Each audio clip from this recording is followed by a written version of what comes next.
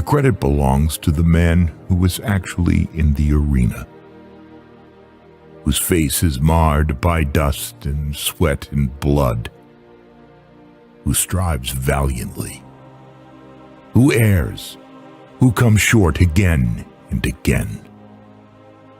Because there is no effort without error and shortcoming.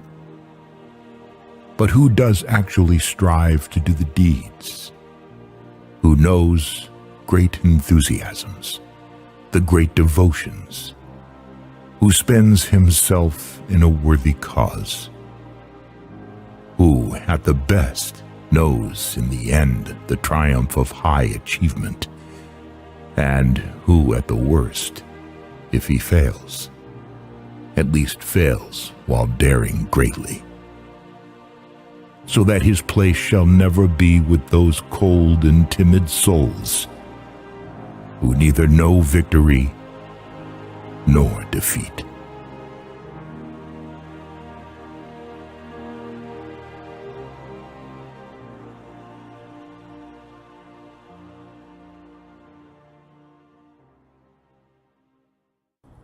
Spartans! What is your profession?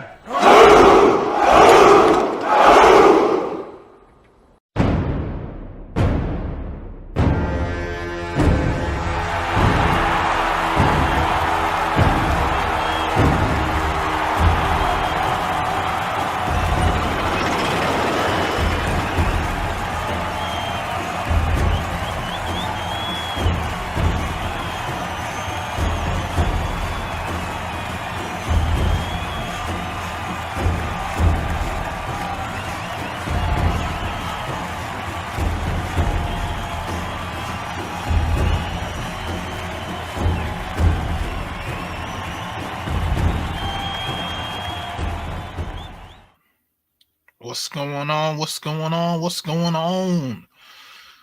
Once again, this is Art of IBMOR coming at you with another Saturday night hangout.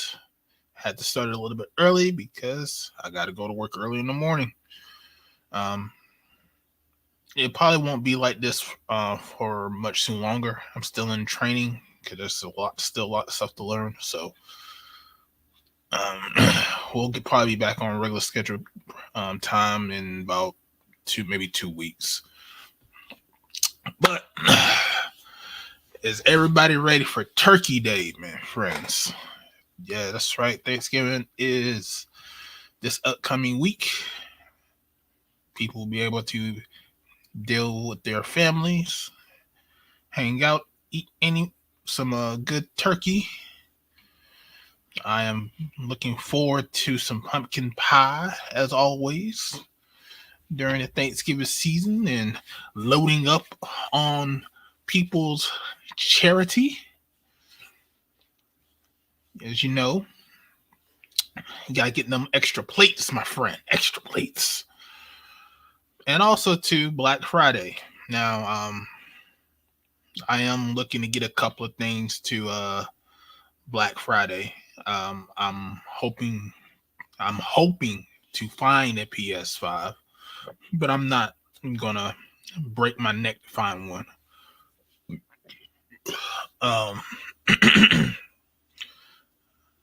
Let's see what else I need to get on Black Friday. I probably need to go ahead and get Madden, and so that way I can play my brother.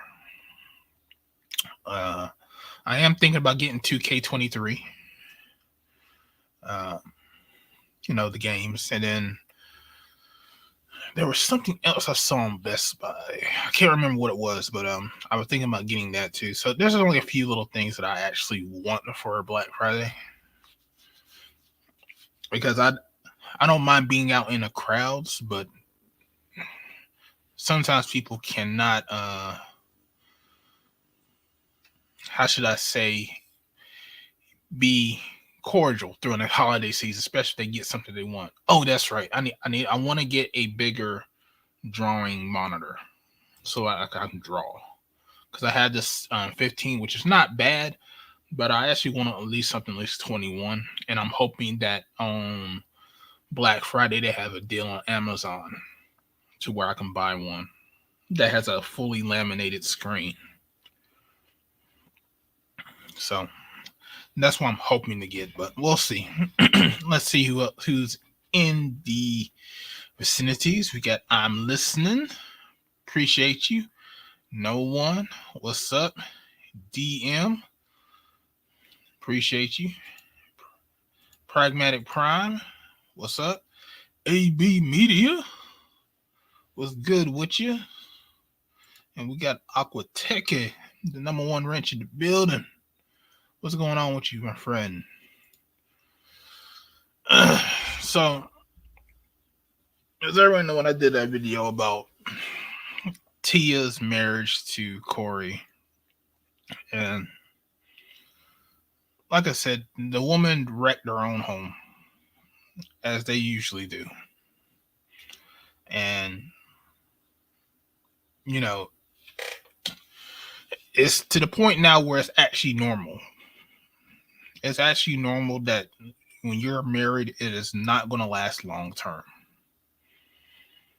Breaking up your marriage is not, in my eyes, not a success. You quit. If you stop being married to the person, even though you made your vows at the beginning, you quit. You quit your marriage. It's not a graduation. It is not you bettering yourself. You just quit.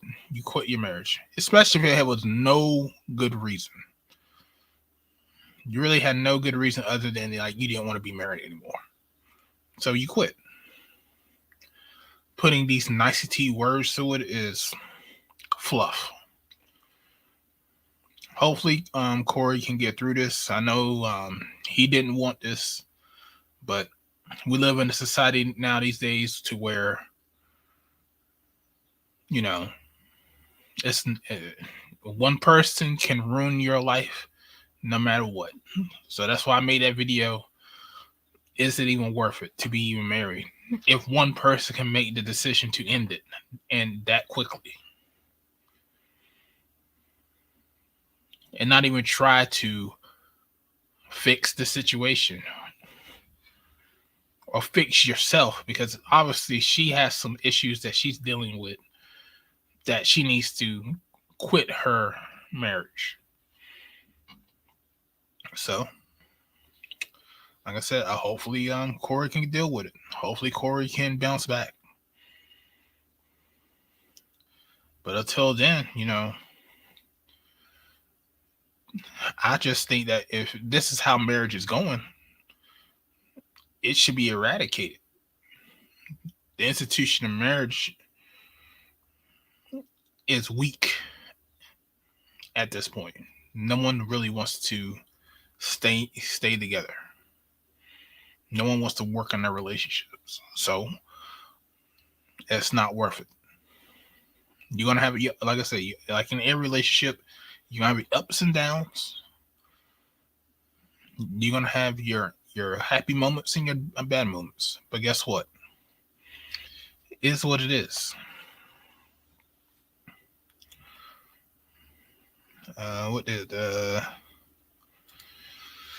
If that's BW's idea of marriage, I'm not going to encourage young dudes to get married to any. I mean, it's just not BW's. It's a lot of women. A lot of women themselves have destroyed marriage. They have. Trust me, there's a lot of MGTOW channels on white dudes, and I've heard a lot of their stories. A lot of them are fucked up. A lot of them are fucked. Like I said, I remember one dude where the wife called the cops to have him removed from his house. And the cops were waiting outside for him when he was about to get ready to go to work. And she hugged him and kissed him and said, "Thanks for everything." And then the cops came in and dragged him out of the house saying, "You can't come back to your own home." I was like, damn, that's cold. That's fucking cold as a motherfucker. So everybody getting it, especially in this society. Or even talking about that Asian dude who lost his children because the wife went back into, I think it was either China or Japan, one of the two. And he hasn't been able to see his kids. He was a millionaire. Had no right. He'll be all right. She was the breadwinner in the marriage, apparently, so most likely she won't be getting him.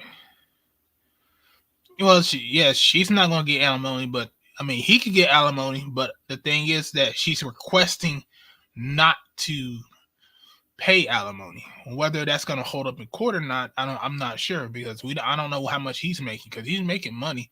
He's just probably not making as much as her. Because I don't think they had I'm not too sure if they have a prenub. They might have, but I'm not sure. But as many times we've seen Dr. Dre going through his bullshit, the judge should throw it out for him. Honestly.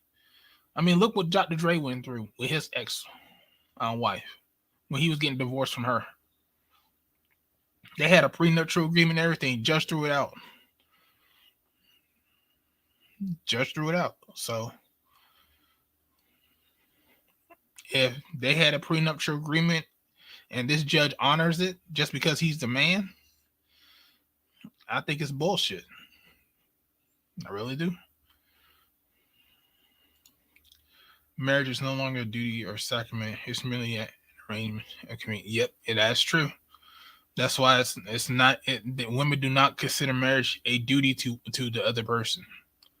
This is why they get mad about men asking for their woman to cook, and they consider it as fucking slavery, and which really is not. It's taking care of somebody. That's why I like it. All my friends who tell me their stories about their wife don't cook this and they don't clean this and do that, I'm like, shh, nah. Reddit Out Loud Relationships is a great read. Yeah, man. Yeah, them Reddit stories, I trust me, when I was working third shift listening overnight, I've been reading the stories and they were bad.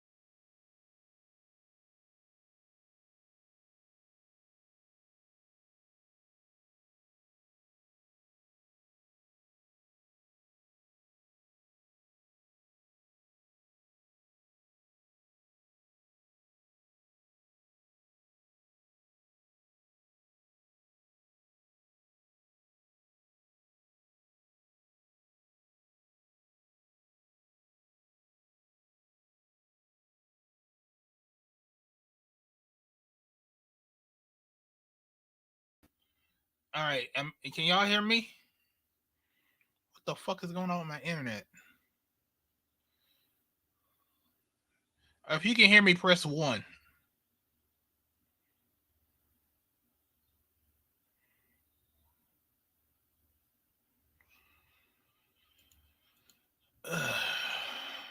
This better not be what I think it is.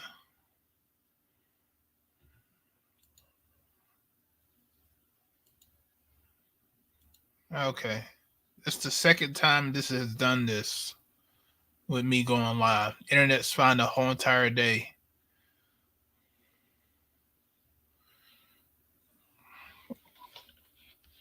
Don't make no sense.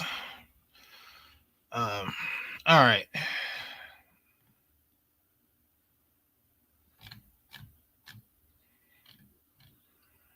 Okay, so I don't even know where I was, to be honest. So, yeah, I was saying, to her point, she's the one that found him on the side on the bus stop, and she picked him up. So he was already in a non-flattering position anyway, to be perfectly honest with you.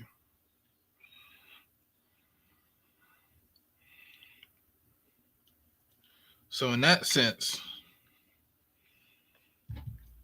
let me check this. Well, in that sense, yes, she was the breadwinner. She chose him. She chose him at the level that he was at, knowing that he was a low-level working actor compared to her when she was at her highest on that show. I think Sister, or after that, knowing she was making money. But she just got tired of him. She got just like most women do. I hope he gets what he deserves. I hope he does too. Dardar. I mean, and like he's not broke. He's just broke for her. She wants to have a different type of lifestyle than what he can afford her. That's all. She doesn't want to be. She doesn't want to take care of a man. She's tired of taking care of a man, like most women are. And as you know, most women, they get tired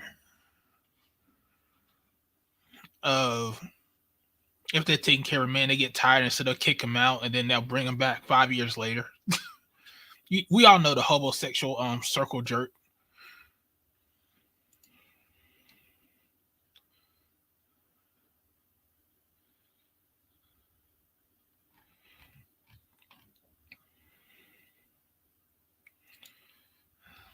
The McRib is gone. Yes, it is, Fred. It is gone. You got to trade in the McRib for pumpkin pie, sir. You got to trade in for pumpkin pie.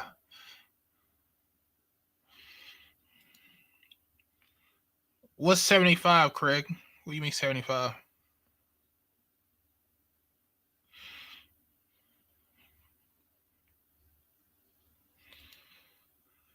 So she divorced and become an instant thought. Yes, she did. She did.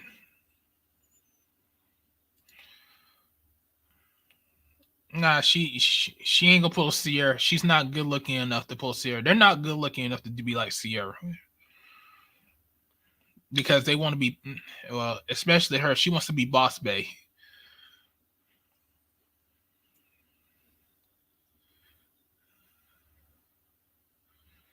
So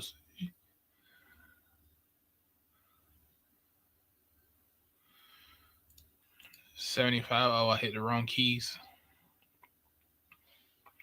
But like I said, this is not just about me. I'm gonna go ahead and drop this link so we can go ahead and get this day started. Because like I said, about 1:30, we're gonna shut it down because I have to get some sleep because I have to be at work in the morning.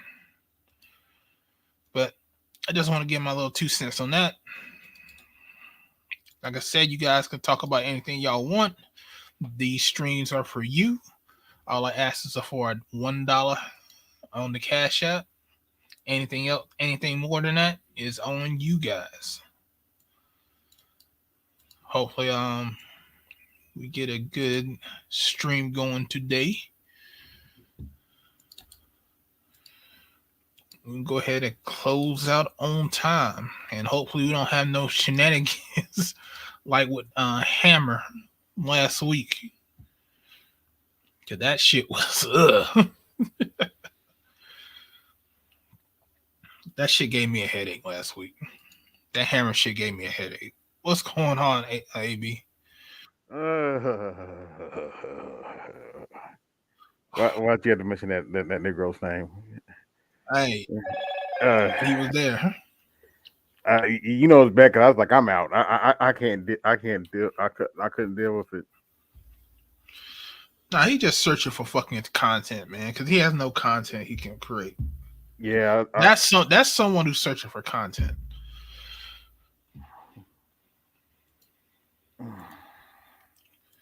But anyway, I was trying to. I've been sitting here trying to write a mobile app for my phone. Oh, that's what you're doing? Yeah, running into a bug that's driving me crazy, but sticking with it. How's your coding going along? It's coming along. Just upgraded to a new framework, so still working out the kinks to it.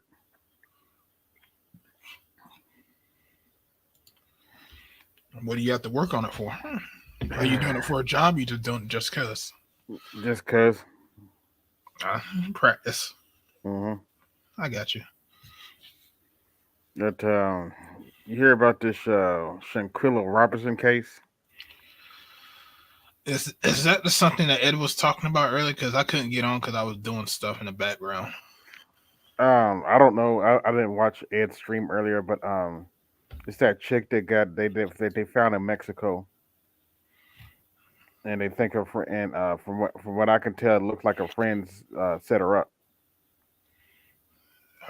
So she, I guess she passed away. Yep. Or got murdered. Yeah. The friends told the mother that she died from alcohol poisoning, but when they looked at the autopsy said that she had a broken spinal cord and a broken neck. Ooh. Yeah, they've been trying to sweep it under the rug. BWs have been. Two black chicks are involved, so BWs have been trying to sweep it under the rug. They ain't been talking.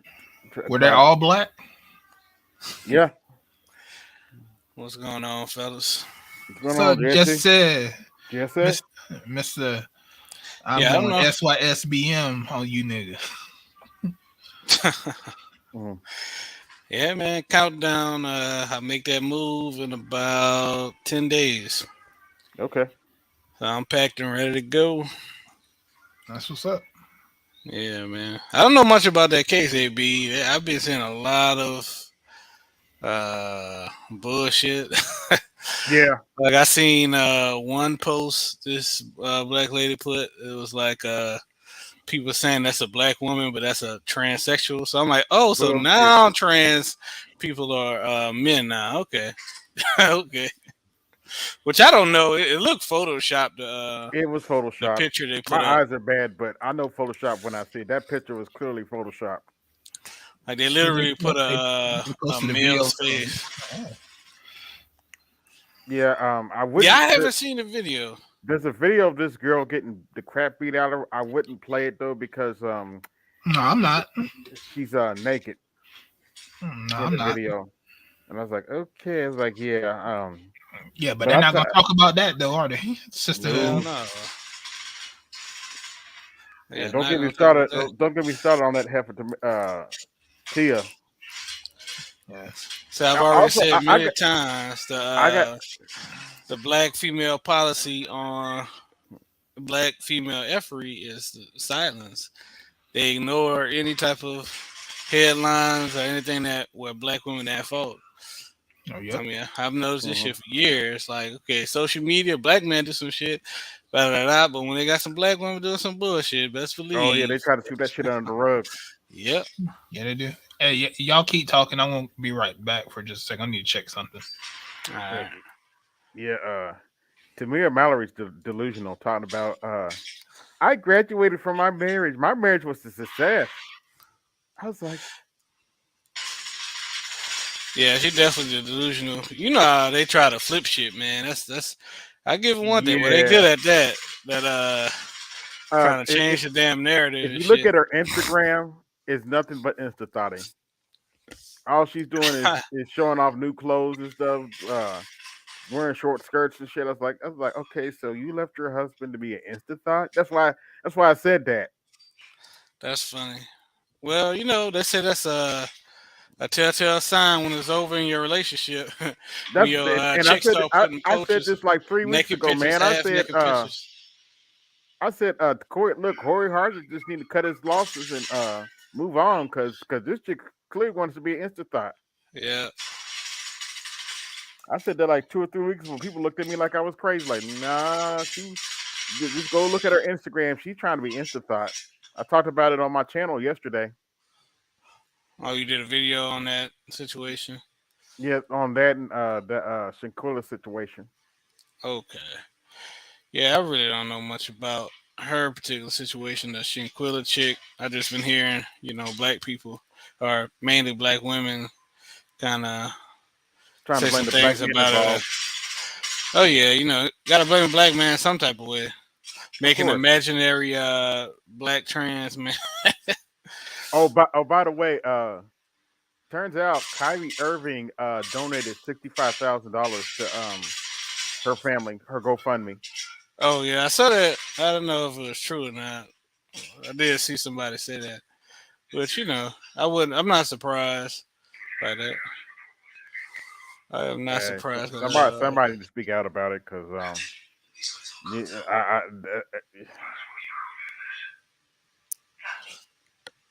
it's just crazy.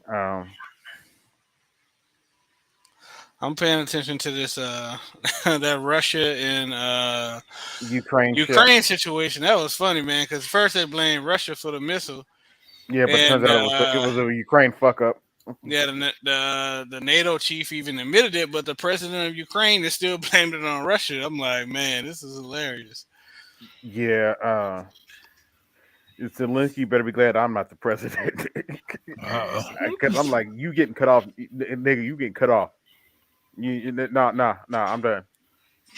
Russia don't want to take over your country. If Russia want to take over your country, they would have bombed you to death by now. Give Russia they want to give Russia what they want and shut the fuck up. Hey, yo, AB and Jesse, did y'all see? She said she graduated from the marriage. Yeah, I saw that bullshit. So you get a cap and gown for failing now. You get a cap and gown for failing now, or you get like a master's degree in failure or something. Yeah, that's what it seems like. A lifetime supply of hair weave, fake nails, and loneliness.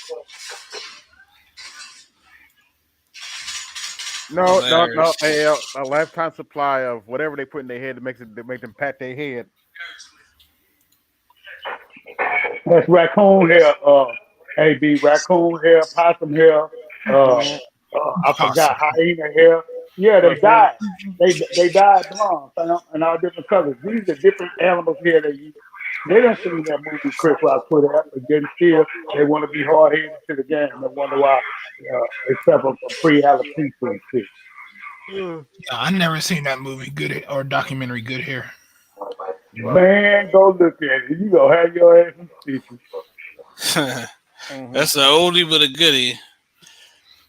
Nah, I seen the one where they talked about marriage. But see, the crazy part about it is when Chris Rock made that movie, it was like the start of the epidemic. And when you get through watching that movie, because I want you to go watch that movie, right? Then I want you to think as you watch this movie how it is now compared to when that movie was there. You're gonna be like, you're gonna be shaking your head and trying to fight back the tears, like we have truly lost him. Oh. Man, look, whenever you put that damn creamy crack in their damn head, that's when they lose all their damn brain cells. I'm sorry. That I think they actually say that because of that they have fucking some black shit in their fucking brain.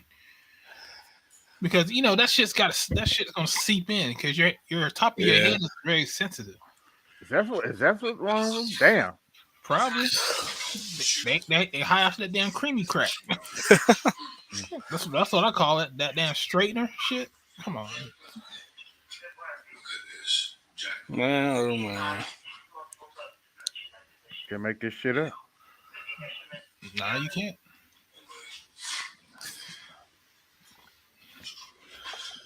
But Tia lost her mind, and black women trying to back that shit up. I'm like, okay. Yeah, there's some that are backing it up, and there's some because I'm sure there's some that are like, oh hell no. But go ahead. No, but the one thing I hate is the simple fact that when it first happened, they first was going after him, saying that he fucked up. Yep. Yeah, say he cheated. Yeah, saying he cheated. He's the one that fucked up. I'm like, why is it the first thing that the women, when somebody breaks up, the first thing is got to be the man's fault. Because that's their only go-to play, fam. You know that. It's a tried and true playbook that they've been running that 3 yards in the cloud of dust bullshit since the 60s, fam. That's all they know. Like that's the bullshit of it. Yep, and trying to mommy people's all they know too. I just heard apparently Tiffany Cross got one of the reasons Tiffany Cross got fired because she's spending way too much money. Yeah, you saw that, AB? I seen that shit too. They say she was spending like $10,000 a night on rooms and shit. Like, oh, this bitch does really like. I'm at NBC. Y'all can't tell me nothing. I made it. I'm gonna talk this shit on air. When I get off air, I ain't gonna go live in my own shit. I'm gonna go stay in some high pay. Hey, shit, I'm like, ooh, this bitch here. They say that was the reason. You keep dropping in and out. Yeah, your connection keep dropping here. My bad. No, it's like it's kicking you in and out or something with the StreamYard. Mm-hmm. It's not your voice ain't dropping. It's just the StreamYard keep dropping. Hey guys, I was gonna say this on that video. I don't know if you guys all seen it, but I noticed, and you should notice, that the young lady, it seems like she was woke up out of her sleep to fight, and for a dude to be recording that and talking to her like that, it seemed those dudes had to be part of they had to be part of the alphabet deal, because most girls will not allow you to be in a room with them. Well, that Valdez just pointed that out. Them dudes have to be suspect because she was butt naked. What woman gonna let you in a room butt naked? Yeah, they're gonna at least have something on, bro. Yeah. Like I haven't seen a video. I mean, I've seen I heard snippets of what happened, but I haven't. Like I said, I know there was a video of them. I think they jumped there and shit. Yeah, they didn't show it though. They just showed a one-on-one. So I'll drop it in the back for you. Give me a second. Yeah. So,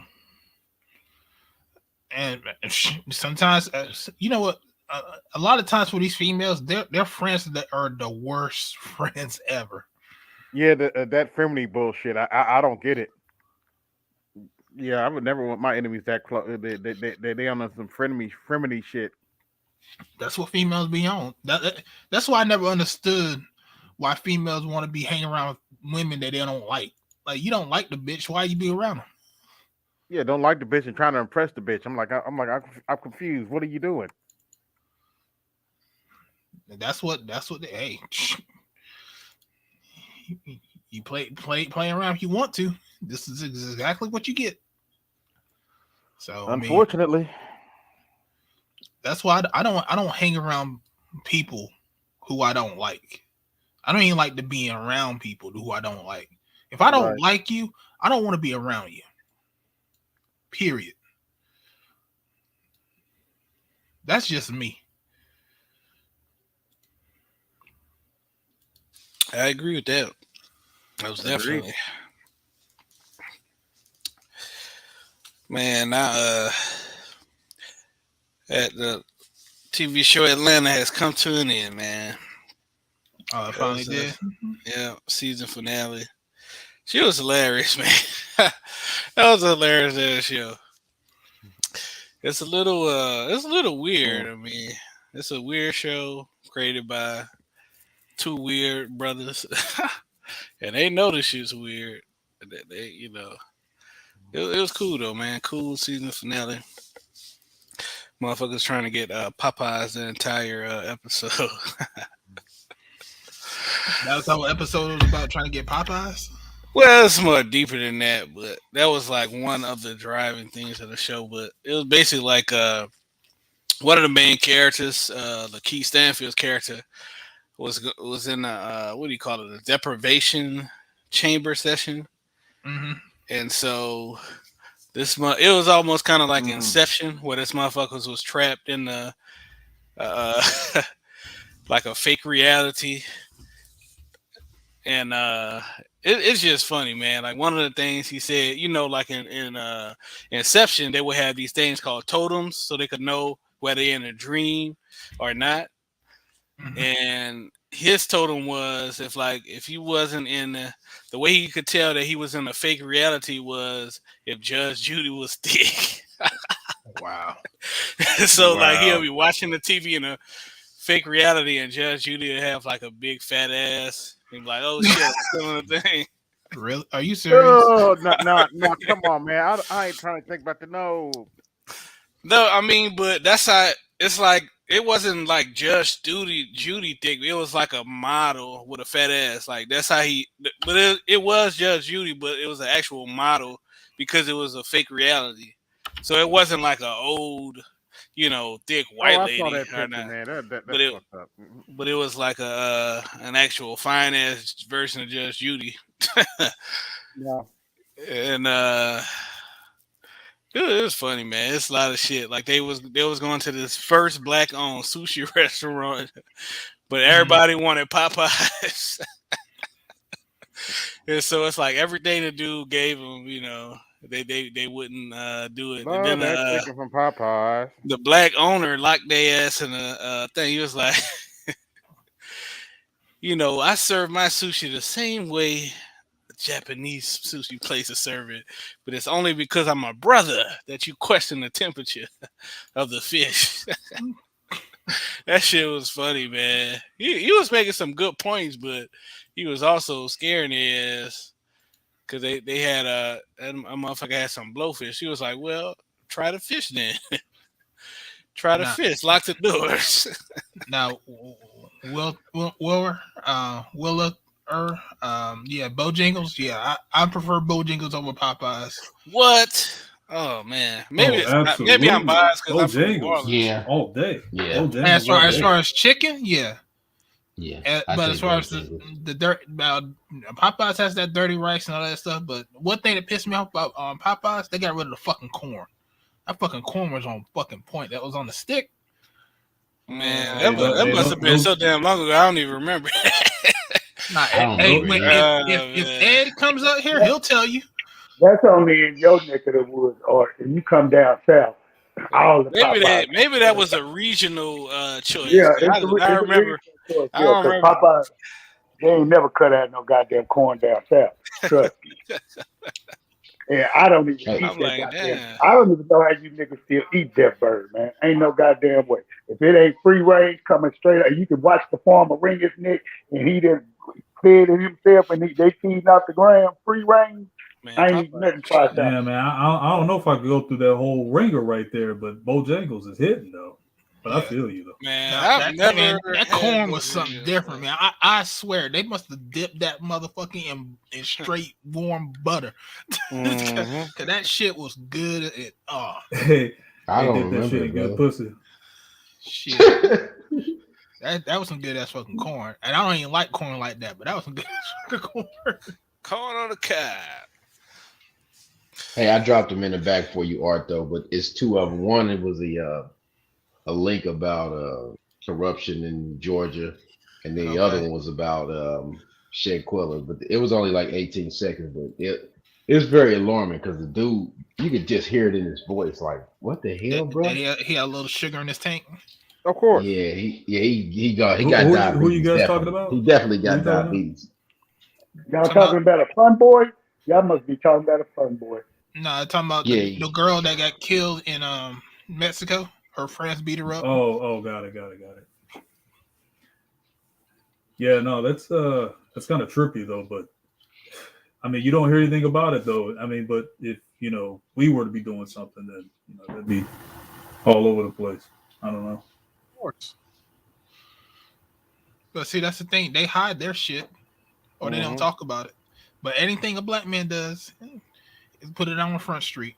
It's pretty predictable though at this point, right? It's almost laughable. Like, so I just kind of ignore the shit when I know that nothing's being said. I just kind of go, same shit. So. Yeah. Fellas, you mind if I ask y'all a question? I just want to know if anybody's been paying attention or looking at the little tea leaves. TikTok's been running hot with these purple and gold gang boys, and they've been talking. They've been trying to stand up for old Kyrie and Kanye, man. I'm like, they is getting everybody's ass. And I'm like, I see y'all done started some shit. Y'all done unleashed a pack of Negroes that y'all might not be able to contain. Well, I personally, I just think that like black men just really on some like I don't give a fuck shit. At least like a lot more than what you used to see. I think it really has to do with the separation of male and female in our community, honestly, because that's who's really dictating our opinions, So on top of the fact that what they're doing to Kyrie is just bullshit. You're gonna call him anti-Semitic over a damn tweet? He didn't even say anything on the tweet. Really? You're supposed to take that seriously? And AB, how can he be anti-Semitic when he already knows who he is? Oops.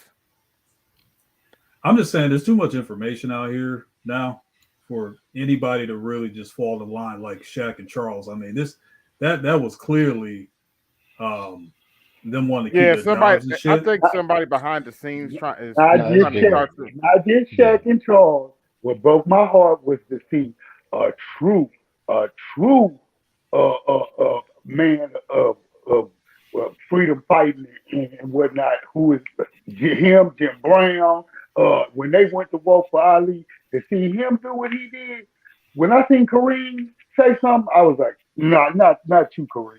Not you. They got you. Well, Kareem is old as hell. I mean, sometimes I don't even think he knows. I kind of discounted that to his age, AL. So I know what you're saying, but I'm trying to chalk it up to that too, but it still hurt my heart because I'm like, come on, Kareem. You was supposed to, all the people, Kareem, you supposed to be the one looking at these other two like, what the fuck are y'all doing? Yeah, but Kareem has been saying some slick shit too, like the last couple times. For the last few years, he's been kind of doing this jumping side shit. But Shaq, he has been. Barkley, man. I mean, we knew that. Barkley's been compromised a long time ago than Shaq as well. Shaq was never a thought-provoking guy. He just was a guy. Well, I mean, I think he's a smart guy. Like, I think he's a smart dude. I just think that he feels like that shit is going to tie up to his money. Right? Well, that's the thing. How many people you think are really going to fuck up their money? No, they're not. Right. You're right. You're right about that. There's a lot of people that are not willing to fuck up their money. They might know it, but they're not going to say it. That's what I'm saying. See, they know. And the thing is that Kanye is able to get away with a little bit more because he's not wrapped into a CBA, and I think they're going to use their next CBA against the players, and they're going to mute a lot of the stuff that they've been able to say. But see, what it really showed is how the league wanted them to be out there for the BLM stuff, right? They wanted them to do that. They wanted the players to do that to show that they were somewhat lockstep with them to get the fans to stay on their side. They didn't want to lose what the NFL lost. So they played them, and they played them up with the BLM and ran them out there, put it all on their basketball courts, and after they ran them out there, once one of the players stood up for something that they didn't like, the owners said, nah, we're not having it. We own these teams, and we're going to tell you what to do. Like Donald Sterling was talking about Magic Johnson in the secret meetings. It's no different. It's really no different. The NBA is trying to be friendly fire, so to speak. And a lot of the players is realizing, some of them are realizing they're not going to speak, but they're realizing what it is. Mm-hmm. I agree. You about to say something, Jesse? Nah. But I mean, I think at this point, I don't know. I just think a lot more guys are just going to be like, yo, man, don't don't tell me you got a problem with Kyrie, but over in Ukraine, where they have all these neos running around, it's like, we don't hear anything about that from those guys. So it's just kind of weird, man. I'm just looking at it like, man, we see where the heat's going, but people just don't. Right. I'm not gonna say they don't care, but it's like people just like, man, chill out. Did you guys? Dave Chappelle. Did you also notice how Skip and Stephen A. tried to run out there and flip flop on it too? It's like they came and talked to them and said, "Hey, we got to get this back on our side." Well, see, because Dave Chappelle's a little bit different because Dave Chappelle is not beholden to any company. He's beholden to himself and himself only. Oh, I know. Yeah, absolutely. Him and Kanye has a unique experience. Yeah, so Dave Chappelle said "fuck Hollywood" a long time ago. Yeah, him and Kanye have a unique experience. They're not locked into those contracts like that. Kanye is now out of the contract because after what he, but they basically took this point. And by the way, Adidas is losing money. I was a ton of money. Yeah. I think they have to pay him, don't they? Don't they have to pay him like a couple million or something? Licensing. Yeah. So they dropped them. They still got to pay him for them Yeezys. Right. Yeah, Nike trying to lose some money too, talking about Kyrie was wrong and blah blah blah. Like, okay, you think they dropped him too? They dropped him. You think we don't have the balls to boycott Nike? Okay, keep playing with us. Who is we? Yeah, that's what I'm asking. Niggas don't even have niggas can't even boycott Black Panther, so how they gonna boycott Nike? Fellas, you see how much money the German Adidas firm is losing behind trying to drop Kanye. They say they down 240 mil in counting by just saying, yeah, we go just cut you short. Well, guess what? It's hurting you a little bit more than it go hurt Kyrie. I mean Kanye.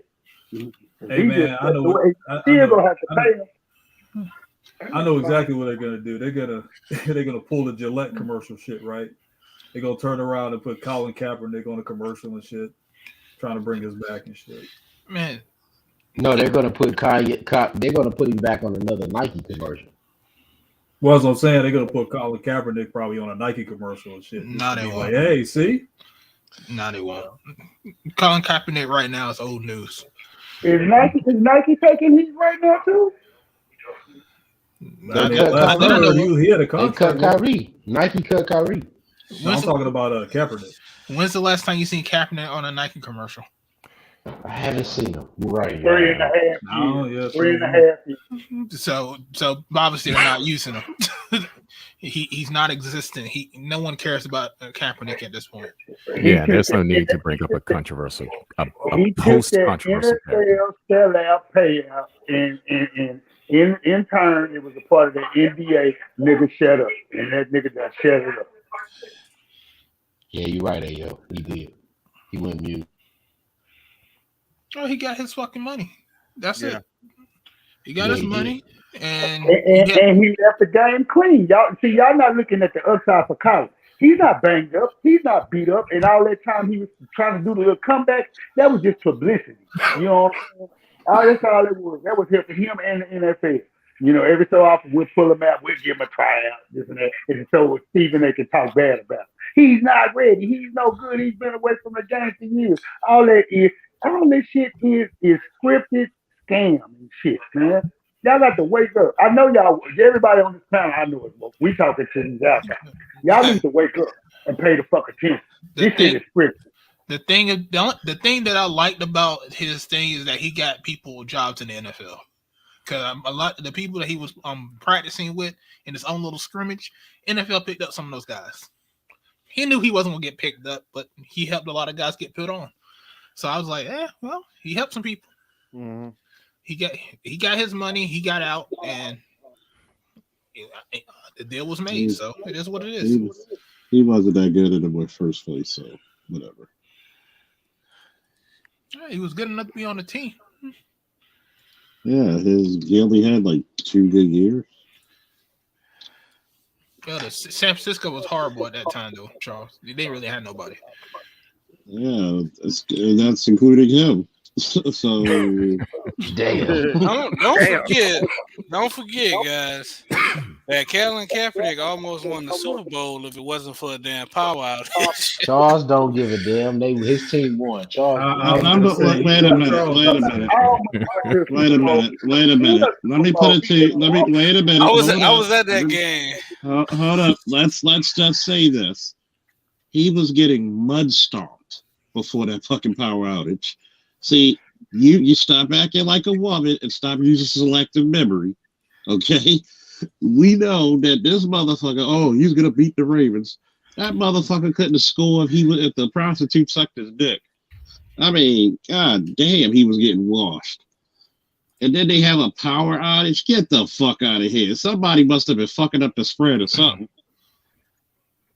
Yeah, somebody unplugged the video game. Messing up the unplugged the controller. Like I'm just looking at it because Kaepernick said some stupid shit. Well, hairdressers go through longer training than police officers. I said, you a dumbass, aren't you? Like, I see why you're an athlete, man. God damn, brain surgery was not in your future, obviously. Oh yeah, and by the way, woo. That was the weakest. Wait, Charles, no. Charles, you gotta do that all over again. That was kind of weak, Charles. Energy in that woo, man. Yeah, I purposely did it like that. That shit was Everyone, There you go. 2, 3. Hey, Charles, have you been following that Sanquila story? One. You talking about the bitch who didn't know the other bitches was plotting, that she didn't know the other bitches was plotting on her? Pretty much. Yeah, they showed a picture of the ones that was involved in this shit. Did y'all see Dennis Sterling show on that? Because he had a very educational bit about jurisdiction when traveling outside of the United States. Well, wherever it happens, look, there are certain countries that have where they can expedite you because the crime was committed in Mexico, I believe, right? Yeah. Well, that wasn't the angle.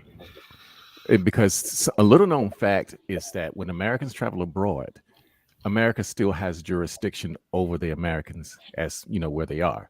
So therefore, if an American murders another American abroad, it's just like you murdered them here. Here, yeah. Mm-hmm. It depends on certain situations.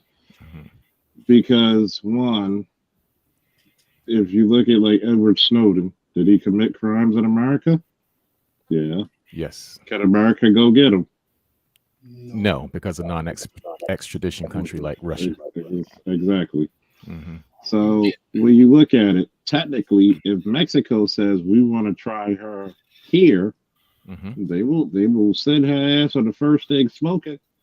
The fucking marshals will grab her because usually that's the people who are going to get the fleeing felons, or because it's fun.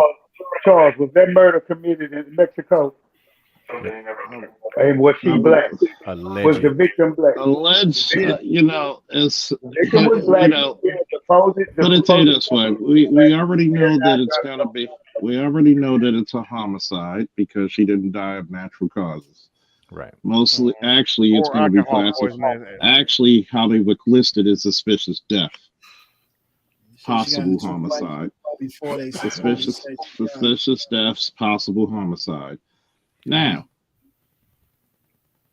when you go into these situations, you get all the evidence, because trust me, all the evidence was gathered up, and trust me, they're sending the fucking FBI to investigate because that's the people who are gonna go and investigate stuff that is abroad. Like if you have a suicide bomber and he blows up the embassy, you're gonna send a couple of people from the State Department, but the FBI is gonna have jurisdiction. And whoever's that mastermind of that embassy, you're probably gonna end up in about a couple of days to a couple of weeks, depending on how much they have to investigate. You might have those guys and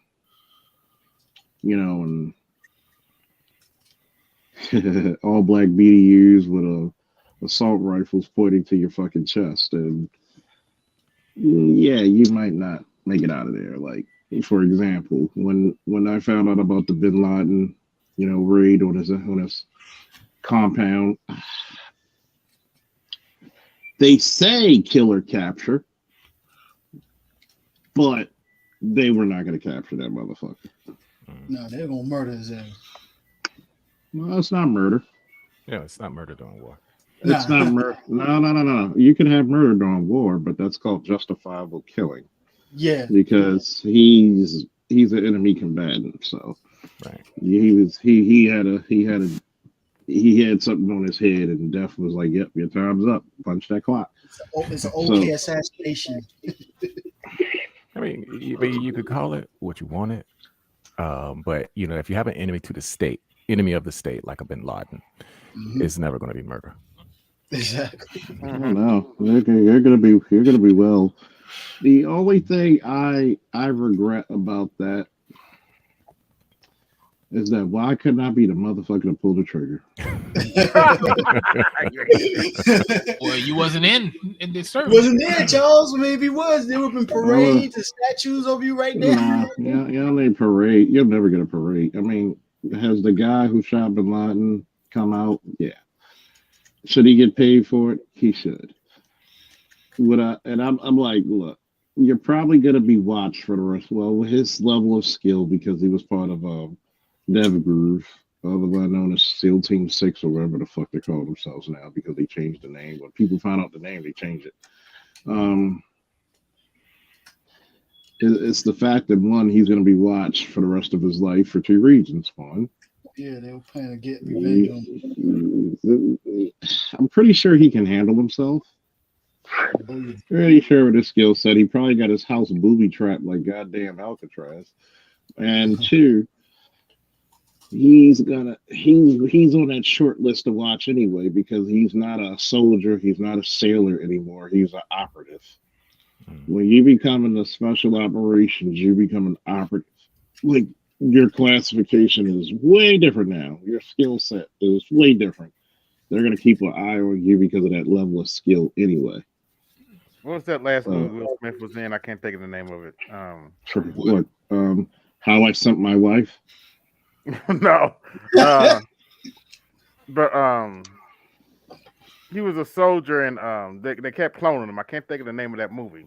Gemini Man. Gemini Man. Oh, one Will Smith was Will Smith. Yeah. But he was very similar. He was the dude they sent out to shoot, to assassinate dudes, and they never kept their eye off of him. I heard that movie stuff. Yeah, I couldn't bring myself to watch that shit. Even the premise was stupid. Man, I'm gonna tell you what, that shit sucked so bad that fucking Jada got to go suck August. Oh boy! Well, I'm glad you did me the favor, Charles. Damn. Damn. Nobody worked harder to stand up for us other than Charles. I mean, hey, I imagine the argument in their house. You suck. No, you suck. Oh, I suck. No, Jaden sucks. Oh wow! Damn, that's Well, it. I can see Jaden's confused ass. What is confused ass? Why do those kids look like if Jada sucked, Will probably wouldn't be acting the way he acted. Well, actually, Jaden actually does suck, because I mean he's. When you say Tyler the Creator's your boyfriend, yeah. You said that. Yeah, I said Jada, not Jaden. No, but Jaden actually said. Yeah, Jaden actually said in the concert that Tyler the Creator's his boyfriend. Yeah, and Tyler was like, "Shut up." Girls be saying girlfriend, best friend. I mean, Willow. You can tell these kids. You can tell these kids are not that bright, because every time you see a picture of them, they look like they got the world's most burning question on their mind. Mm-hmm. Like, yeah, you ever looked at a motherfucker and you be like, yeah, his oldest son, his first son. Yeah, his first son's normal. Yeah, exactly. You ever had a motherfucker that if you call his name, it's always huh. Like, hey Charles, huh? Like, what you do for a living, huh? Like, motherfuckers like so confused. Like, them children, the girl wants to be a guy, then back to a girl, and Jaden, he wants to be Tim Drake from off of Titans. Oh yeah, but not Tim Drake. Jason. No, he wants to be Jason. Tim Drake in the comics now because Tim Drake in the comics. No. I'm talking about I'm talking about the show Titans. The show Titans. What was it? What's it? Jason. Jason transgender. Yeah, the transfender. I said it correctly. I would say more like Ellen Page, Elliot Page now. From X-Men. She definitely looks like the Umbrella Academy shit too. Wasn't Juno? She's Elliot Page now, and I just heard she got a wife. Is now wife and shit. Hey. You know what's funny? A lot that shit over there. That's all I gotta say. You know what's funny? A lot of white women do look like men when they get older, man. So they might as well just make the switch. No, because they always keep that short ass fucking haircut, and they got these like these fucking thin ass fucking necks. Yeah, what's up with white women? Once they get like 40, they start getting them short ass haircuts. Like that, Benson in a season of SVU. You know what? I guess they all go to the hairdresser at 40 or 35 or 40 and be like, "Give me the Ellen DeGeneres." I'll just tell you this. I'll just tell you this one thing.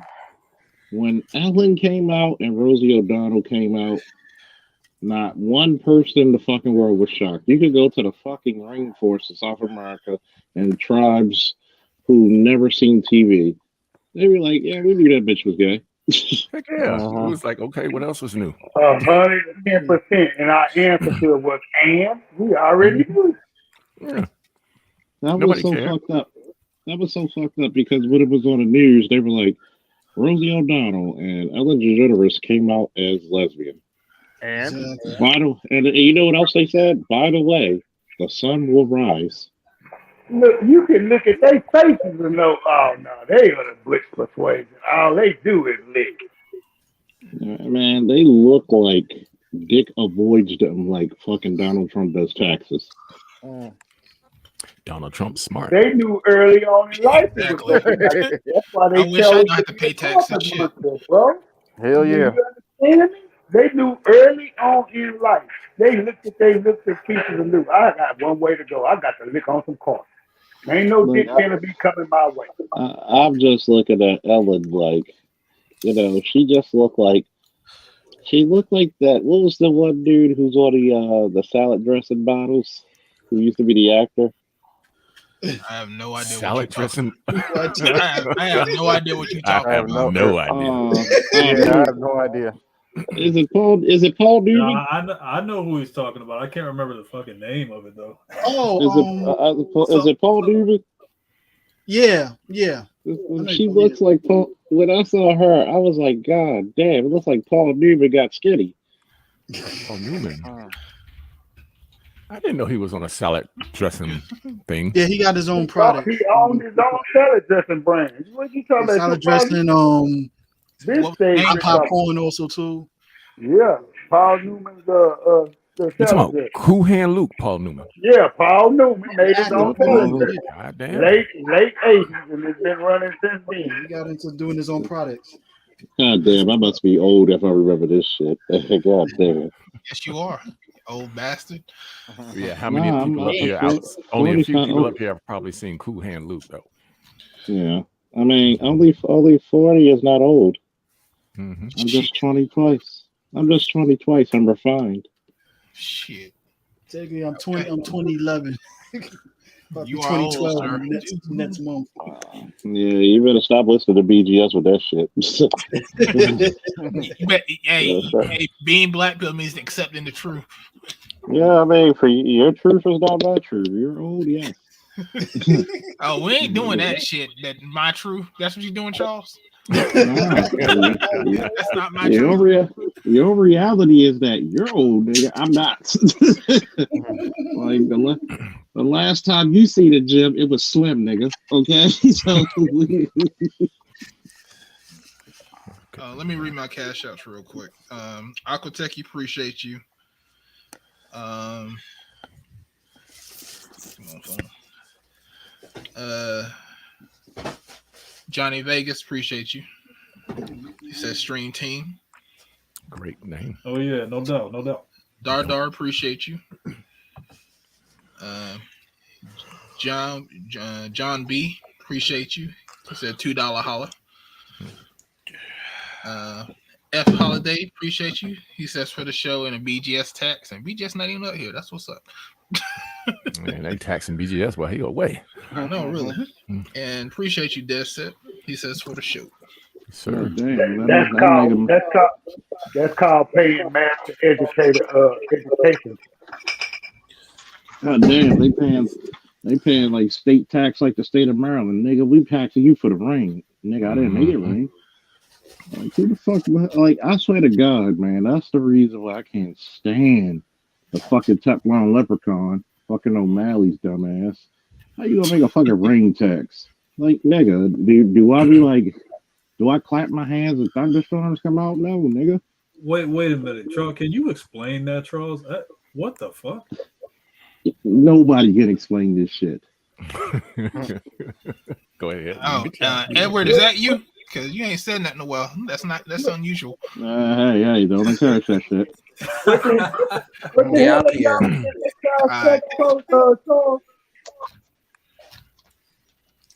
Well, you know, the hurricane turned into a partially cloudy right now. Yeah. Let me go ahead and explain what this rain tax is. Yeah, please. Okay. No. Wait a minute. I gotta warn you. Sit down. Do you have anything to drink? Oh shit! Is that bad? It's so stupid that you probably gonna have to take a drink. Oh wow! Basically, I got some Jack over here, so you know I don't mind it. But hurry up and get a cup. Yeah, take a swig before the state doing what it's supposed to do. And then pour it in your cup right now. We need to hear that water drip. Put that brown water in the cup right now.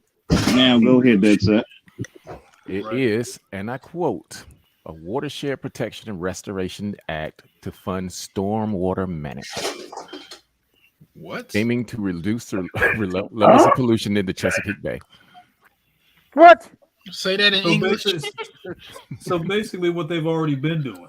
Exactly. They're taxing us for doing what they're, number one, supposed to be doing, because we already pay taxes on that shit, and what they've already been doing because they cleaned up the Chesapeake Bay years ago. So in other words, they're double dipping. Exactly. Wow.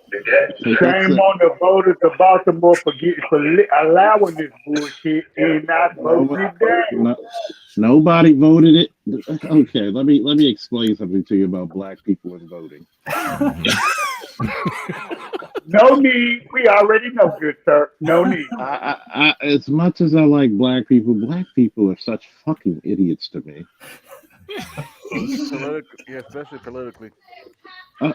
When it comes to politics, black people are fucking stupid. I remember my mother years ago when I was like 12 years old. I said, what's the difference between the Democrats and the Republicans? The Republicans are for the rich and the Democrats are for the poor. I was like, Mom, when the fuck? Go ahead. I was like, Mom, when do anybody come out of office ever poor? Mm-hmm. And here's the fucked up part.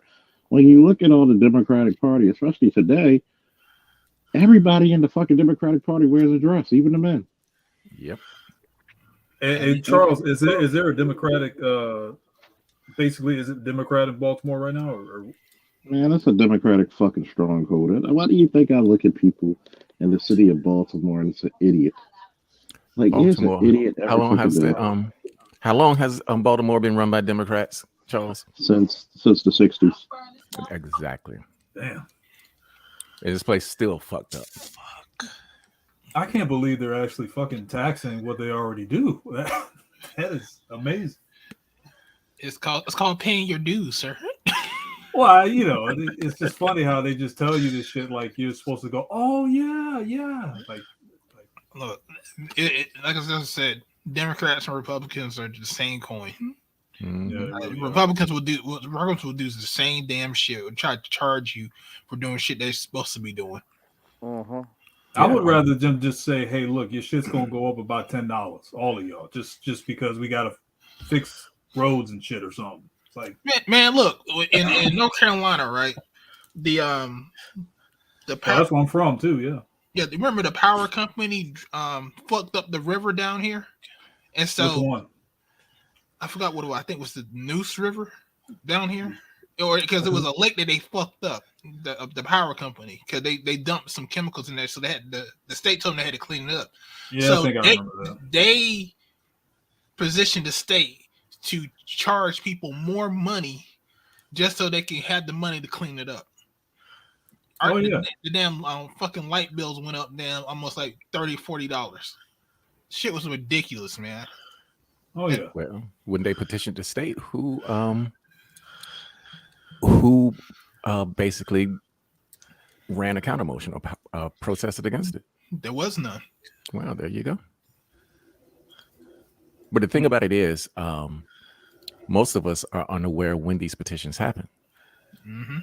So, like I said, the only reason why I know what's going on in my case is because it's on, the judiciary web search. And I can see what's going on just with my case. But for all the other shit that's going on in Baltimore, most of us don't find out until after the fact. Mm-hmm. Because most people are working class and we ain't got time for that shit. Yeah, you got other shit to worry about. What am I going to eat tonight? Yeah. It's going to be rice and chicken, or is it going to be like some fish or fish tacos? Like, yeah. And then when you look at it, it's like, okay, after you finish busting your ass, for those who do work, it's like, I just want to sit down and chill. I could care less about what's going on in politics or this or that. I just want to watch the game, drink my beer, do whatever. And then you wake up the next day and then gas is $10 an hour. I mean, $10 a gallon. And you're like, what the fuck happened? Yep. That is true. Mm-hmm. Yeah, it was just like, what's that movie, They Live? They keep you asleep. Put the glasses on.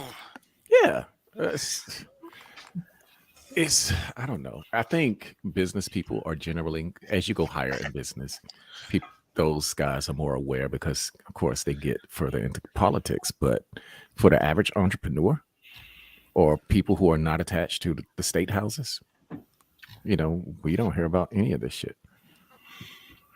Which is why we were talking about earlier. You need to get some of these boys into these high-paying positions so that way they can be into politics. Precisely. Stop being at low levels because you're not going to be in those high levels that you're going to make a difference. Yep. You got to have power. You got to get them out of the houses of these damn single mothers and shit.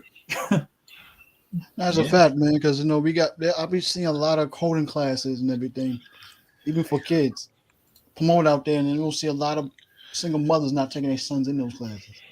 Now, of course, we're not saying all of them, but I mean, what are they, like 70, 75%? A good exactly. A good amount of your parents. Yeah, that's nuts.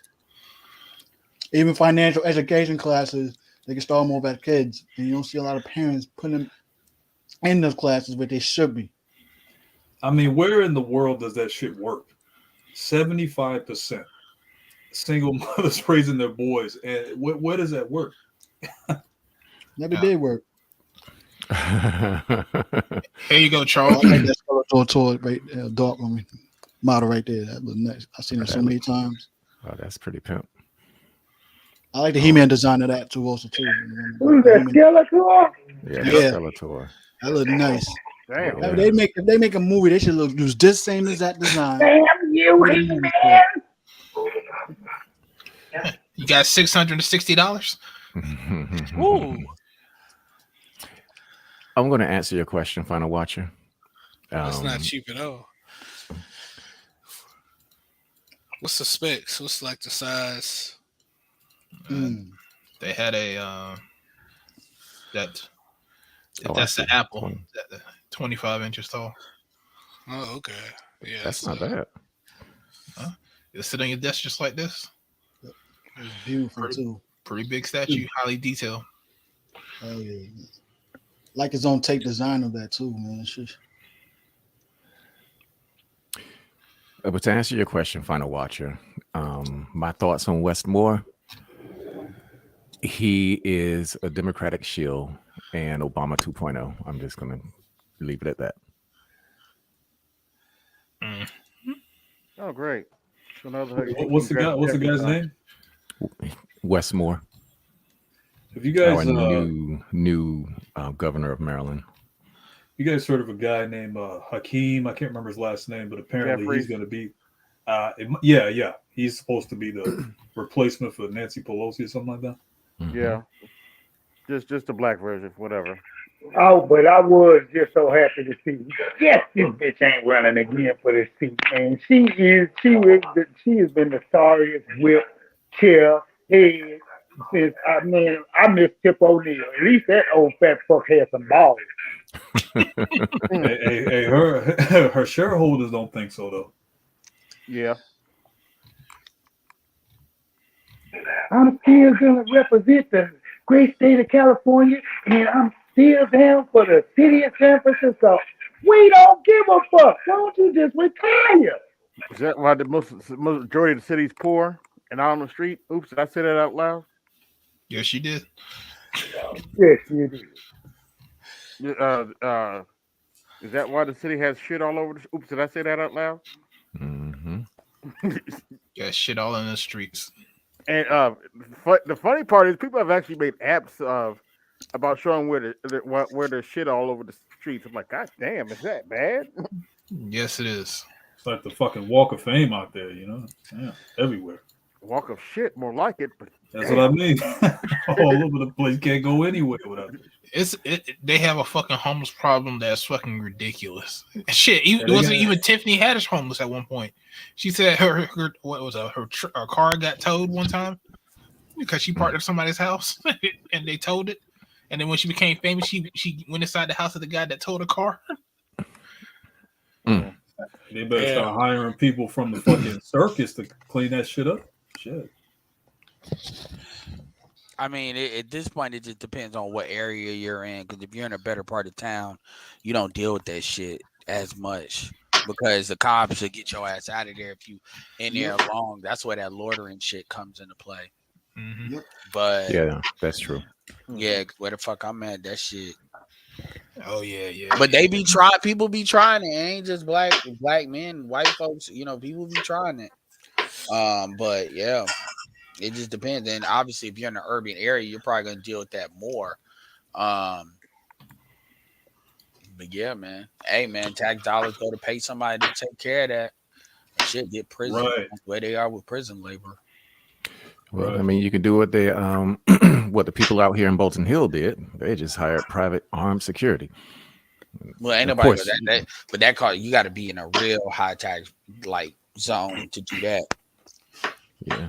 But they got aid from like Micah, because Micah patrols out here. Because you got a lot of art schools out in this area around Bolton Hill, Utah, and over in the that's code word for gay people. Who's cooking right now? Because I'm hearing pots and pans in the background. It must be Jesse. Oh, nah, that ain't me. Oh, damn, you hear me chopping up my coconuts? Oh, my bad. Yeah. Shit, it sound like somebody was frying chicken. I know, really. No. I'm chopping up coconuts. Bunch of hungry Negroes. So I mean, I'm just gonna jump right in here. We'll probably retest this shit when. Well, I'll ease into it rather than going straight to the Sanquila shit situation. But so what about Black Panther? So Black Panther's, in its second weekend. What do y'all think it's gonna do? You think it's gonna what kind of drop off y'all think it's gonna have? Well, it already said it got a 75% drop off. Oh, for real? Because I ain't been really checking it out like that. Yeah. Oh, on the second one. Well, I saw Dr. T posted up an article where they showed that men of other races dropped significantly in the viewership. So, so white men, Hispanic men, and Asian men. Yeah, I heard a lot of Hispanic men didn't like Namor or Namor. No, because it's too on the nose. Like The thing about it is, I know I'm not expert Hispanic, man, but obviously, but I know I have enough friends, and they don't like shit on the nose like that. They don't do that shit like we do. Like, yeah, man, that Lion King bullshit. Nah, that ain't the Native American shit. That's not the shit they go for like that. They don't. Like that Mayan aspect. If a movie is specifically about that, like that 10,000 BC, that's one thing. But when you sitting there, they don't go for that. They need something that's a little bit more up to date, a little bit. They like the what's that movie? Not assassin. What's the dude? The Mexican word for assassin or hitman? Sicario. Desperado. This is what Hispanic people like, and Hispanic people and Asian people really like white movies because they see themselves as fundamentally white. Mm-hmm. They might like their little cultural shit. Easy to tap into like that specific. Well, you got to think about it. Most Hispanic people are fucking Oreos anyway. I can say that because I've served with a lot of them in the fucking army. If you had a racial issue, a lot of Hispanic people would be quiet as a church mouse. Well, a lot of them hated the fact that when it came to trying to represent Hispanic people, they were blue. And you're talking about what the fuck is all this shit? Yeah. Yeah, name more. They made even though it's a joke, a comedian thing, but it's almost like representative of the old black versus Mexican beef and stuff like that. Like, and everything. I think it depends what part of the country you're in, because Hispanic people in Texas are friendly as hell. Yeah, like random. I think that the dudes I saw on the podcast made that joke was from California. Mm-hmm. Yeah, maybe Cali. Yeah, but he's right. Yeah, they nice. They nice. They try to date their daughters. Exactly. Man, I've had Latino dudes. I've had older Latino men try to hook me up with their daughters. That's another thing too. Yeah, because she was expensive. I think that might be another thing also too. Is different. You're talking about the dude playing Namor. He's Mexican descent, right? Yeah. Then we got, Then we got like Puerto Rican, like Dominicans. I guarantee the Puerto Ricans ain't looking up to the Mexicans like that, or because we know the Dominicans and Puerto Ricans don't like each other like that. No, they were going totally Mesoamerican with that. Yeah, they were going totally Mesoamerican. It has nothing to do about Puerto Ricans. And that's what I'm saying. Yeah. No, I get it. And the point is, you can't look at when you say Hispanic. These are people that speak Spanish. But you can't look at them as a common blot like that. And so, because my thing, when I was arguing, I had a conversation with BGS about this. The thing is, this stuff has been tried. This is not a new nugget that people have been trying to crack. This is a nugget people have been trying to crack for a while. And at the end of the day, you cannot approach Hispanic people like you approach Black people. But you can't, because they have not been codified in one group like African Americans have been in the United States. So if you're white and you're approaching it that way, I mean, I'm gonna keep it real with you. If you're gonna do it, what I would do is you need to get somebody like Benicio del Toro or somebody like that is gonna understand that from their perspective. A white person in America is never gonna understand. Like, if they're really trying to crack that nugget, they're not gonna get it, because they're gonna try to do it from a white perspective and basically say, "Oh, we're gonna do the same thing," except just like how Shang-Chi was. It's called Charlie Sheen. They've done it. Mm-hmm. He just cut off the Hispanic name. That's all. That's what he's the ultimate Hispanic. The only one that I've seen is like George Lopez. That's not like, he's probably the only one that's like seems like true to his shit and like not trying to act white. Yeah, he's the only one I've seen. Yeah, so I mean, you see trying the to switch create a over Marvel movie around that, just like cultural.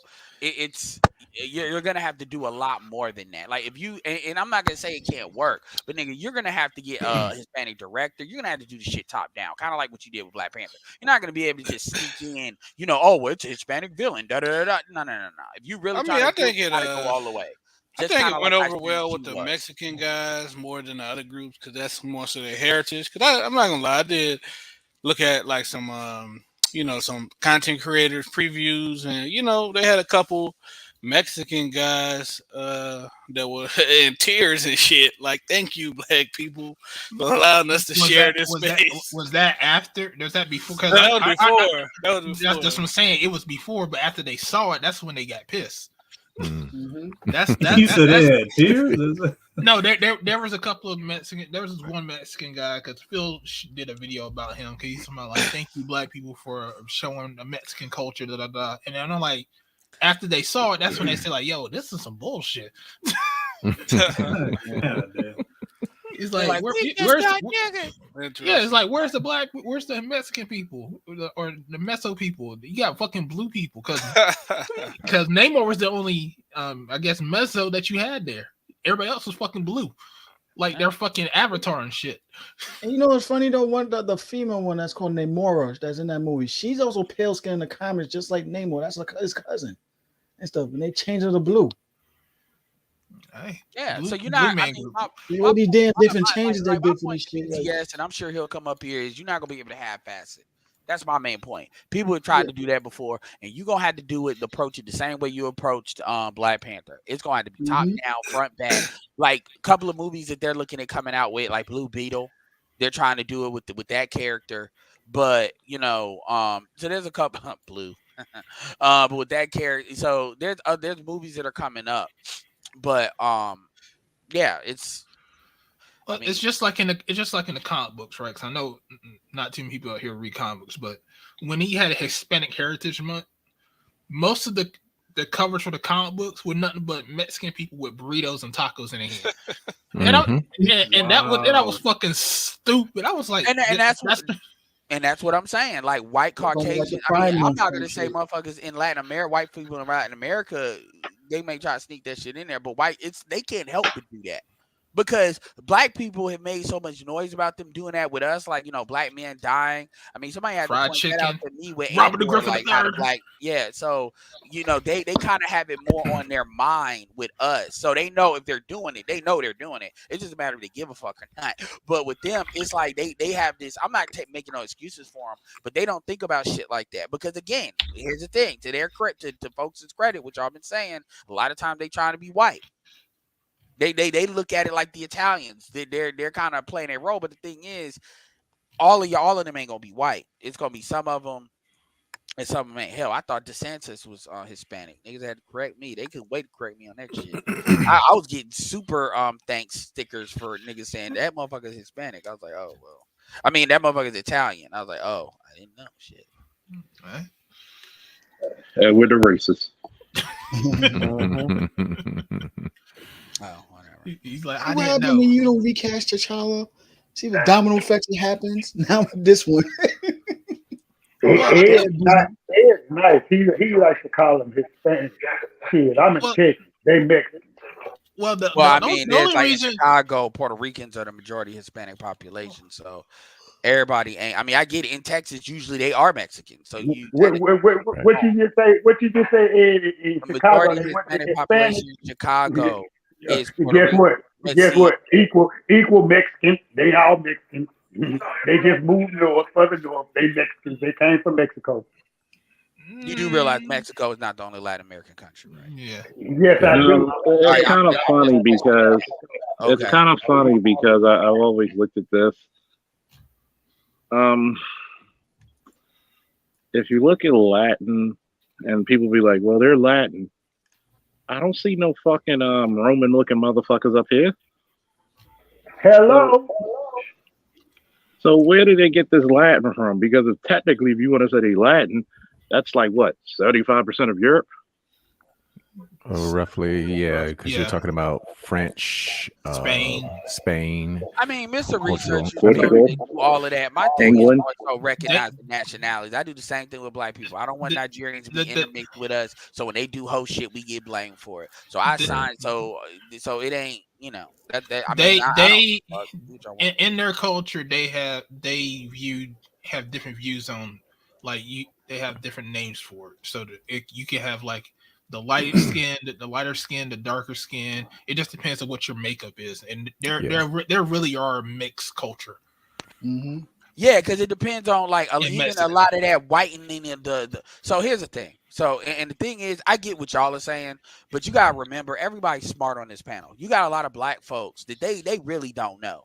So they say dumb and ignorant shit off of sexual politicking. That's what it always comes down to. Like these motherfuckers really believe that only black people in America were slaves. Like what makes us unique was the breeding part. That's where we're unique to kind of everybody else. But most black people don't even accept that as far as that breeding shit. They didn't like that when Tariq was talking that shit in Hidden Colors. Right. So my point is this is why they get that bullshit about, oh, you just dating Latin women from and down there, and then they like even Austin Hollerman is in Salvador. He decided, I guess, live in Salvador Bahia. That's where the black Brazilians are. And so they're just lighter skinned, they're just darker skinned Hispanic. I'm like, y'all are fucking stupid. So a lot of these motherfuckers don't know, and they go on these like little sexual political tirades and shit. Yeah. So, but at the end of it, my point was Paraguay, Uruguay, the way they whiten the shit up, they have different ones. Argentina, the ones where Germans came through. And my point is not you could say it's, well, you're respecting them, they don't respect us. No, I need to know who the fuck I'm dealing with and where they're coming from.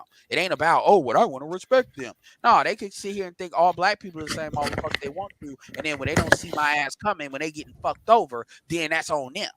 Versus like Master P did with these white boys when he wore their gold teeth and got that damn good deal, and then he went and made all that money on their ass.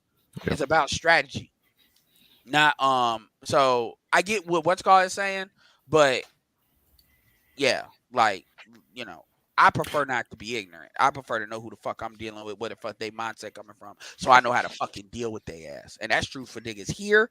That's true for niggas, because I know Southern dudes are different than Northeastern dudes. It's like when you Northeastern dudes come down here, out Texas is separate because they know y'all got guns, but they come down here forgetting the guns are legal here. So they come with that dumb shit, with that bravado bullshit on some economic refugee shit.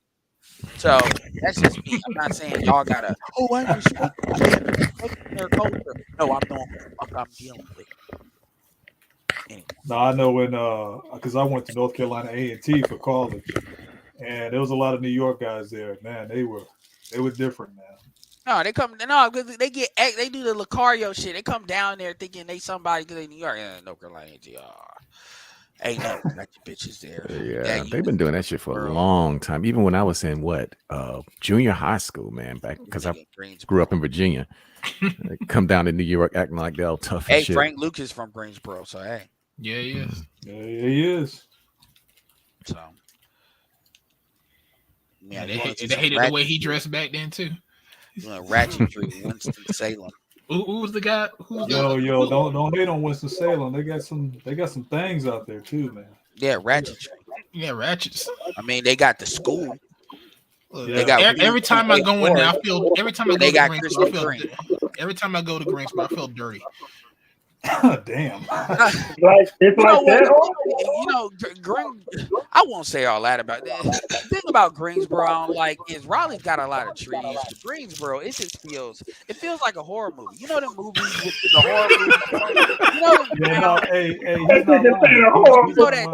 You know that town, where it's like, okay, they go to this town and they're gonna figure out where the ghosts come from, and they go to the library with the with the little, what is it? They call a little projector thing where they go through it and they find out, oh man, at one point, 18, this house was haunted. This is what happened. That's like Greensboro looks like that place. Greensboro has a lot of trees. It covers a lot. You say Scooby Doo and the team be going through there. But don't go to Greensboro during like October. Don't ever go there during like October or man, you gotta go Greatest Homecoming, man. Greatest Homecoming. It's sad because every time I go down south, it's like you see the most country motherfuckers you can find. God damn. Like speak the king's English. God damn. What about Greensboro? Keep driving. You got about 2 more hours to get to Charlotte. That's what I think about Greensboro. They talk about that. Greensboro does have that compound feel. Burlington, I'm gonna tell you one thing. About Georgia, especially Atlanta. Them motherfuckers make up their own syllables. Like you go into a goddamn McDonald's and I'm like, oh, can you please like write down what the fuck? Write down. Just don't. I don't know what you're saying. It's like you need a fucking interpreter, man. Like, god damn. I don't know if they. I remember Greensboro used to be super separated. Like over there where A&T is, you had the black people, and over at USCG you had the whites. I don't know if gentrification did that. You trying to say North Carolina is UNCG separated? is ratchet too. Like UNCG, it's ratchet too. I mean, it ain't no different. I mean, it ain't like people say, yeah, man, the bitches. I remember when I was in high school, I was because I was looking at A&T. I'm like, nah, man, this too much fucking. This is in 2005. I'm like, it's too much fuckery over here. I feel. Oh no, hey man, I went to A&T, man. It was cool, man. You do have depends on what your tolerance of fuckery is. Bennett College too, though. Depends on what your tolerance. You gotta remember, I'm coming from Raleigh. Like I was looking at that NC State, shit. The only thing to me, as far as the UNC system, you talk about this ratchet, or you talk about going to UNC Pembroke. I mean, it's in the middle of everything. Like I'm not trying to shit. I'm not really talking about the fucking school. I'm talking about the area around it. Is really what I'm talking about. And the shit you got to deal with. But really, out in North Carolina, you got really Charlotte and you got Raleigh, and then you can say Wilmington, and then if you military, Fayetteville. Everything Camp Lejeune for Jacksonville. Everything else, nothing else really matters. Yeah, it's country. You want to rich people, Asheboro, hell no. Asheville, when they coming down once a year, when you got people that's connected to rich folks to buy, to furnish the rich homes with the furniture thing. But you got to time that shit. But you'll make some interesting people over there if you time it right. But other than that. And then you got Charlotte, and then even Charlotte, outside of Charlotte, it's, Kannapolis, Concord. Cause then you got a little bit of the fucking Talladega bullshit, the raceway, speedway shit. Yeah, I got close family into that furniture shit over in High Point. Yeah, but that ain't. High Point is what I meant, but that ain't what it used to be. It ain't what it used to be, but it's still, if you go there the right time, because it be some because what it is, it's a lot of people that either got businesses that service really wealthy people, because they'll furnish like the multi-million dollar houses, because they get stuff direct. Yeah, so I've met like people that do a lot of different things. Talk about internet, all of that, because some people will go down there themselves. I made like $3,000 Uber in there like in one day. Over there. Because them motherfuckers be like, man, I just want you to chaperone me around and I'll give you a tip, blah, blah. They give me like $700 tip and shit, good conversation, because, I'm smarter than average Uber driver. Edward's lying. He was selling dick to big girls down there. I've already told you, my policy on that is I'll be an incel. I've already told you that. I don't. He was like, come taste the light meat. Like I don't do that. Y'all gotta understand. See, a lot of them taller niggas can get away with that because y'all tall. I'm 5'5". Like that's dangerous. And even Edward said this bitch ain't crushing me. Yeah, I don't know why y'all be thinking short niggas be doing. See, that's a myth. Ed, you can take one for the team. Ed, you can take one for the team. Goddamn, try it. And you might like. Why you like, and that's the problem with our culture now. That's why these hoes are like, yeah, for real. Like y'all know I've been with one bitch chick in my life. When I broke my bed and I was done. I was done. I was like, it was my first and last experience. Go ahead, Charles. Everybody get at least one. Well, this nigga said he broke his bed. God damn, damn. Hey, that's a big, Hey man, buy air mattress, bro. I mean, if it broke Charles, the bed, you got a lot of background noise, man.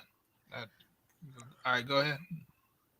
What air mattress are you buying? This nigga buying like this nigga buying his air mattress got hydro shock. Air mattress. So now I'm just trying to visualize this motherfucker PK and a big chick, and she pumping this nigga up on the air mattress like a damn. Oh my god! That shit violently popped. Oh my god! Imagine Edward giving a huge bitch back shots, and I mean,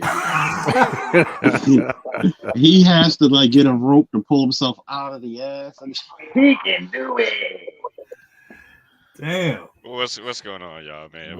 I didn't even know you was gonna host tonight, man. I thought you was good for the night since you streamed yesterday. Nah, I'm still got to do the Saturday night hangout. Someone's trying to get in. Is anybody willing to drop down? You ain't talking. Yeah, I'll go ahead and drop down. You drop down? Okay. I thought we were gonna keep the smooth voice nigga back here. Keep the smooth nigga voice up. Oh man, From now on, you shall call me Folk Noir.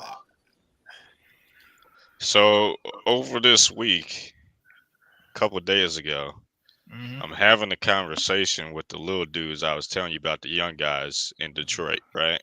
Selling air mattresses.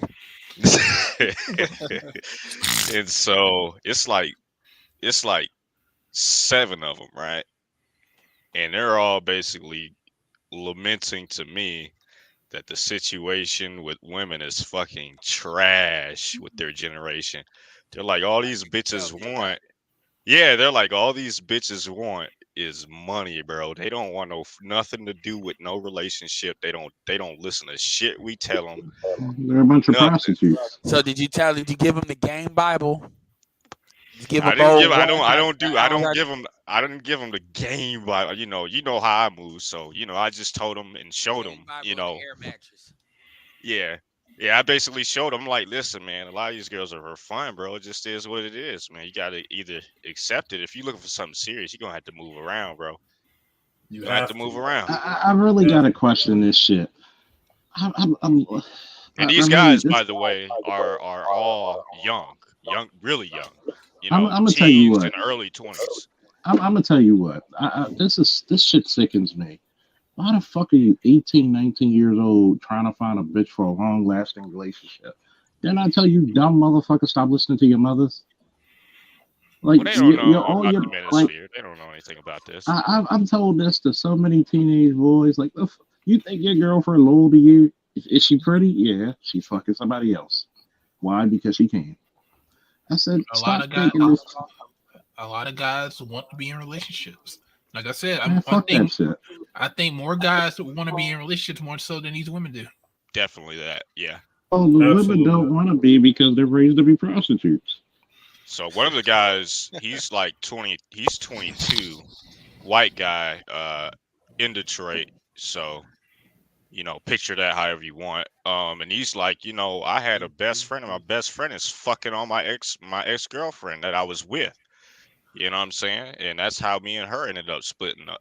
And I'm like, God damn. Shit is crucial out here. And then I would question a lot of these young boys. I want to jump in a relationship so fast.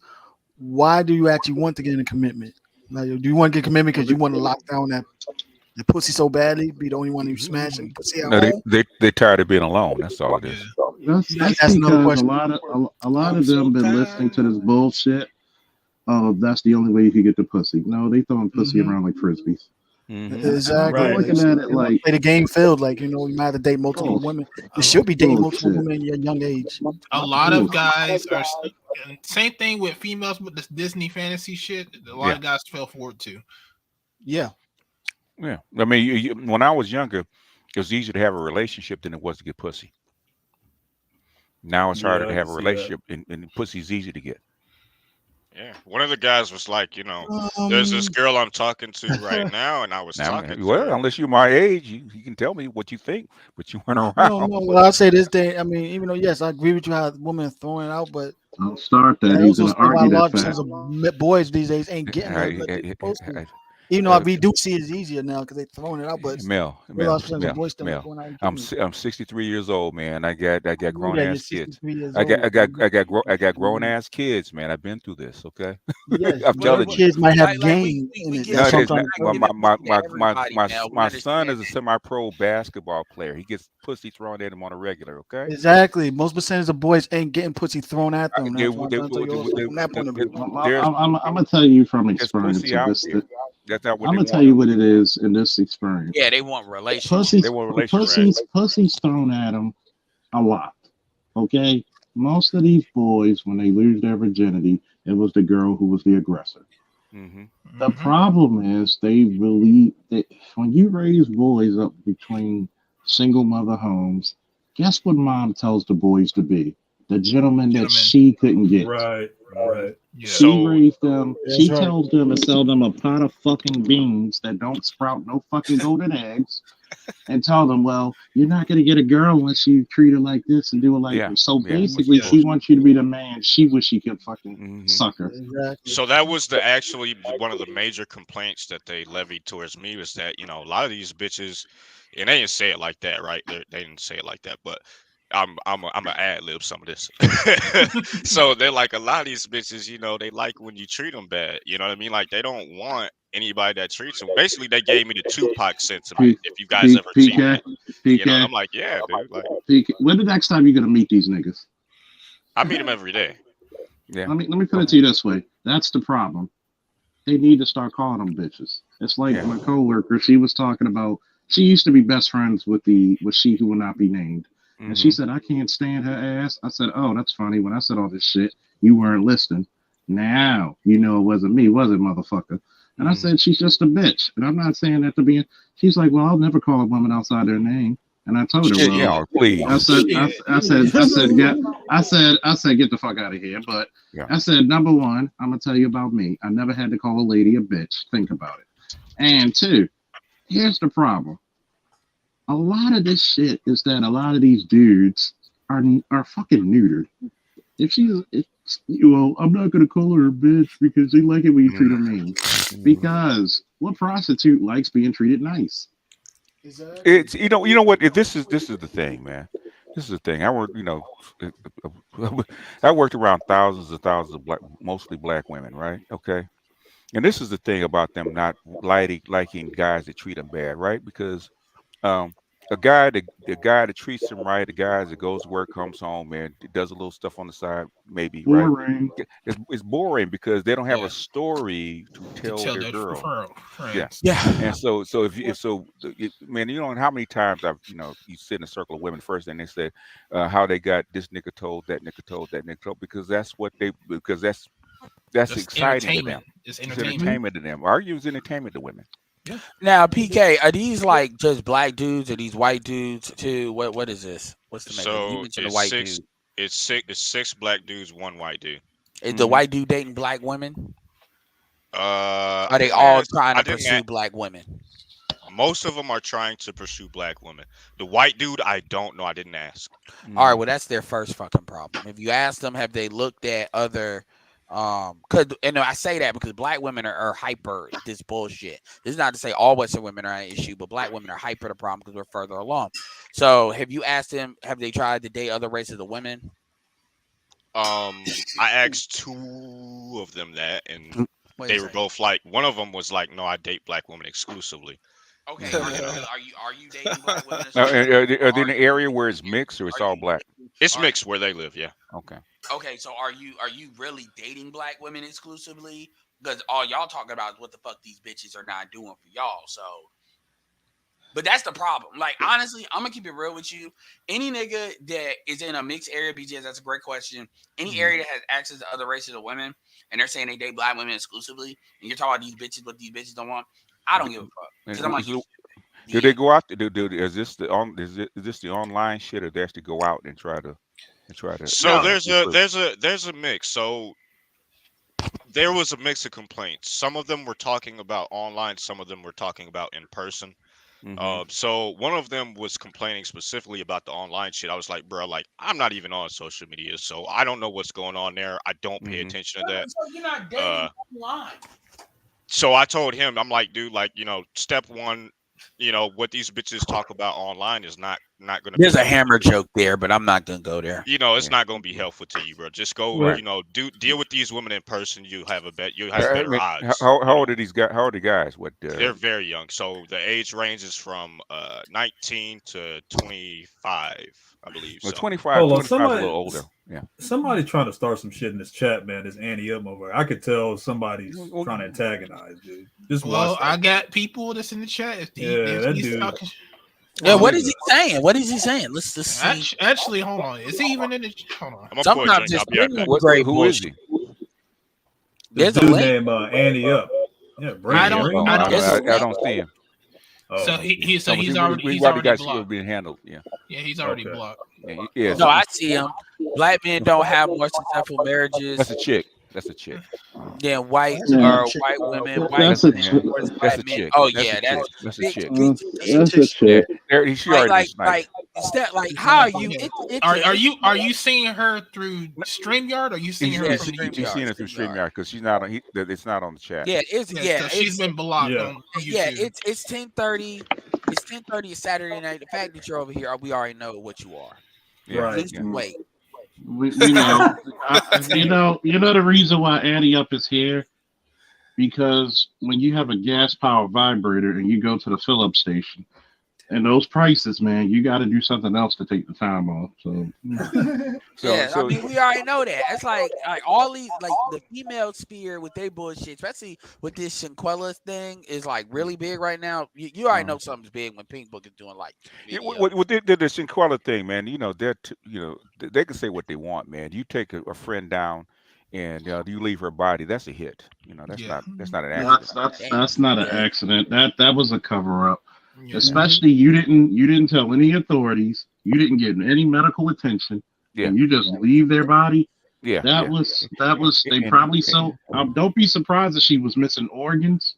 Or it was a fucking. Why we waited for to come up well, the thing is, she's got a broken neck and she's got a cracked vertebra in the spine. That is not easy. That's not easy to do. Okay, you really. Basically, what they said. So the video of the bitch that nigga filming the shit. That means most likely she died of strangulation. Those kind of injuries that don't really. It's very hard to actually beat somebody up like that and have. No, that was continuous beating. Yeah, she been in multiple fights. No. They stopped.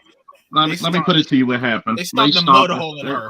They literally stomped a person. I'm gonna tell you. Do you know how? Have you ever hit a person where you actually broke a part of their orbital bone? Do you know how hard you got to hit a person? Yeah. I've actually done that. Yeah, and I'm like,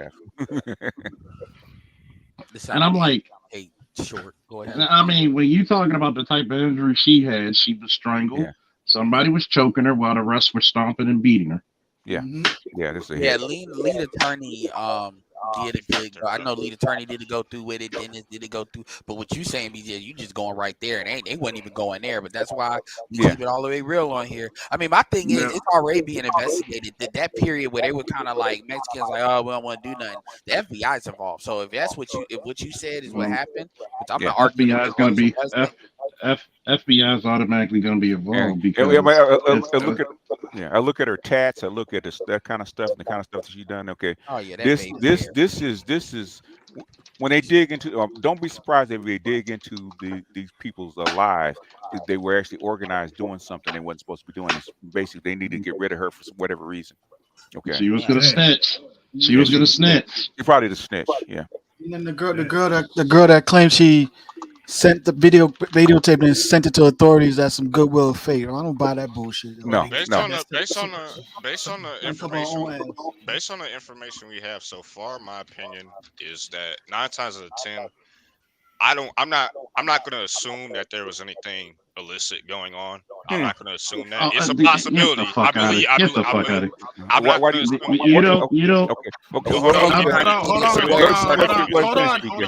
Let him finish. So I'm not going to assume that. I think there's a possibility of it. So I'm not going to rule it out.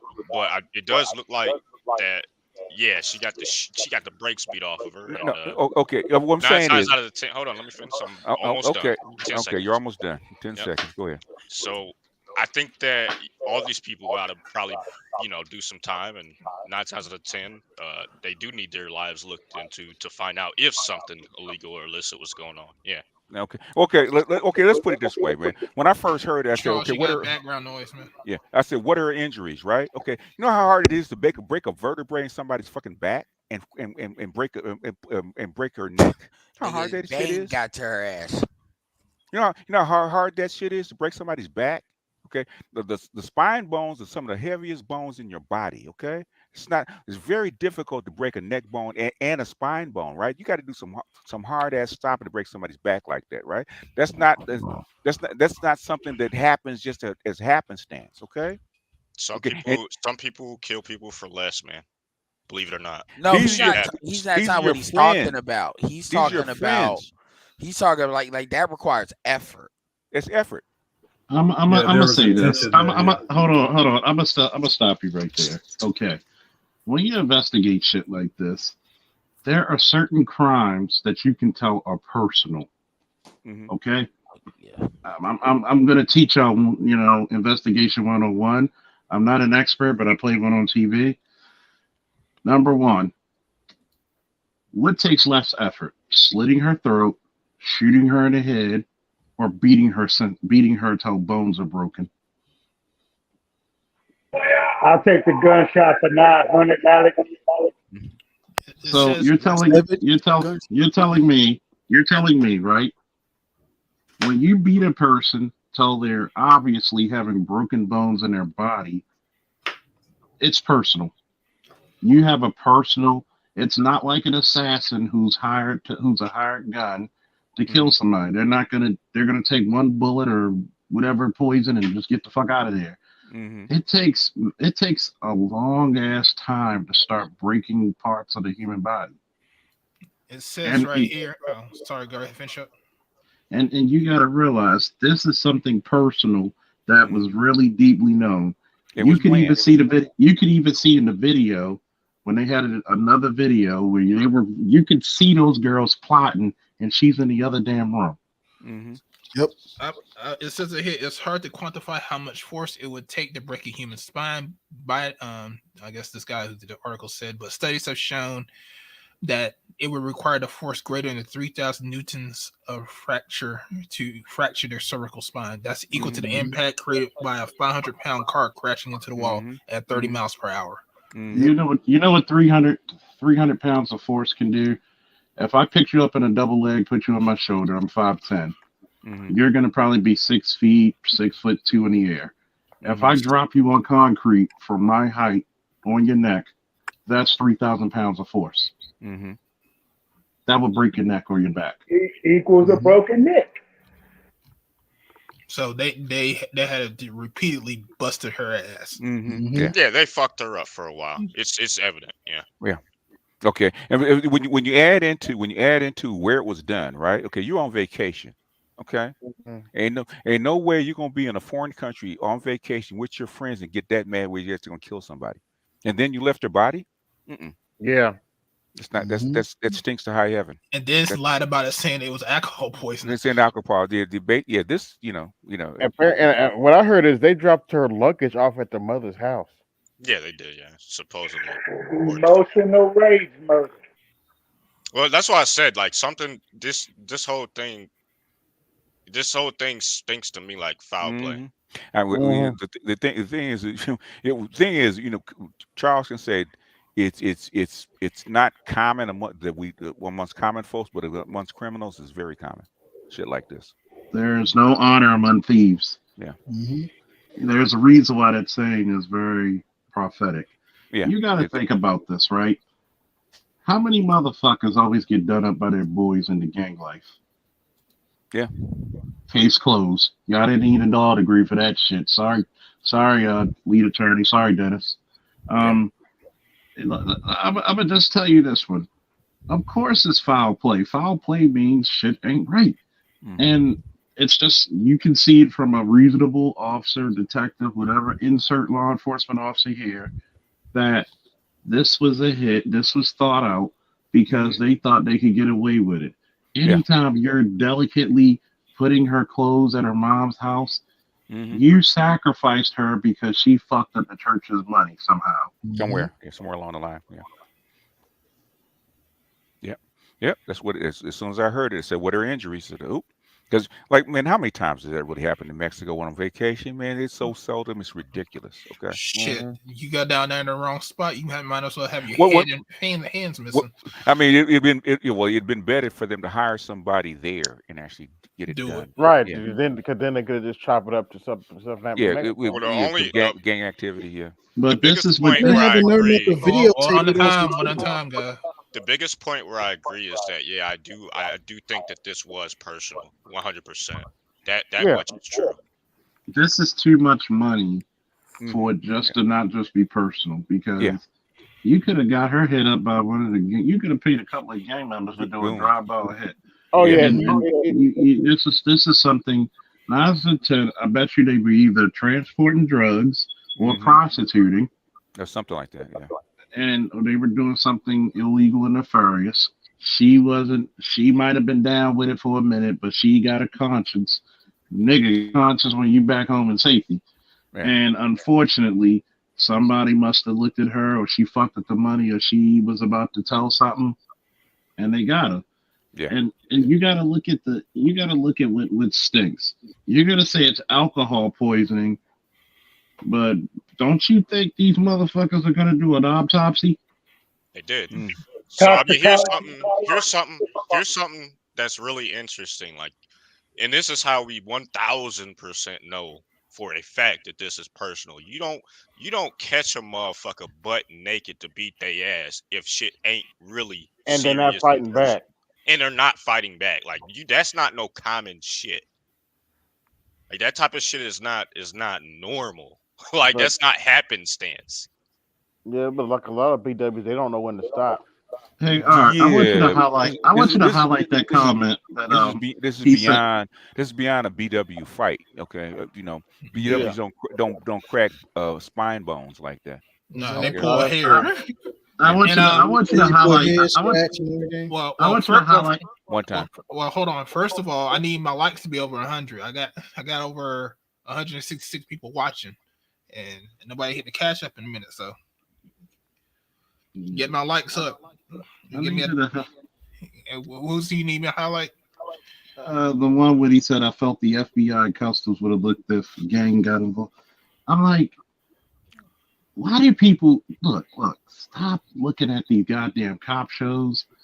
It's an investigation. Why the fuck would they put it out there right now? They're already looking into. They've looked into so many crevices. It's incredible, and you got to realize they're gonna have the Mexican authorities. They're gonna have, of course, they're gonna have, DEA looking into shit, because most likely it's gonna be the drug ties and prostitution. And I'm like this: when you're doing a bunch of investigations like this, you got to think. One, you got a bunch of people who thought they could get away with something when we got a whole big thing about leaving a body, but we're gonna bring her luggage back. It would have made more sense of saying, "Damn, she went somewhere and she was lost, and she missed the plane." Yeah. Truth, is this you? Yeah, it's me. What's good, y'all? All right. Change your name. All right. Well, yeah, I mean, so yeah, it's something. This shit smells fishy. I mean, then you had the Mexican police, did their quote unquote investigation on the shit and didn't find anything that smelled about it. I mean, the shit is just problematic all the way around. Like either they're incompetent or they, are trying to cover some shit up. What do you think? Incompetent, both actually. It's a little bit of both, because one, murders like that is going to hurt their tourism. Yeah. So they're going to not be too big, but they don't want to piss off the United States either. Yeah, and then plus the Americans said they were going to prosecute, so it's easier for the Americans to do it than them to do it. Yeah. And Stack or Star, appreciate you. Yeah, I mean, well, damn. I'm just thinking like what they must have had to do to like fracture her actual vertebrae, because even my chiropractor said like it's almost impossible to snap that spine, man. Like for real. Like even from a football player perspective. How many girls were there? Ooh, I think there was. I know there was a guy. I think he was a sweet sugar in his tank because how he talked. I'm about to say it had to be a male. It could be multiple females. Guess what? I thought it was 4 females and 2 men. It was 2 males. You get about 4 females with some boots stomping you in your ribs or kicking you. Yeah, after a while, something has to give. And when you have people repeatedly beating you like that for at least about 30 minutes, that beating had to go on. Like I pray that she was unconscious before everything started to break. And you're looking at blunt force trauma that you would see in car accidents. Yeah. If you break some shit like that, you'll be screaming all high heaven. That ain't a good. Yeah, you're not gonna be asleep if you crack a vertebrae. Because you definitely got internal bleeding. You definitely have like to snap your vertebrae. You know what I mean? Shit, I just compressed mine, and I Two guys and three all I girls. did was One time. all I did was compress my D5 vertebrae, and like literally I couldn't sleep right, wasn't laying right. I had to go to chiropractor for like 4 months type shit, physical therapy, ice, menthol every day, and it still didn't even. And that's just you're comparing that to a snap spine and snap. It ain't no comparison. It ain't even a comparison. I'm just saying that's the equivalent. That's the equivalent if she was hit by a car. So just to give context from a guy who has broken bones, like I've broken a couple. That shit ain't no fun, bro. it's a really, really shit feeling. If you've ever, I don't know if you've been shot or stabbed, but it's comparable in the moment at that time. It's really not fun. Oh yeah. And then you're talking about broken ribs each time you breathe. Mm-hmm. That is not fun. Nope. Excruciating pain. So I'm just like this. When you have crimes of that's very similar to crimes of passion. You know, when a person, you can tell if it's somebody who's a serial killer who, okay, I'm gonna stab and do whatever to this person, or versus somebody who's, you've been stabbed 84 times. Yeah, that motherfucker had it out for you. Like you did something. Damn, yeah. That's the prison stabbings. That's like the equivalent of what you're talking about now. Like this was personal, and this was to prove a point, and she was either gonna fuck up the money, or fuck up the drugs, or fuck up whatever ring that they had and tell, or if they thought she was going to tell, and they really did not think this thing through. And I'm going to tell you one thing about criminals. Thank God we don't have any criminal masterminds. Thank God that there are no Lex Luthors, no Dr. Dooms out there. Like, very few people are very, like, criminal mastermind. Like, most criminals are stupid as fuck. Yeah, why would you use blunt force trauma? It'd be a better op, wouldn't you think, Charles? Like poisoning. I'm going to answer you. What point of crime of passion do you not understand? True. When you have a crime of passion, are you thinking? Hell no. No. And women tend to be more than what when it comes to men? Emotional damage. Emotional damage. Well, this is a very unfortunate situation. RIP to those who lost their lives.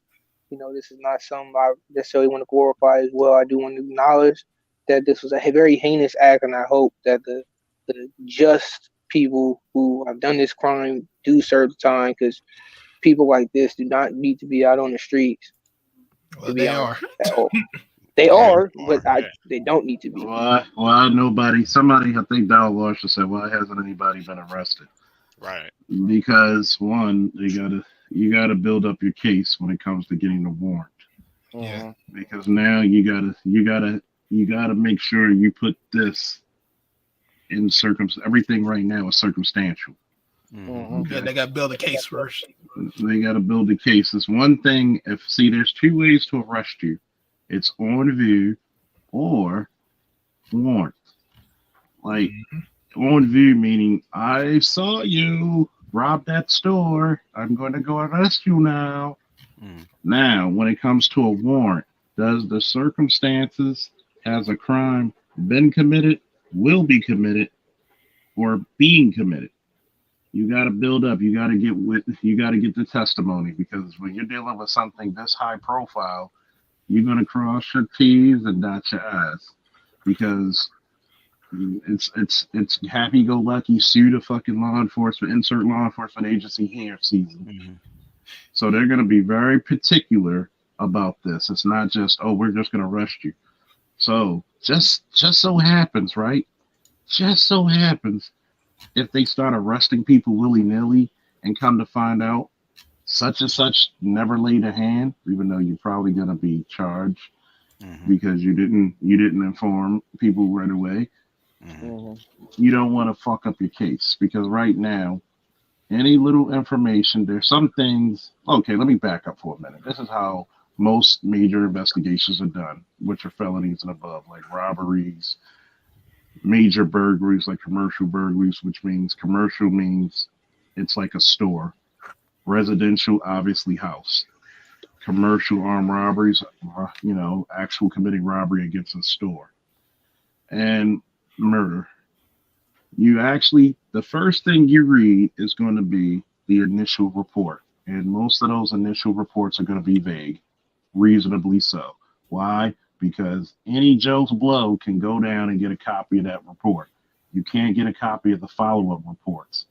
That follow-up report is going to have the same CC number, central complaint number, that's going to follow. So with that central complaint number, is going to be linked to every other follow-up. It could be 20 to 100 different follow-ups to that crime. Like, let's say it's a cold case murder. Each time they do an investigation, they're going to type up another report, type up a follow-up. Then you're not going to get access to that follow-up. The only people who's going to have access to that are the detectives and both the lawyers and whoever's the judicial parties involved until court, when everything comes up in discovery of the evidence being presented against or for the whoever. So a lot of these things, when people say, why hasn't anybody been arrested? How many people get arrested when a murder just freshly committed? Not a lot. So it has to be an investigation done. You got to go look at the evidence that's presented, not the evidence you want. And you got to go through thoroughly, because right now you literally can give people, depending on the state they tried it, or because it's automatically going to be a federal court, because it's off Oconus, it's outside the continental United States. So when you have that case, you can theoretically give these people the death penalty if they're involved, or life in prison, or 700 years, which means you'll never see the light of day. So you're going to go through this with a fine tooth. So you got to go through this with a fine tooth comb. That's why a lot of things are no arrests have been made yet. Nothing substantial. Trust me. When the warrants go out, number one, they're probably most likely because it's a federal agency. They're being watched very, very closely. They're not allowed to leave.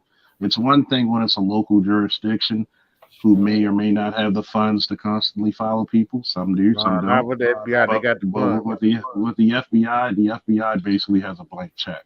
Now, what's your question? I was wondering what is the necessary point of giving a 750-year sentence versus just giving like an 150-year sentence? Because one, sending a message. It sends a message. Number one, there's a reason why they don't give life, or they give you double life, because when you have life is just 20 to 30 years before you're eligible for parole. If I give you 700 years, you're never eligible for shit. You better hope you're the Highlander, or you're Kratos, or one of the Olympian or African gods, and you're immortal, but you're going to be doing that 700 years. And in federal time, you're doing 80% of your time, at least. That's the reason why. Okay, well, can you say that? Okay. Now, people, please donate, because I'm giving y'all some education right now. Yeah, please donate. Well, brother AB, you got something to say? You go ahead. No, you can go ahead. Oh well, okay. Because I always found that very interesting. Because I mean, unless you get life without parole, that's the only way you can get it. But okay, then what's necessarily the difference between just giving someone life without parole and 750 years, Charles? Fuck you. That's why. That's the reason why they do it. In other words, they want to make sure that there's no possible way that you can finagle the system and say, I got some way of squeezing through the cracks and being acquitted. It's all legalese. Legal lingo. That's it. Because really, when you do certain things, life is what, 20, 30 years. Then you get parole, and if you get good behavior, even less. So there's many different ways. Remember, when let's say you commit a murder, right? Let's say you commit first degree murder, which means you had premeditated, which this has the makings and signs of being premeditated. You're going to be charged with first degree murder, second degree murder, reckless endangerment, first degree assault, second degree assault. You may even be charged with mayhem. And for those of you who don't know what mayhem is, that's like if you get into a fight or an altercation where you lose a limb, eyesight, or, heinous enough damage. Well, it's not killed you, but it's maiming you really badly. You're going to get probably, I've already said reckless endangerment, depending on reckless, like some shit like reckless, they'll charge you everything to even using a gun in city limits. Like they'll usually, because they want something to fucking stick. So they're going to charge boom, boom, boom, boom, boom. You may not be convicted, but you're going to be charged. Oh, right, because they're just trying to raise the amount of time that they can charge you. It's not just that. It's the fact of the matter that you jump too soon. Yeah, I was about to say that. This is how it goes. There's more likelihood of getting conviction if I try you for multiple things. So that's the mindset of it, because technically, like, this is the reason why I always debunk, Brandon Tatum's theory about black people committing 52% of the murders. I said if that was actually true, white people actually have over 100,000 more aggravated assaults, which is first degree assault. And what is homicide? By default, aggravated assault. So you're going to tell me we got a lot more homicides, but you got over 100,000 more aggravated assaults. Say it with me now, folks. The math ain't mathing. Look at it from this point of view also too. The longer they keep you in there, they want to make money out of you also too in jail. So there's a slave labor aspect to that also too. So you got to pay a debt to society. So it's not necessarily slave labor. It's just the fact, because guess what? Slave labor, people need to get out the mindset of slave labor, because one, machines are more efficient and cheaper. So even if they lose money, it's locking us up. Yeah, it's cheaper to educate you than to lock you up. It is. Yeah. By a factor of 3. Yeah. So when people come with this is the reason why I always tell you, I understand how Dr. T, how Dr. Green Gorilla, Dr. Neil, and others feel, because there's so many people who will argue me down. Charles, you don't know how the criminal justice system works. And you're a cop. Exactly. You're a cop. That sounded like Mr. Fantastic debating you. It's not just.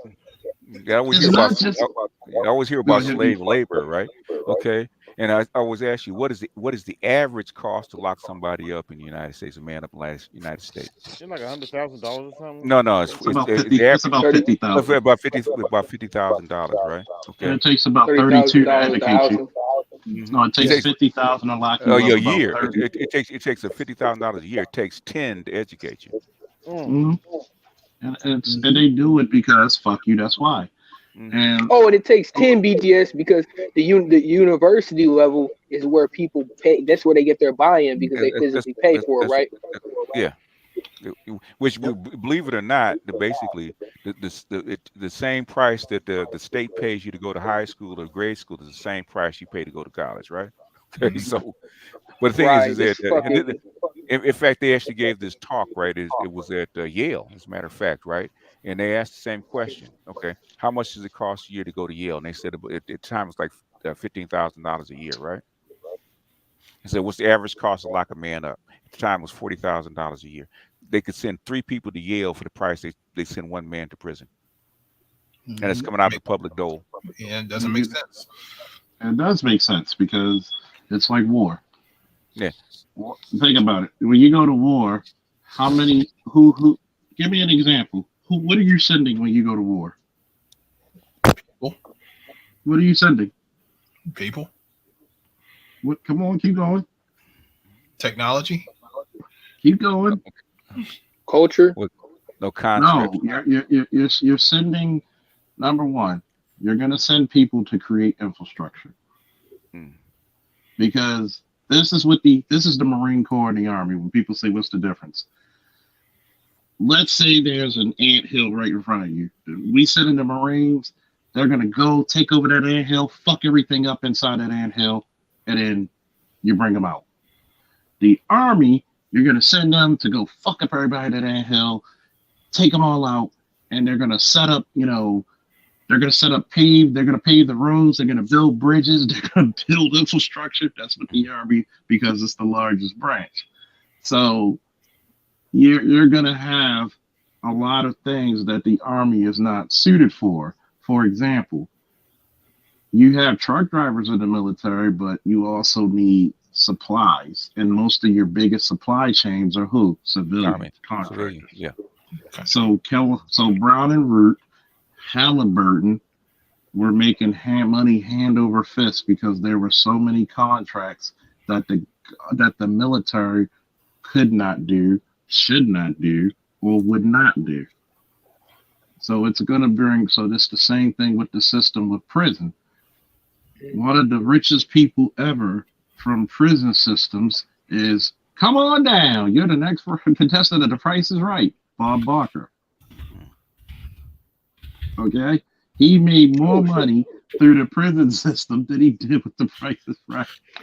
All right, because you got the private sector, and then you have the public sector that's federally funded, but it's much. The BGS on Cali, he'll tell you.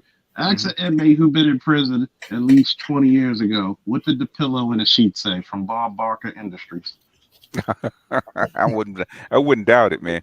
It's one of the biggest government contracts in the United States is prisons. And don't neuter your pets. State and federal. Oh yeah, spay and neuter your Negroes. I mean, would I add our president and vice president on that list also? Yes, you have several. There's a reason why you go. When Cheney said it best, when he said you're gonna get this dick, he meant it more than one reason. Yeah, that's what taxpayers don't know. Is they think it's the industry money. No, it's your money. You actually the work that they're doing is actually subsidized by taxpayer money, so it's free money to them. But all right. Appreciate appreciate you, Brodius. He says, "What's good, bro?" No, it's not DC, but DC.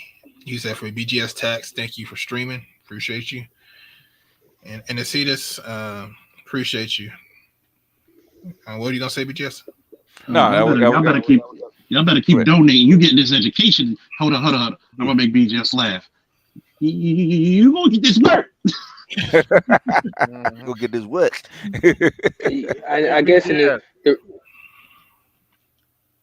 that's what happened to that's how come we pay so much money for your college education. Now they put so many people in prison. That's where all the federal and state money went. It went to prisons instead of education.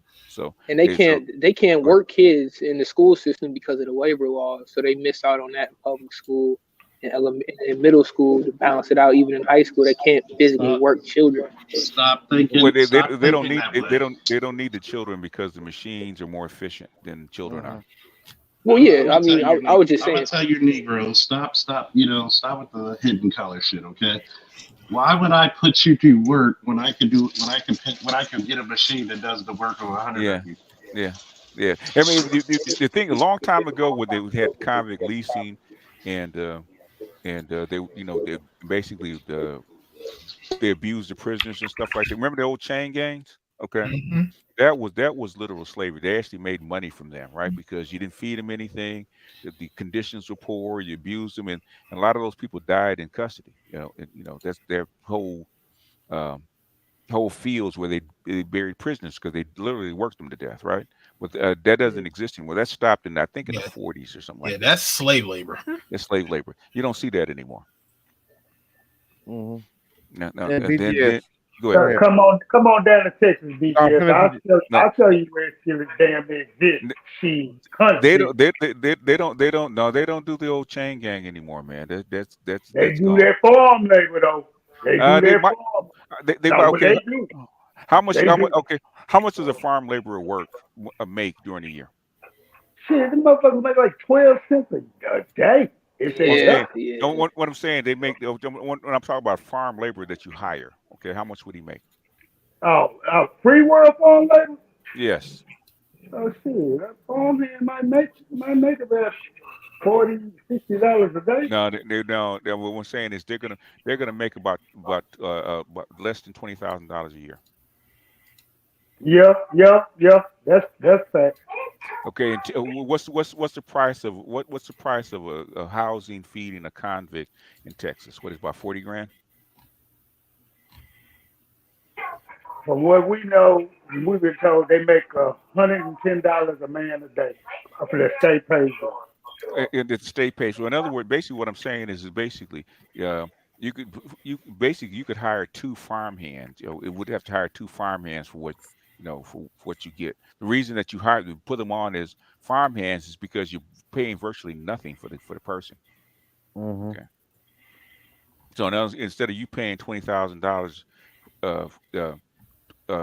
to actually hire somebody in their place, and plus they're not going to do as good a job as the person that's actually working. Has to work. Okay, they're not going to do as good a job. Basically, the reason you hire them is because the state is actually already paid for them. So basically, it's welfare for the corporation. Yeah, you gotta think about it. The biggest welfare recipients in America is corporate America. So take that as you will. Get slave work out of your mind, because why would I hire you if I could get a cheaper machine? We got to stop this John Henry mindset. Mm-hmm. And we got to look at always follow the money. Well, they want us to work for free. Nigga, you practically do now. And this is one thing you learn about the security company, right? Yeah. I'm generous of what I pay people who work for me.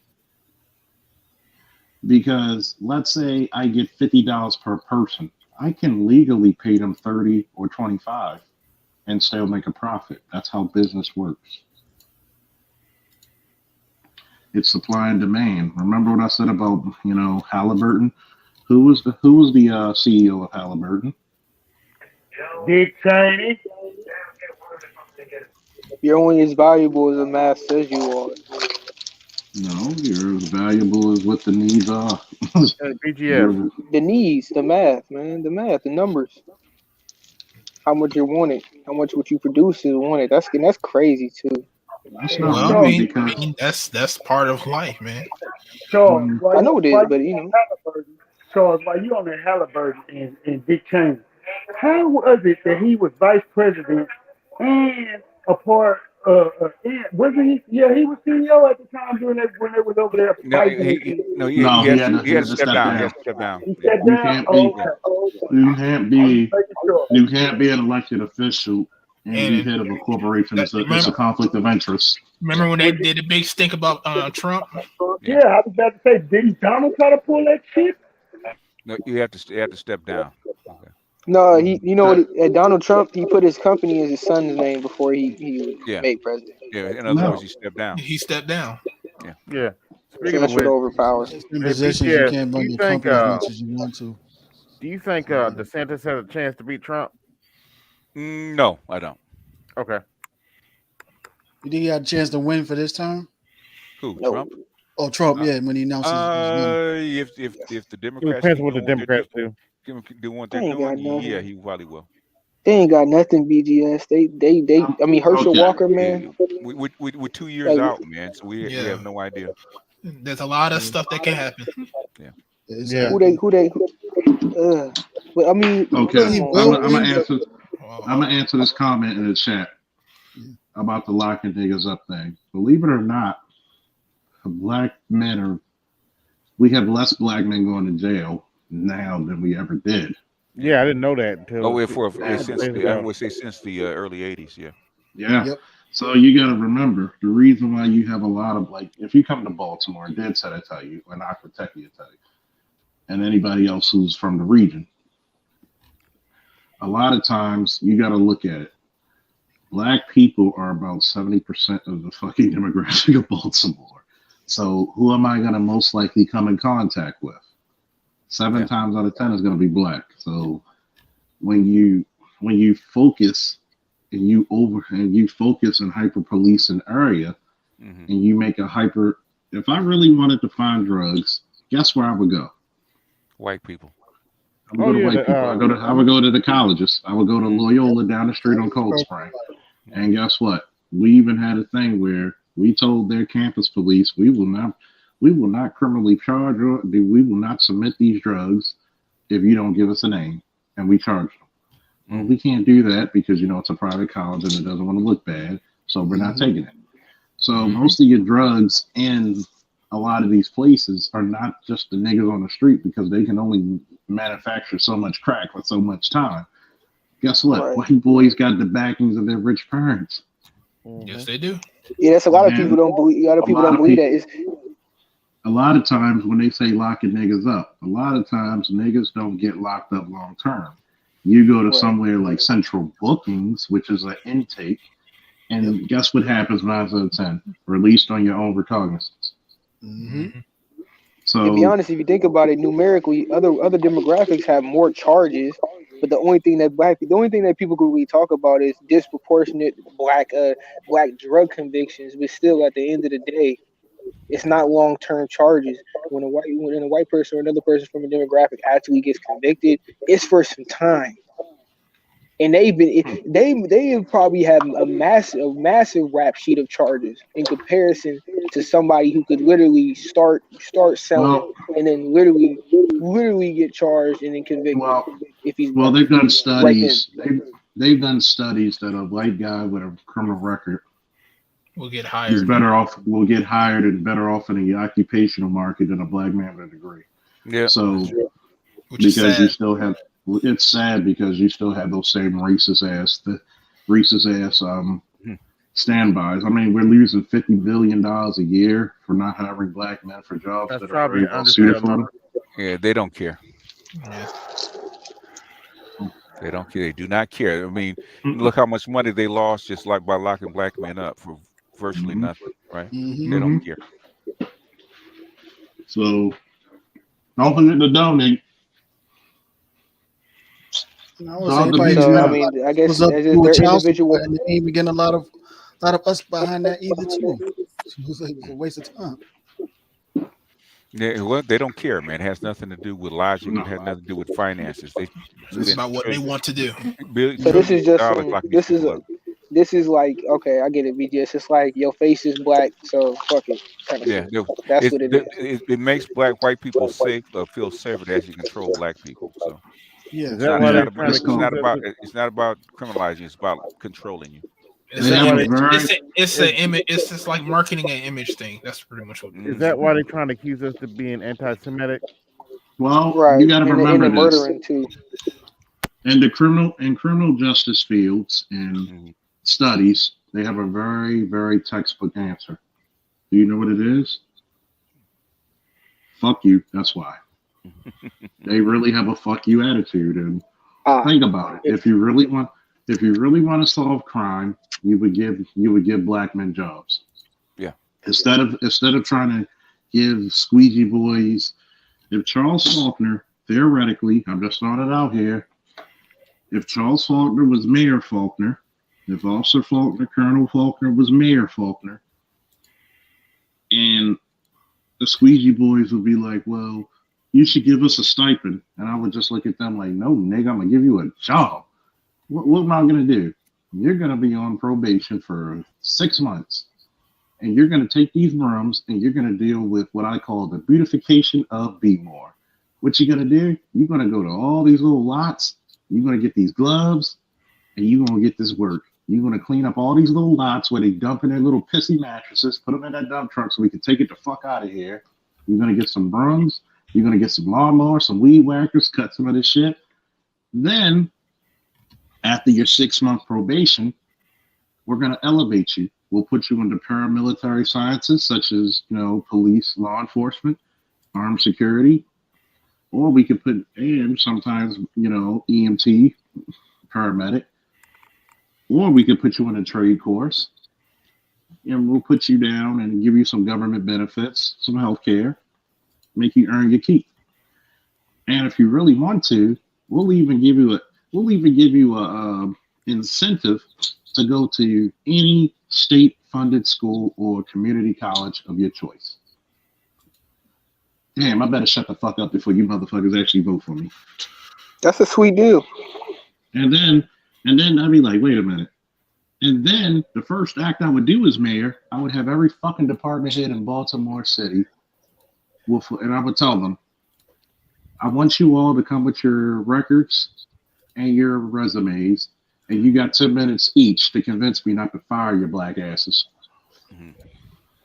Well, I think the governor might have a conversation with you at that point, though, Charles. Yeah. He'd be like, "You want my job?" He'd be like, "You want my job? You can do it." Yeah, what would disgust me is Baltimore is only like 40 miles from Washington D.C. Right? Okay, see the power in the whole world, right? 52. 52. Okay, 52. Okay. Basically, that's like a suburb in Los Angeles. Okay. And you got all this money, all this power. You can't clean up Baltimore. That's a mid-sized city. Man, Baltimore is a terribly mismanaged city. Been so for quite a while. Well, yeah, but you can't clean it up. You're right near the seat of power. You can't clean it up. I'm actually doing that now, but it's so. Here's the problem. You have people who are not realistic. They're not pragmatic enough, if you get what I'm terms. Okay. Because one, a guy like me is My very bad. black. I don't mean to cut you the fuck off. I really don't. Somebody wants to jump in. I'm hopping off right now. That's why I did that. Appreciate okay. Okay. All right. All right, Ed. Oh no, I'll be back. But okay. Tell her we said hello. We getting a lot of drivers in this week, though. Hit her with the tsunami. But I'm a pragmatic guy, and that's the reason why when Truth was like the governor would have if it was Larry Hogan, man, Larry Hogan we'll be best friends because he's a very pragmatic guy, and he's a Republican, and when he leaves office, he will damn sure be missed. So you're going to have to actually confront the issues that are at hand. You can't go with the same old, we're gonna try to help these. No, you got to give people jobs. There's a big population of unemployed young black men. Yes, there is. I counted them. Maybe Macy, what is it? In Baltimore, just of these young men, maybe at best 20,000. 20 to 35. 20 to 35. Okay, let's just say we're gonna take half, right? We take about 15,000. Okay, that's more than doable. It's more than doable. There's tons of money. You do this all the time. You got job programs that actually hire millions of people. Come on, 15,000 people, even 30,000 people. That's not. New York can do that. But the reason why is because it's like the same system of like. Name all the alphabets of the law enforcement umbrella: FBI, DEA, ATF, Homeland Security. Homeland Security before 9/11 was not a presidential cabinet. Now it's up there at one of the secretaries. So it's like my boy Ern used to say: when you dance with the devil, he doesn't change, you do. How many people would you put out of fucking work if you shut down the DEA and the ATF alone? Oh, yeah, that's true. And so they're stuck between a rock, a hard place, and a couple of fuck yous. Oh, because trying to employ some people, they're gonna unemploy other people. So they gotta. This is it keeping the numbers rolling all over again. This is the Wire part two. Basically to an extent, because what you could do if you actually really wanted to be very pragmatic, legalize marijuana, treat it the same way you would do on a federal level as you would do cigarettes and alcohol. Yeah. Tax the fuck out of it. You know, let a couple of the dudes who never had a violent felony, and you only had them on you basically had them on drug distribution, give them a chance and a shot, and give them a grant or a loan to open up a legal distillery, and you'll make a lot more money that way, bringing taxes in. You know what, BJ, shut up. I'm not running. But I mean, we knew they wouldn't let you run because you make too much sense. And you gonna mess up the money. Yeah. To Charles's point, I know Brandon Scott tried some of those programs over the summer. He just failed at it. Okay. Because remember, Charles, when they took some of the squeegee boys off the street and they had them working at the hotels, and it was a voluntary system, but I don't know what went wrong with that deal. I'm gonna tell you what went wrong. Yo, I'm gonna say this for Art. Number one, next time I do a live stream, I want to see the same amount of fucking people who are viewing. Number two, support black male content creators.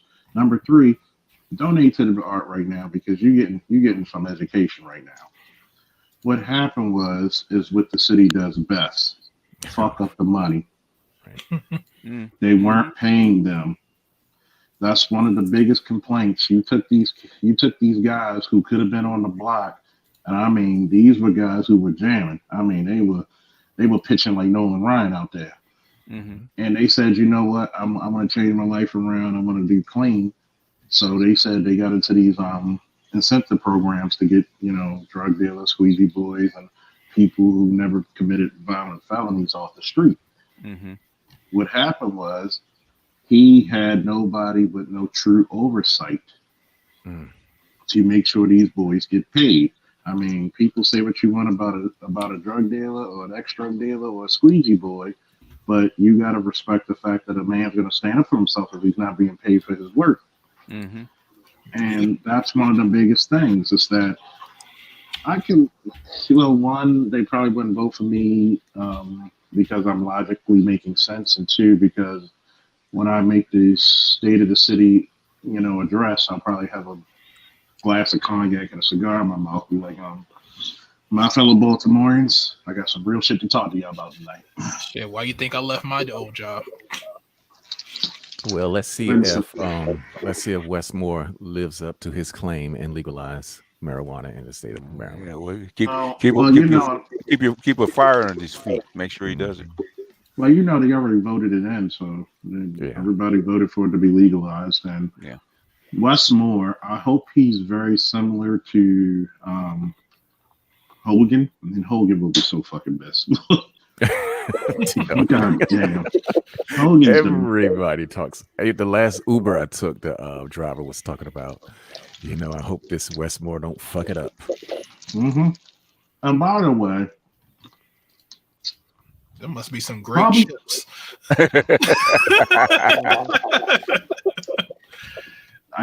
Ice cream cone, nigga. But anyway. Okay, all right, ice cream cone. All right. There's a lot of noise for ice cream cone. No, really. It's a goddamn good one too.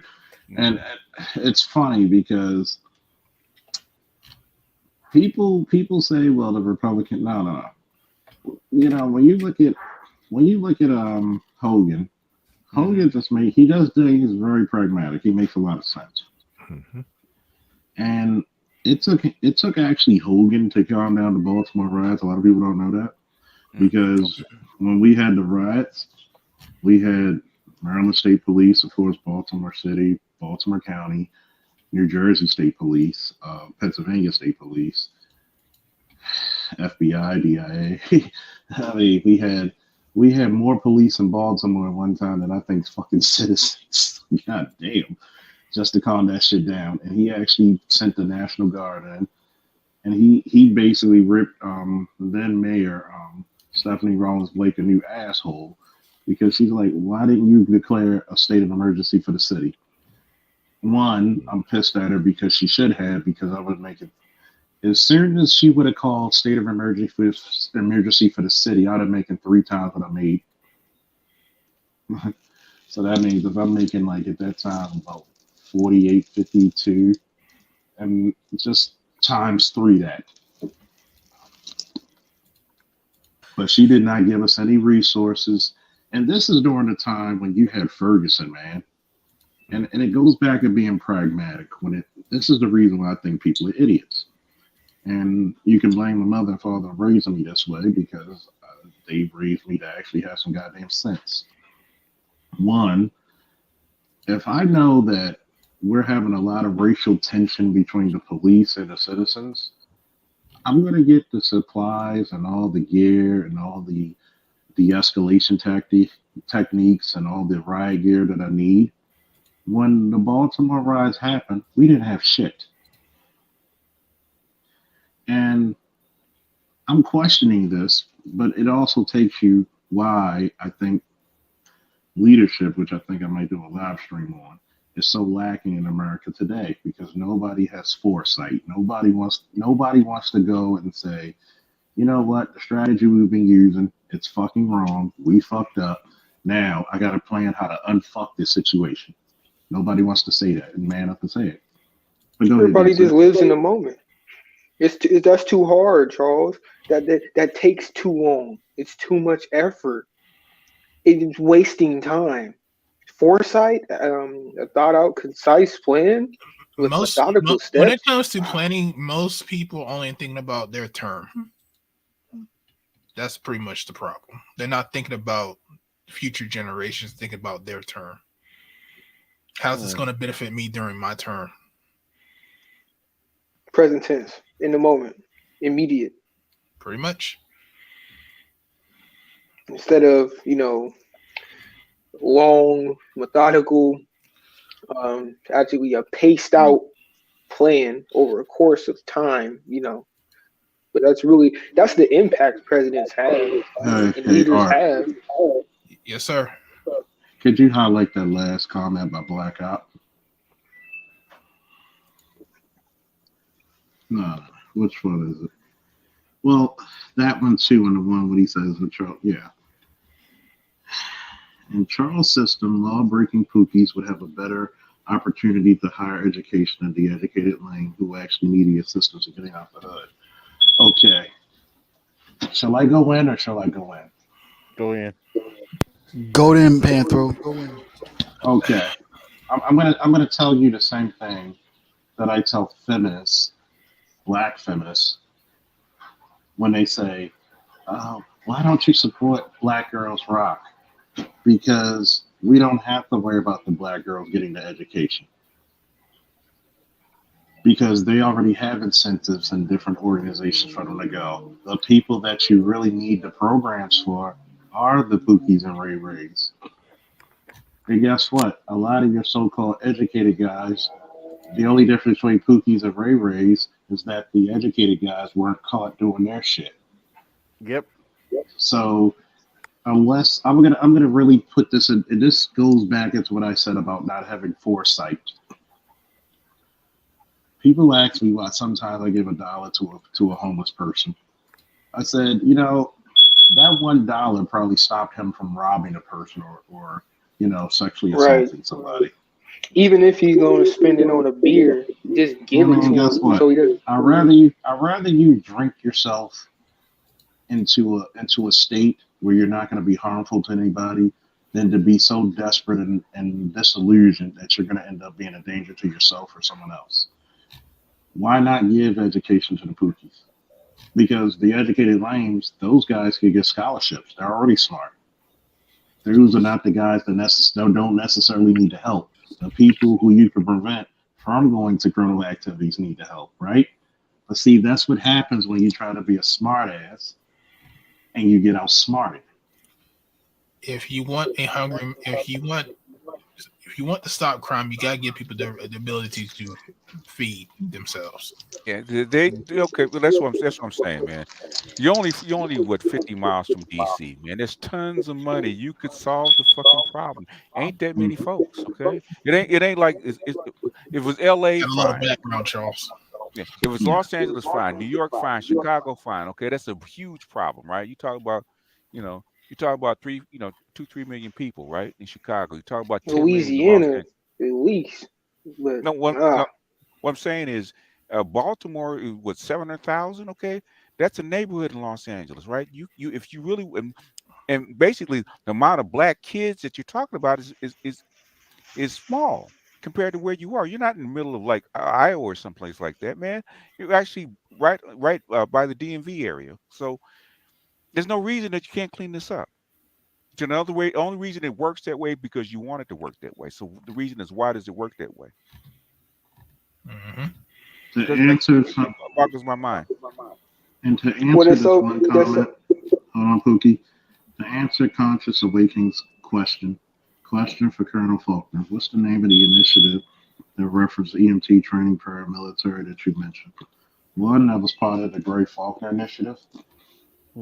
Two, like I was saying, if I was the mayor of Baltimore, that would be the initiative that I would invoke. Because one thing about when you put your sons in the military, police, and the fire departments, they automatically go up to the middle class. Automatically.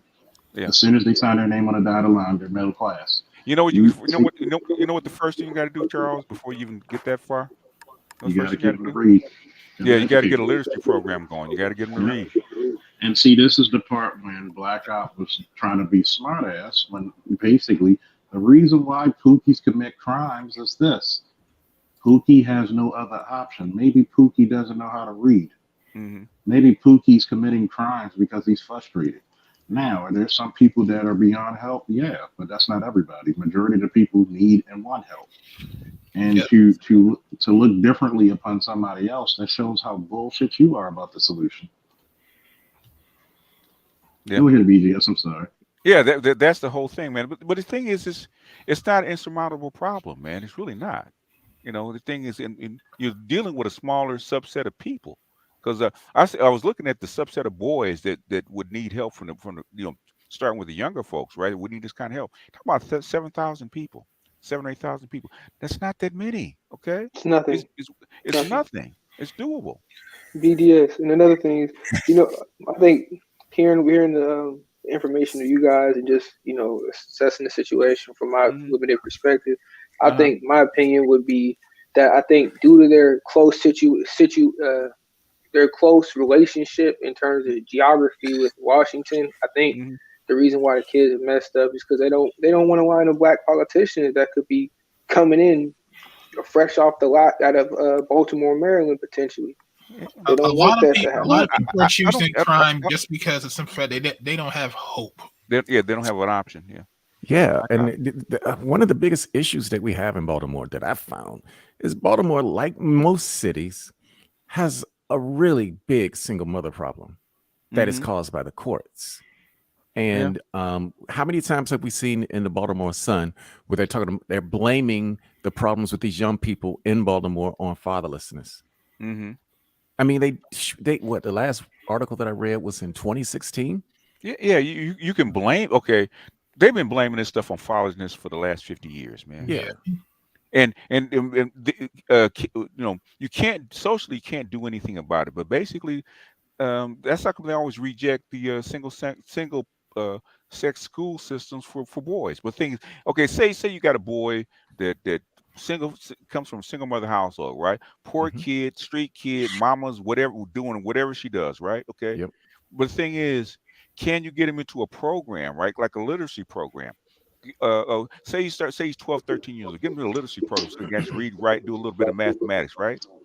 Okay, 15, 16, you get him into a trade program, right? Where it's actually where after school he's going to a trade program, learn how to build shit, and basically you got all these row houses that need work on it. Hey, that is good environment. Hey, get all these kids. It's not only a good environment, that's also a resume builder. Yep. It's a resume builder, right? So by the time he gets to adult at 18 years old, okay, he can read, right? He can basically read, write, do arithmetic up to the 8th grade, which is where most people are. Okay, and he's got a skill that he can take all over the country with. He doesn't have to be on the street. He can build. He can do stuff, right? He wire a house, electrician, builder, brick mason, cement layer, all that kind of stuff. The kind of people you actually import over from the border to actually do the same kind of work. And think about it. A lot of people, knowing the Trump administration, like them, love them, or whatever, that's up to you. Mm-hmm. A lot of the people, black men, were finding work when they actually, cut the visas, and a lot of people coming over because we were having to work. And by the way, for people who wanted to know the initiative, the Great Falter Initiative is in the chat. And you got to look at it, right? Because I wish black ops would actually come up here to actually speak in real time and not just a chat. You got to look at it. I'm not worried about the kids who are doing right because they're going to make it. Mm-hmm. You talking about the Pookie and Ray Ray. Because guess what? I like to give a fundamental statement to a lot of people who bought into that Pookie and Ray Ray educated lane bullshit. The world looks at you. I want you to open up your ears, okay? The world looks at you as one big nigga. Mm-hmm. Yes. There's no difference in class, hardly, in the black community. And to the outside world, one nigga is one nigga is one nigga. Yeah. No matter how intelligent, no matter how degreed, probably none of us in this motherfucker is about as degreed as Green Gorilla, Dr. G, and Dr. Ron Neal or Dr. Dunbar. Okay? Those are some of the most degreed. Like, you literally got motherfuckers I smoke with very high degrees in STEM. Yeah. And they will tell you about the racism they face. It's true, but you know what, man? They couldn't have me as a spokesman for the Baltimore streets, man, because I'd be embarrassing the United States with this stuff, man. Because what you guys don't emphasize enough is how close Baltimore is to Washington D.C. Well, there's just no motivation. They don't want an educated class of black people so close to any political That's sphere. not true, Pookie. That's not true. Okay. Because you got a lot of educated black people in Washington D.C. They've been there for a long time, generations. Yeah. Well, mass, D.C. is one of them. No, not. Well, the thing is, whatever reason they like Baltimore the way it is. Okay. Exactly. Because trust and believe, man, I'm in the middle of Los Angeles, man, where they've been gentrifying like crazy, man. We got a brand new football stadium in the middle of the hood. They've just renovated the whole hood, man, just within the last 10 years. Okay, it's doable. Okay, they're doing it in Atlanta. I'm gonna say this because a lot of people fail to mention this. I'm an East Side boy. I'm a name off streets that Bid said in Aquatech. He will tell you, yeah, this nigga's from over east. Orleans Street, Patterson Park, Valley Street, Montford Avenue, okay? Eastside boy. Look, one of the biggest things that happened to Baltimore is when Johns Hopkins bought up half of fucking Eastside. And nobody talks about that, do they? Nobody ever talks about that shit. Dude, if I go back to my old house on Eager Street, where they rebuild the same address, do you think about how much they want me to fucking buy that house for? See, a lot of people probably, I mean, at least over 2.5. And you're telling me, right? One, if you really want to change a city, you start giving incentives for people to look at this city as their own. Because hell, I would make a program where the city you own this house. The city owns the other part of the house. Right. You pay us. We'll make sure all your shit is covered until you pay us back your half. That way, you make people more responsible for their shit. Yeah. See, the problem with a lot of stuff in Baltimore and other cities is that you don't have a lot of responsible people. You don't put that air of this is your city, take the fuck care of it.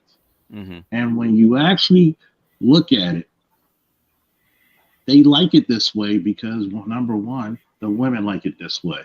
You go down to social service, guess what you see? A bunch of cackling broads. Mm-hmm. You go down to the courthouse, what do you see? A bunch of cackling broads. Who are fucking up your damn cases. Fucking up all your cases. Oh, purpose, right? And I'm telling you, it's just as worse when you're filing fucking reports. Okay. And you gotta, and you're writing up a warrant. Pray to God that you're fucking that the fucking court commissioner is actually somebody with some goddamn sense. Yeah. And if you have a child support case, you're in an uphill battle. Yeah. The thing is what I'm saying, Charles, and hear me out for a second, right? Okay. How do you get people to care about it, right? It's like the civil rights movement. How do you get people to care? Okay. What kind of language can you use to get people to care? Because trust and believe, nobody, I didn't know how close Baltimore was to Washington, D.C. Yeah, I thought it's like 300-400 miles away. No, it's 50. That's fucking 50 miles, man. That's nothing. Okay. That's what my friend from my friend, she rides a bike, and I just looked at how much she did. She showed me. I said, you basically went from D.C. to Baltimore. That's very doable on a bike. It's doable on a what? Okay, this is what I'm saying, right? Okay, and this would take a change in language and a change in mindset, because I know, anybody that has an old city like Baltimore, you're very proud, right? You want to have your own identity, your own independence, right?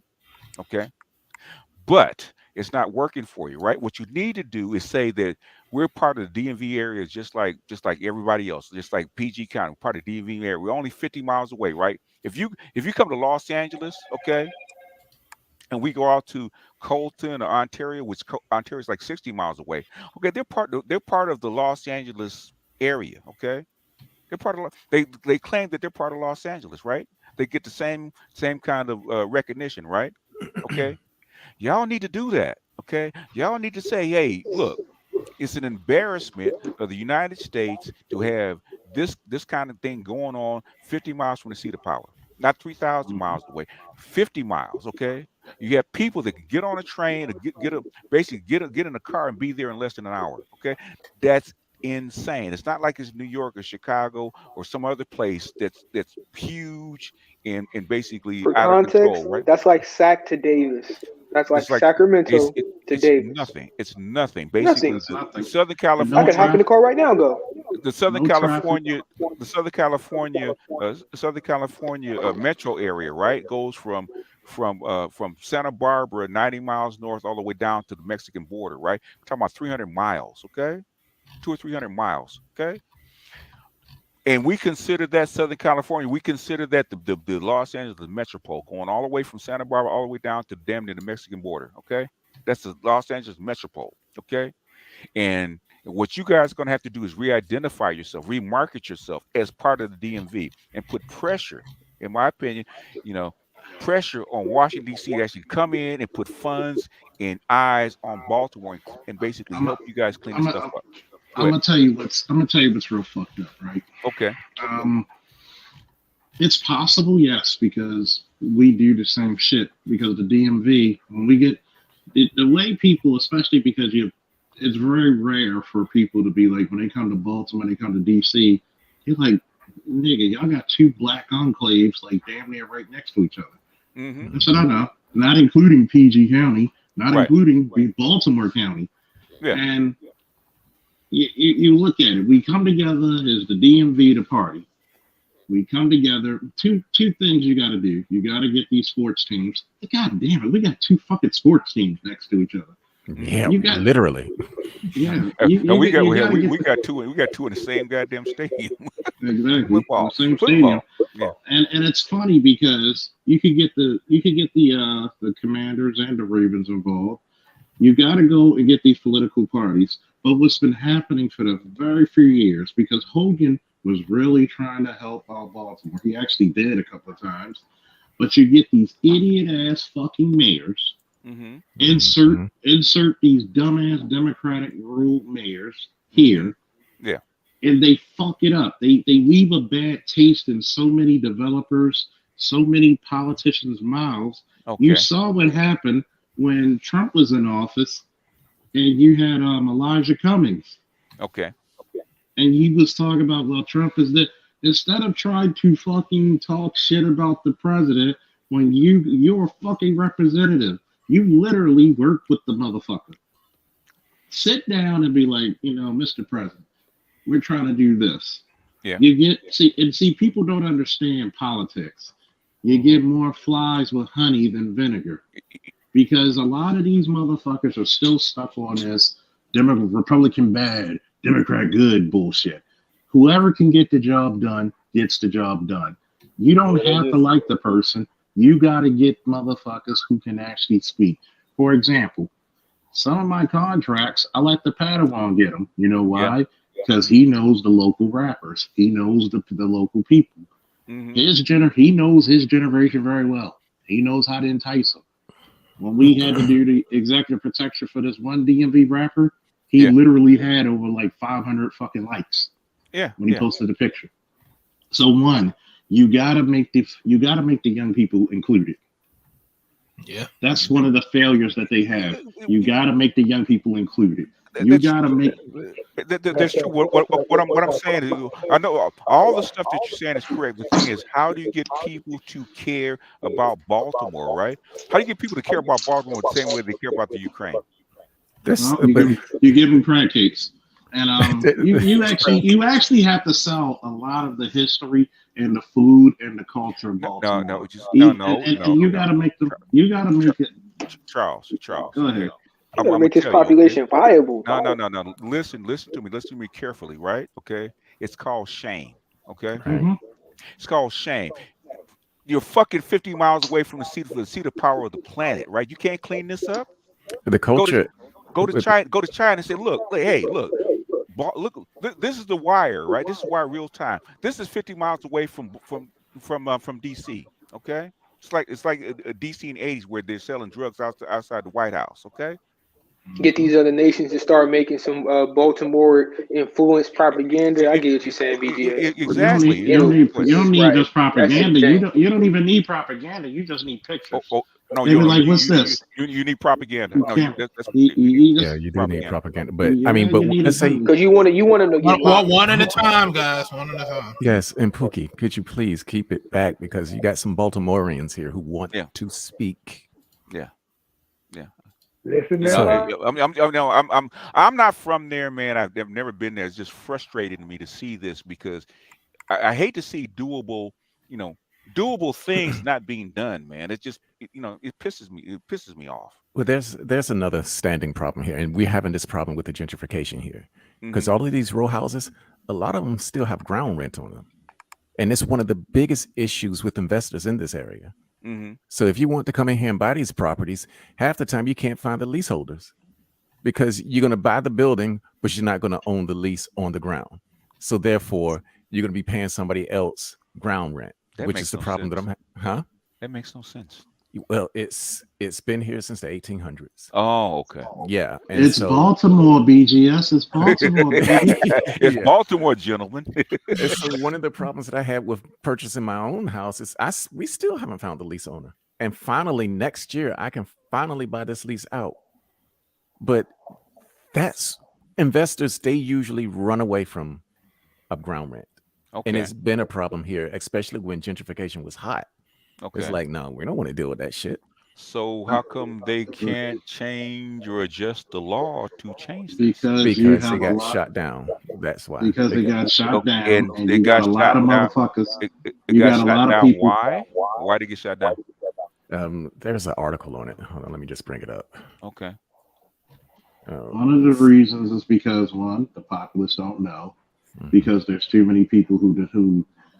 In Baltimore, a lot of the properties that some people own, they got it from their grandparents because, like LA, guess what? One of the cities got hit massively with the fucking crack epidemic. Oh yeah, LA's ground center. I was actually talking to my old neighbor, man, when I was a kid, right? And we talk about how close Freeway Ricky Ross was to our neighborhood. I actually grew up in our neighborhood at the same time. And when you came to Baltimore had a very issue because when it came to crack cocaine in the 80s, Guess what was one of the biggest reasons we were hit so heavily? Two. One, we're Port City, and we're right off of 95. Yeah. And to get to New York and to get to everywhere else down south, you got to come to Baltimore. You got to go through Baltimore, And we were devastated. 95, baby. We were hit so. And then a third aspect, Bethel Steel, Inner Harbor Ford, all your fucking your manufacturing industry, your blue collar industry was decimated. So Baltimore, where you had black men who had an 8th grade education, make enough money to send their wives and their children to college and have 2 brand new cars and buy a house. Sound like Stacey Abrams' father. Let me put it to you this way. A lot of these motherfuckers who talk about their fathers, they don't praise their fathers for putting these ungrateful bitches through college. Yeah. From the hard work of their blue collar work. And see, with a lot of this stuff goes, the dead set to tell you, when you get that land rent shit, the reason why they don't want to give it up is because the city makes so much fucking money off of it. Exactly. Okay, I got the part of the article right here because I don't have access. I don't have a subscription to the Baltimore Sun online. Okay. But in the Daily Record, the court struck down key parts of the ground rent reforms enacted by the General Assembly in 2007, ruling that ground rent holders cannot be forced to file foreclosure actions in order to enforce their rights against the people living on the property. That should tell you something right there. Yeah. Because you got on one property, you've got 2 different interests: the owner, who's been handing down his ground rent from generation to generation, and the person who bought the building on the property. So, in other words, you own the building but not the land. Precisely. Okay. They do that. That's an old practice. They do that in third world countries where you can actually get a 99-year lease on the land or whatever it is. But you don't own it. You own the building, but not the land. But the problem is that the leaseholders, what happens is that they disappear. They either die or they disappear. Exactly. Or if you look at the last names of the leaseholders, they have a little Stein coming after their name. So if you're paying rent on the land, where does the money go? And a lot of those old timey things like this, and that's to tell you, a lot of this shit, if you can't find it, guess who holds it in escrow? The city. Okay, basically it's a money making venture for the city. State funded. It's like it's kind of similar to the up here in Sacramento. It's how the these school districts will buy many properties and put it under different names and put it under different board members so they can hide the actual investment. But in reality, they'll be funding. They'll have whole apartment buildings and restaurants and like stores or furniture stores that they'll be producing tons of money that won't actually get to the schools. Like the school will actually have like dilapidated bathrooms. The lawn wouldn't have been cut in months. Like I'm talking about beyond regulation. Like football field got potholes. Like it's common thing to roll your ankle. Like kids like rolling their ankle. Like tight. That's how it is. So basically, has anybody dug up exactly how much money that they get from the said practice or any kind of estimate? Or just that's the reason why they went. That's the reason why they went to court for this shit, because it's just like the bullshit we talked about, the rain tax. Like you basically double taxing shit for shit that you already do. And you already cleaned up the Chesapeake Bay. You already cleaned up the goddamn harbor. Okay. And as a matter of fact, they're losing business in the harbor because they closed down a whole fucking mall down at the harbor, the gallery. Okay. And I'm like, you've got to build the infrastructure. Then here's another issue with Baltimore is the fucking we damn near invented redlining. Oh, tell me about it. We damn near invented redlining. One of the biggest fucking issues is that Gusco to Preston Street. Yeah. You could go from the 1200 block to Preston and go to the 1800 block of Preston. Yeah. What's the difference of the houses? Nothing. Same architect, built the same year. Yeah. One's worth $85,000. The other's worth $485,000. In other words, one's black and one's white. Basically. Yeah. That's basically how mine, because I live between Druid Hill and Utah Street. So which is supposed to be a civil rights violation. Oh shit. Yeah, it's supposed to be. Civil and rights don't go together in Baltimore. Well, that's why you, in my opinion, that's why we have to get the feds involved, because this is ridiculous. The only people that actually clean up all this stuff is the feds with federal pressure. And that's what's happening. And that's what's actually happening now. Mm-hmm. And shout out to why do you think we have Larry Hogan in such high esteem? Mm-hmm. Because he cracked down on a lot of this shit. Mm-hmm. Yeah, he actually gave us a way out of ground rent. That was because we could buy it out after 3 years. Okay.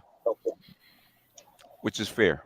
Yeah, I mean that I can deal with. They say if you can't find the leaseholder, or the leaseholder, if you can't find a leaseholder, they just said buy it out. So I was like, okay, that's. But the investors, the problem is that you need investors in the city to take care of all of these dilapidated properties and gentrify. Okay. And you can't get that provided that these leaseholders or the investor has to wait 3 years or 5 years just to get a return on his investment. Mm-hmm. It's like some areas look like a slum up there. It's like it's not a slum, but thing is you got to. This is what Carol Quigley called dinosaurs, right? Okay, it's been institutionalized so long that people keep these old dinosaurs alive because of basically habit and culture, right? They're afraid to actually switch over to something new because this thing still is making us some kind of money. We're afraid to actually let it go. You have to kill these old dinosaurs. And that's one of the biggest issues with the police departments on the East Coast, because cities like Baltimore, some of the oldest cities in the goddamn country. Mm-hmm. You got to think the Baltimore Police Department been around since 1784. Mm-hmm. So literally, and by the way, the black ops, before I finish my statement, didn't I say non-violent offending crimes? Bank robbery and domestic violence is violent crime. If he's not going to come up, don't even answer him anymore. Yeah. You got 3 minutes. You got 3 minutes to come up here. We just gonna time you the fuck out. But anyway, back to what we were saying, because this is some important shit. And notice we never even talked about the gynocracy. But big problem here too. Which is another. Speaking of the gynocracy, since we need to bring it up, that's another issue. What about them? So much of the single mamaism and a lot of the gynocratic politics in the city is pretty much. How can I say it? A lot of these broads are politically backwards. Okay. And to us, they are. And even when you see and this, let me put it to you this way: they ain't no gynocrat like a Baltimore gynocrat. Ooh, I would say go down to Atlanta and say the same thing. Yeah, Georgia. What I'm hearing, I'm here. They don't know it. Them chicks like Stacey Abrams and chicks like that. They run Atlanta. You don't have any clue about how fucked Atlanta is. Yeah, I'm gonna tell you why I have a clue. Guess where my ex-girlfriend went? Yeah, why do you think? Why do you think she went there? I know. That's why I said, where do you think they come from? They come from the land of the gynocrats to go finish their finishing school down in Spalding. We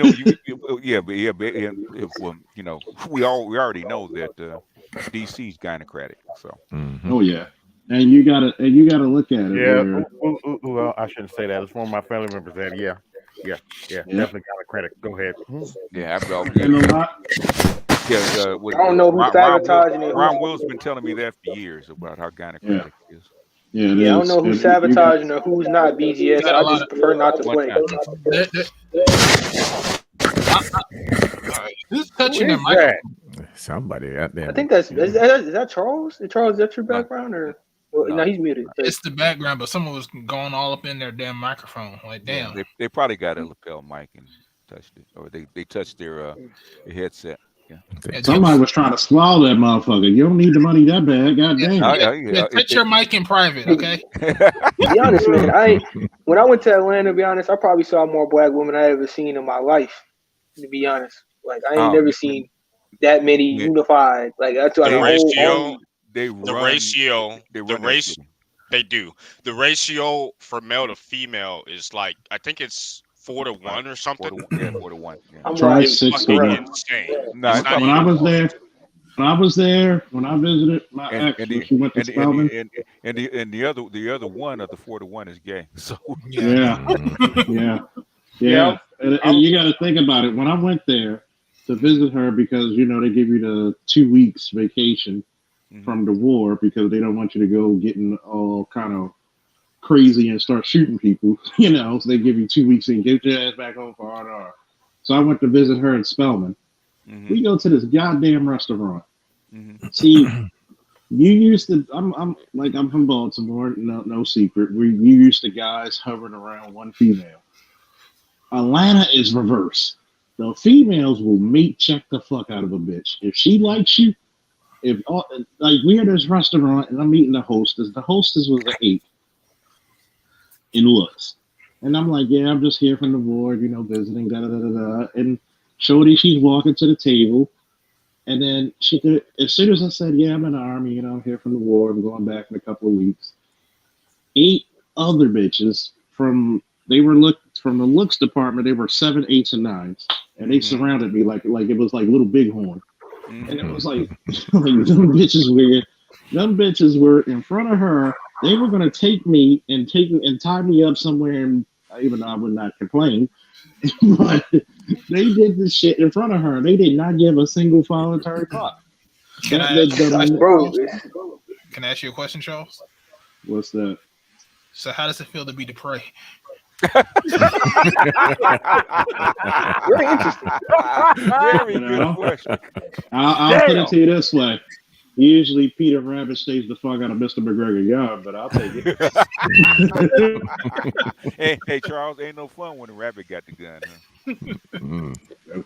But it'd be a mass like 1,000 strong too, built like I'm talking about. It'd be some street chicks and it'd be some regular chicks working good job, all mingling, and this shit like confusing, man. Like I need to get the hell up out of here. This shit consolidated.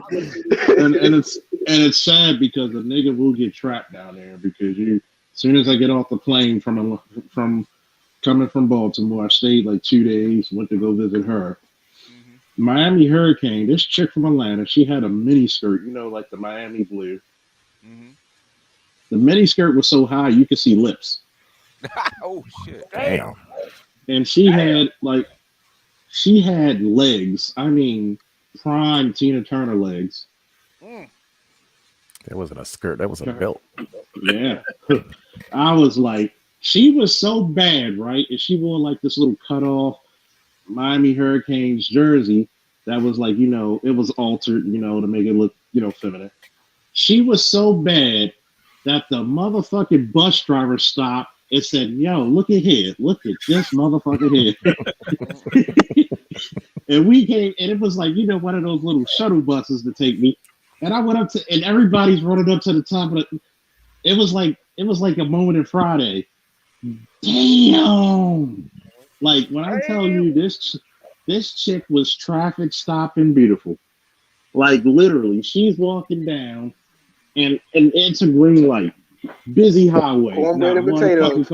Not one fucking car moved. I mean, she had an ass that stuck out like an air conditioner. But I mean, cornbread and potatoes. She was built. Appreciate you, final watcher, for the cash up. That's all you see is cornbread and potatoes. Straight like that. Ain't never missed a meal. I mean, Titty stood up like a post commander was checking you for inspection. God damn. In her prime, huh? Geechee. On both sides.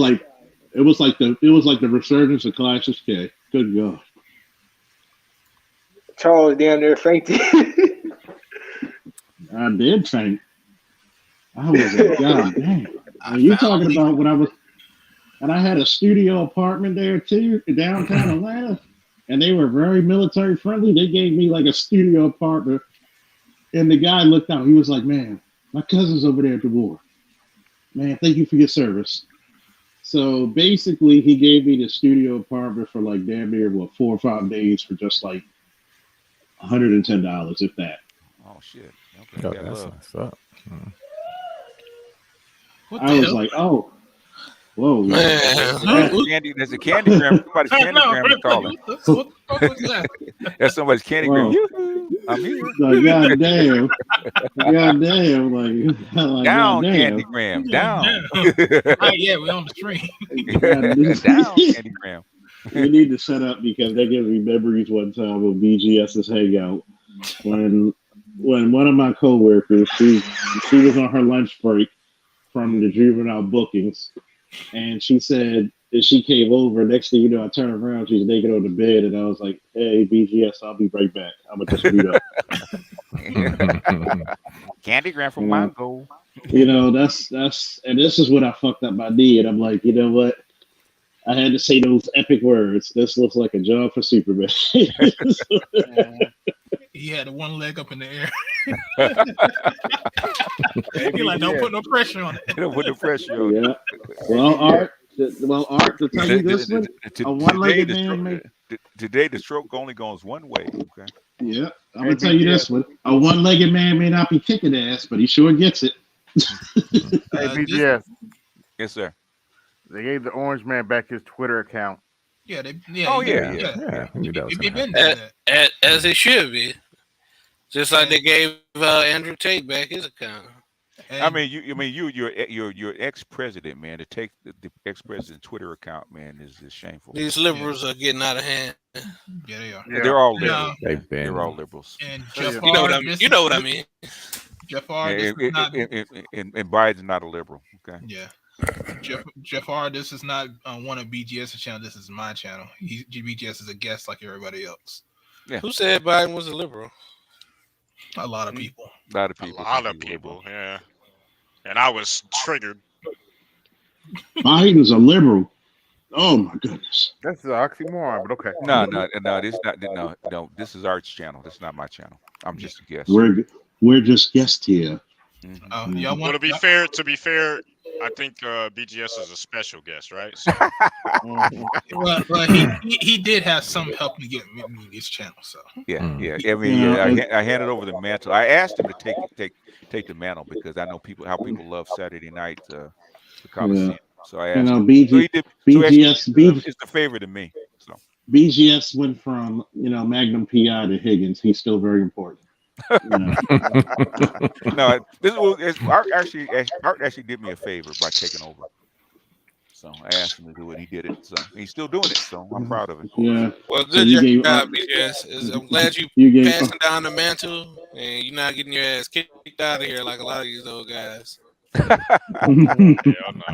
Like, gotta push your ass out of the power position. Like, God damn. He had to hand over the Cape and Cow. He had to hand over the Cape and Cow and shit. You know what, man? The thing is, I don't get it. I kind of get it because people need that. Some people need that validation, man. I hear stuff that I've said for years all over the net, man. But thing is that people say, "How come you don't get on these people about copying your shit?" They said, "Because I want the ideas to spread. It's more valuable to me for the ideas to spread than me take credit for it." Like sign language, like that said, people had to find out they actually came up with it, and Kevin didn't. Yep. I never said anything. I said it doesn't matter. The thing is, I told Kevin, use it. Use these tools to actually make a difference. That's what I want. And that's what it's supposed to be all about. Made a difference, all right. Yeah, because I was listening to Obi. I was cracking up. I was actually listening to Obi use my shit right about how women are 80% feeling, and they filter their ears or what they hear through their feelings. And I just laughed. It's okay, man. Go ahead and use it, man. It's fine. Yeah, and I don't know if he understands what black pill is either, because he had one video that's talking about black pill, and I was like, that is not black pill. You know what? It's I know I got tired of arguing about it because white boys want to rename what black pill is, and they actually trace down the steps of the history of where it came from. And basically what I said black pill is what the original guy that came up with it in this space, said the exact same thing I'm saying. Okay, it has nothing to do with you dejected because the way you look has nothing to do with that. Okay. Yeah, black pill is the utilitarian versus the nihilists. Nihilist, Black pill. That's why when BGS talked about the black pill, I got it immediately. yeah. Basically, if you look at a guy like myself and the professions I've been in, there's no way in hell I could be in those professions for very long without being detached. Yeah. You know, you have to see the world one way or the other. You're either going to destroy it or you're going to, the world's fucked up. It's like think of red pill without feelings. That's black. That's the simplistic way that I can say it's black pill. It's black pill. Yeah. And most of those guys at incels and stuff like that, they try to take it over. No, they try to take it over. I said you're not black, but they said why? Because a nihilist or a utilitarian would just buy it. Like, Exactly. Okay. How much? $50. Fine. I need to get this off. Okay.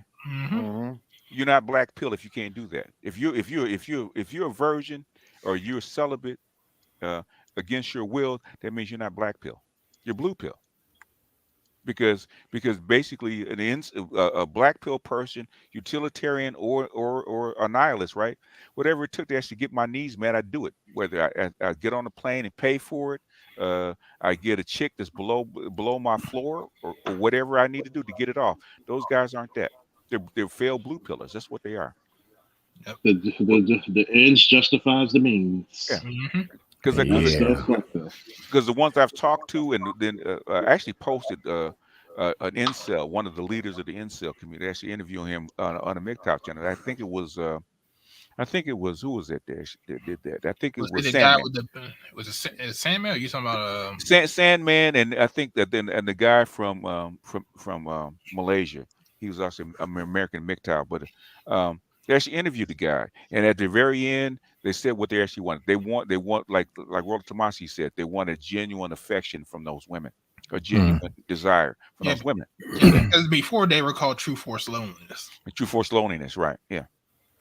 Yeah, I did not realize how utilitarian I was until BGS pointed it out. Yeah.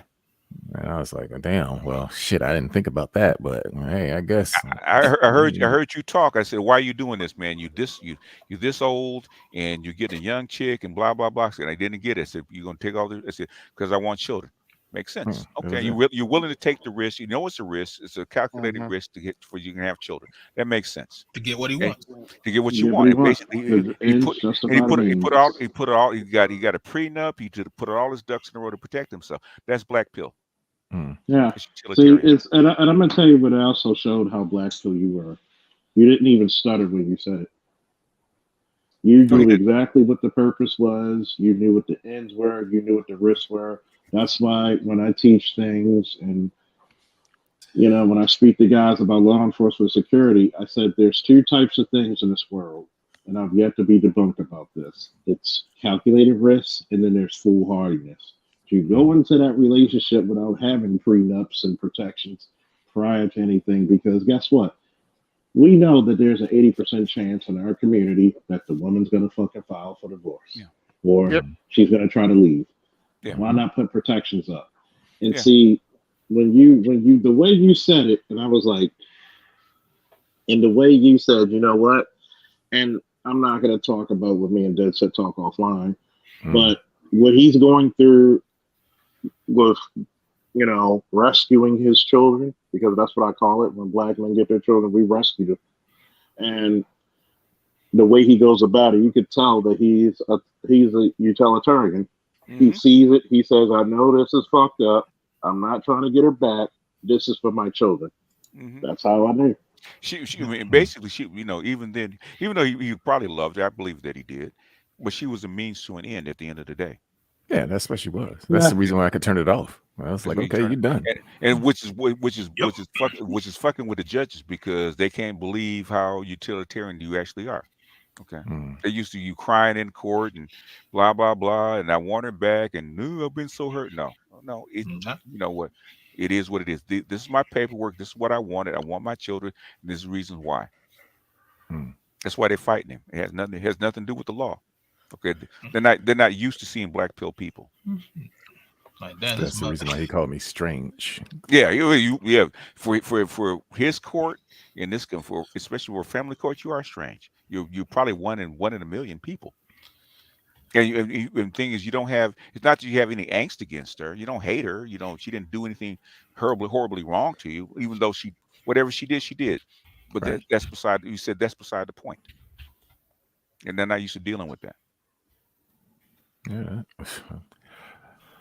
The most black pill thing I ever had to experience or said in my life, when a chick did something foul, and she asked me, "Why are you not getting upset?" Because I expect you to be you.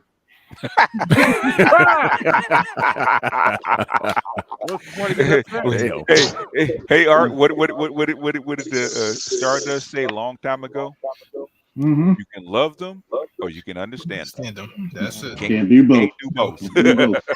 Can't do both. I mean, you got to realize it. Like, there's chicks who'll be like, "You're not gonna argue with me." I said, arguing would actually show that I care. Yeah. Yeah. The only thing I can refer to you is my pity. And when you tell a chick that you pity her, she'd rather you call her all kinds of nasty horn bitches. Mm-hmm. And I tell a lot of men, that a lot of times what you need is to take a hardcore look in the world. And part of that is probably because, Dead Set's background is probably why he's so utilitarian, because a lot of guys who've been in the military and live in Baltimore, you have to be. Mm-hmm. If you're going to survive this city. Shit. Yeah.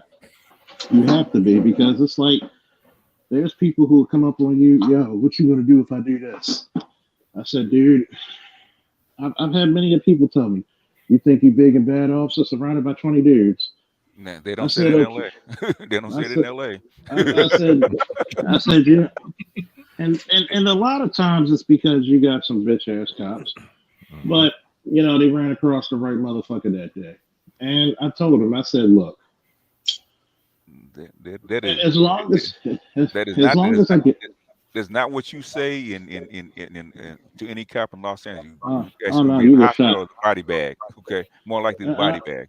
And I told these dudes, I said, look, I don't know who you think I am, but let me reintroduce myself, okay? I'm that motherfucker that get Freddy Krueger nightmares, okay? He said, "Why you take it personal? If I took it personal, I'd have put two in your head by now," and just walked away smoking a cigar. I said, "Do you really think that I'm not above coming to your house 3 o'clock in the morning, out my uniform and putting my fucking AR to your throat?"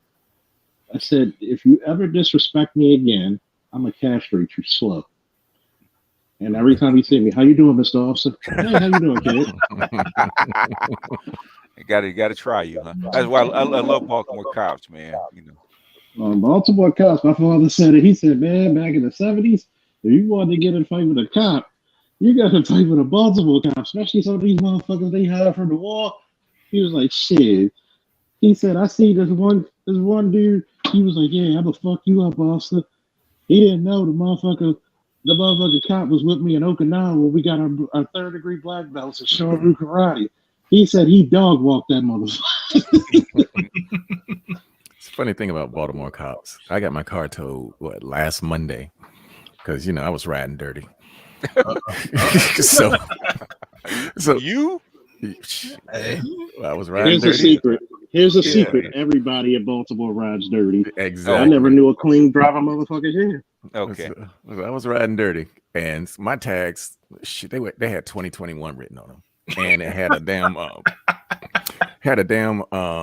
pickup order on the car because. Oh shit. Okay. Yeah. So, I was just ignoring that shit, and so they said, "We gotta tow your car," and I said, "Oh, really?" So I just get out of the car. The dude was like, "You awfully upbeat about this." I said, I'm within walking distance from home. I don't care. I'll go and get my nigga. Go and get the shit out of damn impound tomorrow. Yep. Be done with it. Shit. I'm not gonna sit there and argue over small shit like that. It was like, okay, you caught me. I was riding dirty for over a year. Yeah. Guess what? Yeah. Keep it moving. You play the odds.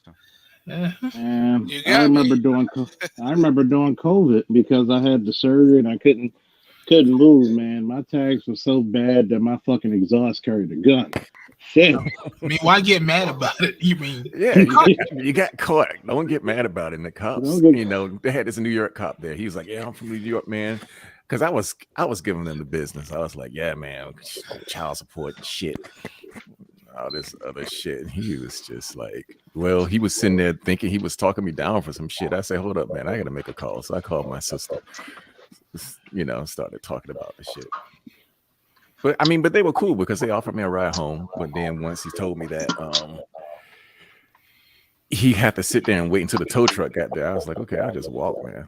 I'm good. Yeah, there's a reason why they had to do it because Uncle Charles story time. Go for it. Oh my God. There's a reason why a lot of Puerto Rican officers got the side eye.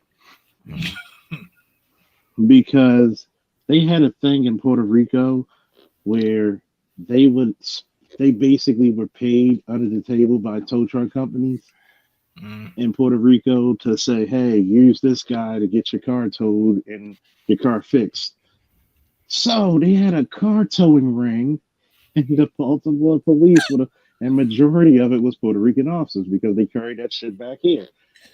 And 3 of those motherfuckers were in my graduating class.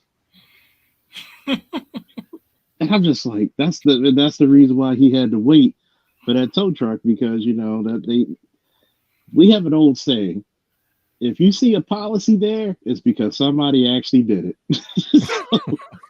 Yeah, that is true. That is true. We actually have a policy that men cannot wear makeup in uniform and when court attire in official police capacity or business. Oh, why? Because somebody actually did it. Man, there's so many damn laws on the fucking books. It's ridiculous, dude. But I like that law though. Yeah, it was funny. Looking like faggots when they're out there. Yeah, I'm gonna tell you what happened. Because there's one openly gay officer. He actually made it to lieutenant, but I'll probably say the story of why he had to resign on Patreon. He actually came to court. He discovered Uranus. I mean, no, he was not a giver. He was definitely a taker. Oh yeah, he had moons circling called dingleberries. That motherfucker was so sweet. He give you diabetes and cavities. But anyway, I mean, he was cool. But how you doing, little boy? Hey, keep that shit to yourself. But he came to court one day, and they were like, "That's not the cop who arrested me. Who's that? Who's that woman?" I was like, "Oh my god! Oh my god! Oh my god! Oh my god! Oh my god!" You know when you just say, "Oh my god," because you're like, I just didn't hear this. And they made a GO for that shit so quick. God damn, that shit. The ink didn't dry. He passed that shit. Y'all wanna see a wheelchair bound guy versus roasting a transgender? What? I'm not sure because I saw a disturbing wheelchair one earlier. No, this is just them roasting each other in a club. Oh, that's what's up. Oh my god, that sounds funny. Yeah, I think I pay to see this shit. I found this the other day and I laughed my ass off because the wheelchair, because he has Down syndrome or something like that. But he roasts the fuck out of this damn.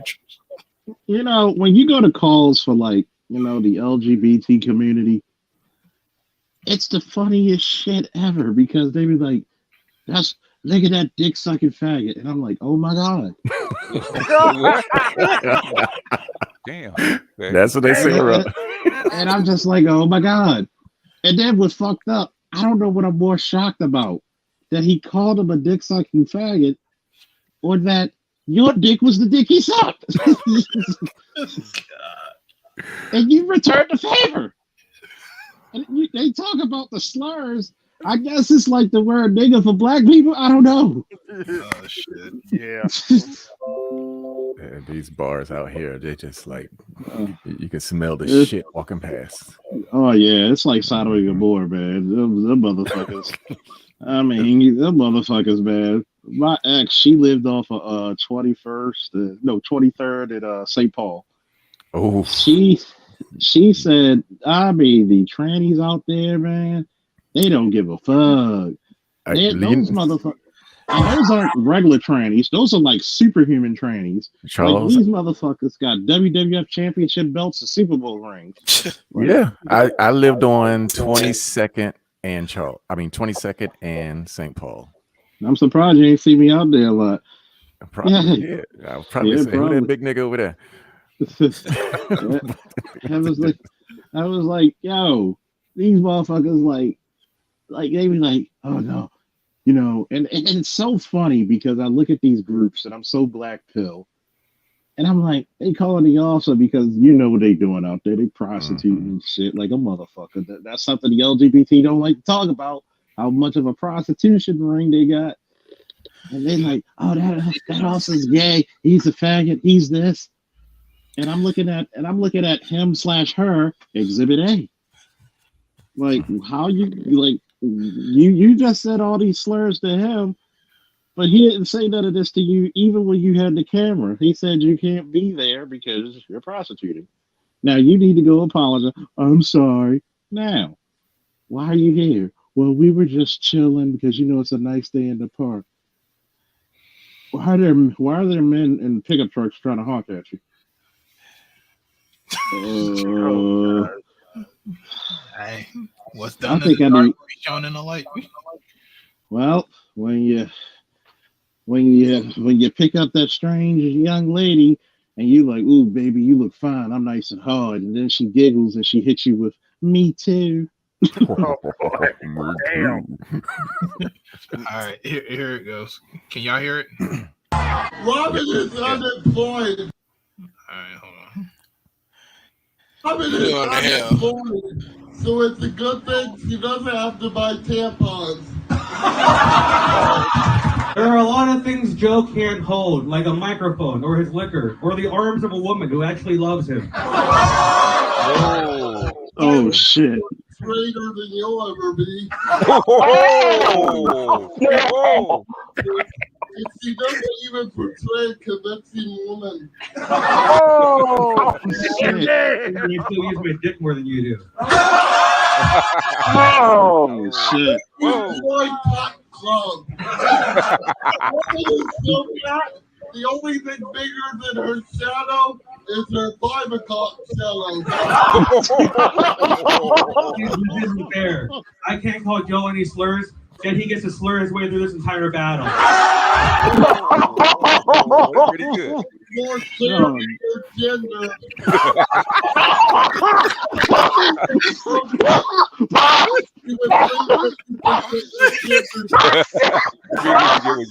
The only person who has ever fucked Joe is God. Oh, damn. Oh. Robin belongs to the men's room. Some say the women's room. I just wanted to stop crying in the handicap stall. The state took me away from my mother. I haven't seen her in 21 years. So my father and her mothers want their sons back. Joe, I mean this from the bottom of my heart. You're the only person in this room that I would not switch places with. You know what? You guys look at the vote. It's a draw. That was pretty That was dope. He held his own. Oh, he's bagging, man. Yo, Art, send me that shit. He's going to get away with this shit. Oh my god. Oh my god. Oh, shit. I thought Holmes was going to get crunched, man. He had some good ones. Yeah, he did. We all going to hell. The only thing bigger than your shadow is your 5 o'clock shadow. What is that about artists trying to get gender off of me? God damn. That's how Nah, the one that really killed me though, when they said the only person Joe fuck. Only person that Ever what he fucked said. Joe- God. the only person that ever fucked Joe was God. And even he had to say, "Good point." Boy, You know what? If the LGBT can be just like that transgender person, they will be all right in my book. I'll be like, you be all right. Like, no. I laugh at shit like that. Oh my god, that reminds me of I it. said, Oh man, my god. yeah, my arm shredded in your gender.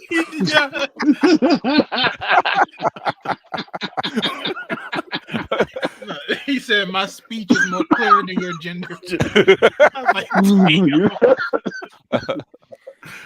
Oh man, that was funny. Oh my god. That's the kind of shit that we used to do as kids. It was straight brutal. It was Just like brutal. Auburn. That was brutal. And he took That's it. how. He took it. He took it like a champ. He took it like a champ. He gave it back. Yeah. I just wish Robin would stop crying in the handicap.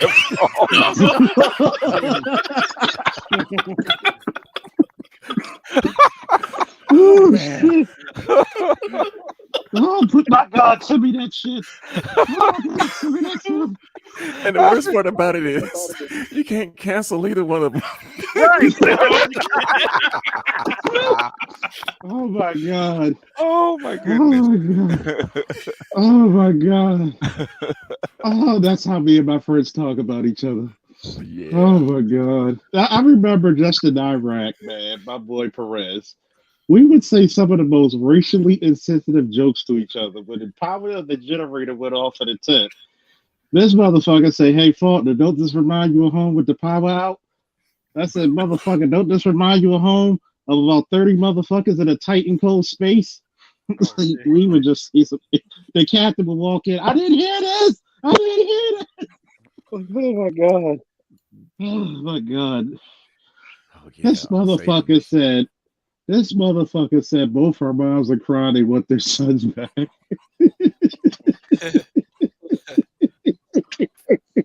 mean, this shit is better than midget wrestling. Oh my God. Oh my God, I'm crying. Oh my God, fuck you, Art. That was too funny. That should make my day. Man, I found that shit. I was like, "Holy shit, this is funny." I know you damn near pissed yourself. Oh man. Oh my God. This Oh the my kind God. of shit that I used to look for on YouTube. Oh my God. Yeah. Man, now that's comedy, man. You're right, Aquateki. That's real comedy. Man, you need to go to Lake Clifton back in the 90s, last period of fucking lunch. When you tell a motherfucker that his mother was a garbage man, I mean, goddamn. I remember Derek used to tell me because my mother did crossing guard like part time in between her other job, and he said my mother had a 45-minute job. Oh man, oh we were cruel to each other, man. That's good friendship, man. That was some good sportsmanship. I love it. Oh my God. Oh my God. You all right over there, Charles? Man, I'm Charles was crying, man.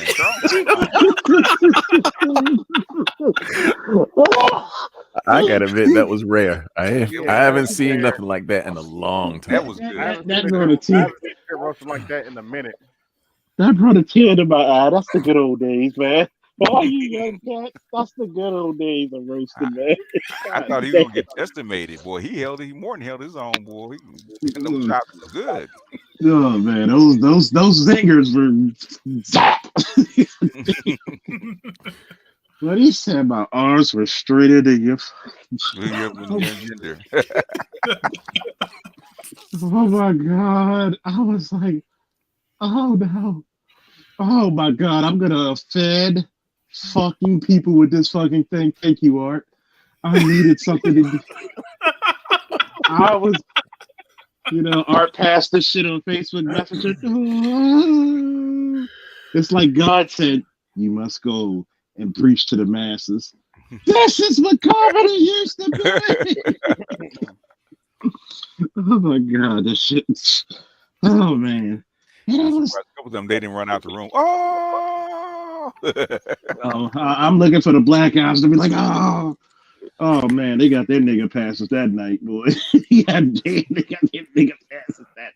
They were like, you know what? Small intimate place like that. Yeah, I remember going to places like that. Little hole in the walls where they just cut loose. Yeah. Mhm. Oh yeah. And first thing said, homie got hurt. Yeah. You better. Joe said that dude championed that shit, boy. God. The Spain man said that Super Saiyan level roasting.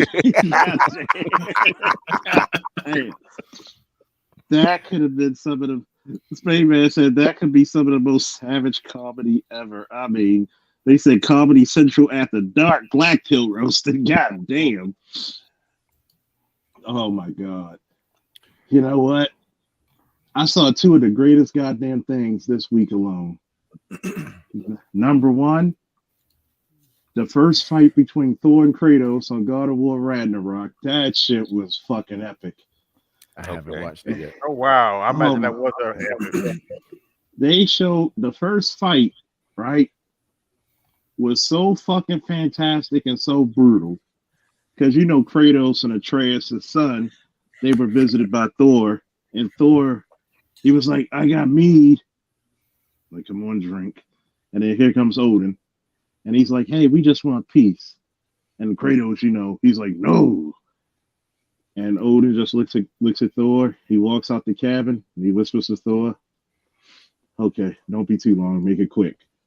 So he calls forth the hammer and knocks the living shit out of Kratos. Kratos gave it back, but one of the coolest scenes of that fight is when he took his wife's axe and Thor threw the hammer and they clashed in midair. And they were trying to, like, you ever seen like two bulls that don't give ground? That's how the axe and Mjolnir were. And they were walking around the motherfucker. And Thor was like, we didn't kill your son, that was you. And Thor said, the fuck you say? Oh, if you haven't seen the fight between them, go watch it. It was so fucking fantastic. You're fighting Thor, and he hits you with a Mjolnir and kills you. And you see the game over scene, the game over screen, and you hear Thor says, "You're done when I say you're done." He takes Mjolnir and fucking use it like a fucking AED and bring it back to life. That shit was awesome. Damn. That shit was epic and awesome. Oh my god. My gods are drunken, super strong, and they carry hammers. Oh man. You know? Remember Dad said men that he likes to date. What's that? What are you playing? Warhammer 40K Dark Tide is the game that just came out a couple weeks ago. Oh, really? Okay. I waited for that. Hey, do they have a colored section so you can be a black guy? I mean, that's what he's doing now. I mean, he looks pretty dark. His hair's kind of nappy. I mean, a little bit. Hey, look, it's Mexican PK. It does look like 4C hair. Oh Lord. So wait a minute. So it doesn't look like PK. Okay, go ahead. Oh my god. He's in jail. No, now he's black.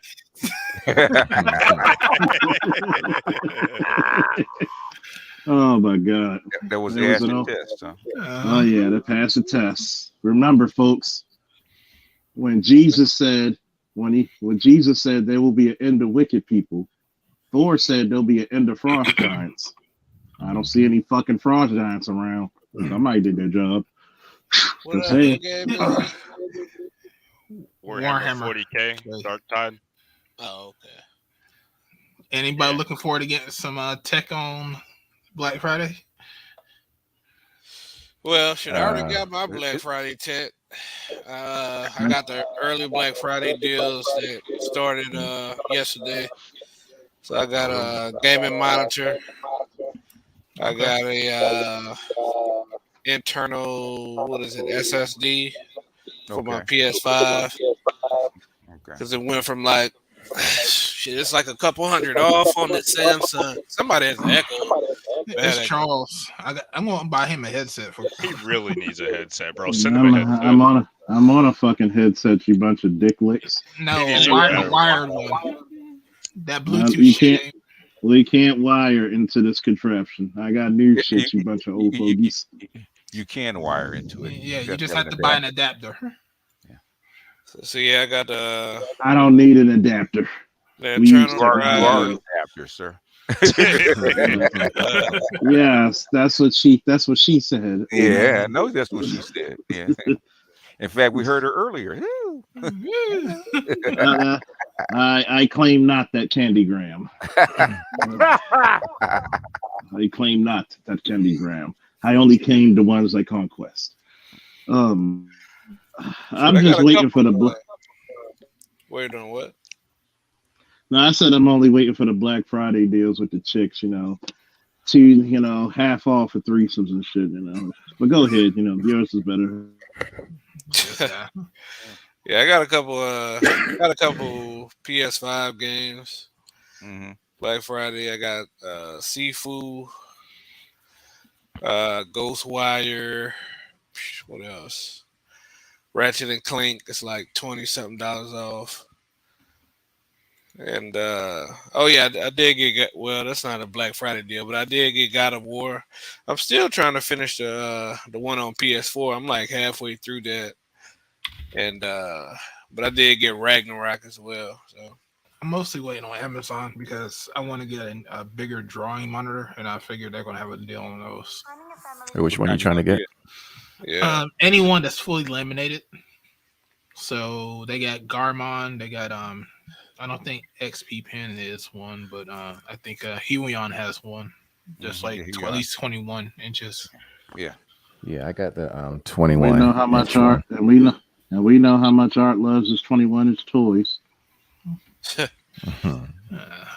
Here we go. Too bad you like your double dildos, huh? Yeah. One day, wait. Hey, you need to stop breaking your teeth on yours, man. Man, they are never gonna come down on their price. They've always been expensive. Who? Wacom. Wacom. Oh, yeah, Wacom. They're terrible. Yeah, they're shit. I mean, the one I want is like what, $2,000? It's insane. In these days. Yeah, it is. Especially when these third-party companies are just. It's because of the name. That's all really all it is. That's all it is. Half these laptops got touchscreen built in them now, so. Man, shit! With all this damn freeware, you don't need to buy software anymore. Yeah. You really don't. I mean, if you want to do 3D, you can get Blender. There's so many freaking tutorials on Blender. It's ridiculous. Yeah. Well, not just 3D anymore. 2D animation, because Blender got the grease pencil. Yeah, the grease pencil got an impressive 2D animation to it. Yeah, it do. Both tween and traditional animation in Blender. Yeah, but there's just so much free shit. And, man, I wish all this shit was around when I was in the early 2000s. When I was... You know what? I wish I would have bought some Amazon stocks. Shit. If you know how much some Amazon or some Apple stocks back then, god damn, you know how much fucking money you would have? Yeah. Don't remind me, Charles. I wish I would have got into AMD back in 2010. I'm gonna tell you what pissed me off, right? Everybody thought AMD was dead. Yeah, I know. China brought them back to life. Nobody could have saw them coming. I'm gonna tell you what pissed me off. When they had that AMC fucking rush last year, even though I had about what $500 to $1,000 on my stocks. Mm-hmm. I took a nap for like an hour or two, woke up to check my stocks, end up going up $5,000. Like, whoa, what the fuck? Like, man, I must be dreaming. The only thing I hated was the next week. That's when fucking GameStop was on Cash App stocks. If I'd have took that $5,000 I had out and put it on that fucking GameStop shit, I would have came up about 50 to 35,000. Yeah, nobody can predict this kind, especially with events like that. Nobody can predict it. So don't beat yourself up. Oh no, I was like, and it was like funny because I made good. Trust me, I made good. But man, if they would have had GameStop or Cash App, I would have been like, take this fucking 5,000 for the year. Keep going. That shit man, was epic. look at the crypto market right now. That's terrible. It's Yeah. Well, you got that scandal. It's going to be terrible, man. Yeah. well, even before the FTX thing, it's just like blood in the water. It will be okay. Number one, the Chinese don't control it like they used to. That's number one, right? Number two, you have this currency crisis going on with the dollar because they're raising interest rates, and risky currencies like crypto are not going to be invested in. Number one, because they're going down. Number two, there's a lot of pressure on them. There's pressure on all currencies. Okay, so but the thing is, for what it's gone through, it hasn't gone down that much.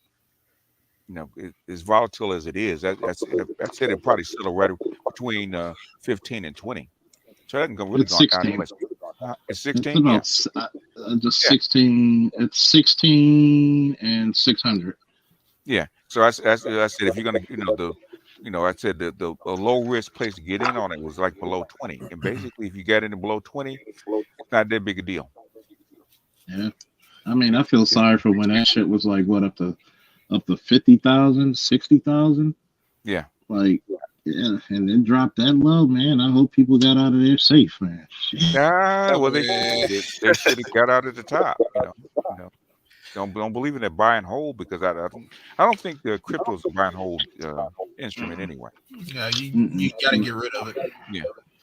It's funny because I had some stocks of marijuana.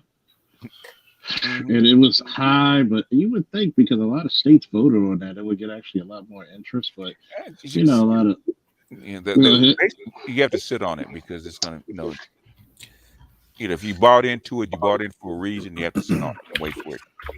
Man, there's some people that's lost millions and billions on what? Crypto. Had a couple articles, crypto billionaire. It's crazy. As soon as basically you need to tread lightly, man. Especially with what's going on between the United States and China and this currency war and stuff like that. You need to tread lightly. It's not a safe place to be, in the middle of this kind of stuff. It's unpredictable. I got out of all of that stuff like a year ago when I started reading the tea leaves and looking at the market. I was like, yeah, it's gonna be too volatile in the next few years, basically. Too volatile. I mean, anything that goes from $3,000 to $60,000 is volatile. Okay, we're doing in less than a year. That's volatility. Jesus Christ. Hey, PK. Well, who's that playing right now? It's PK. Yo. Oh, well, you busy. You into your game. So, what are you fighting? Cultists or something? Well, this is hard to explain unless you understand 40K. Yeah, I play 40K, so go ahead. So these are this is the extended universe of 40K, because 40K takes place in multiple universes, right? Right.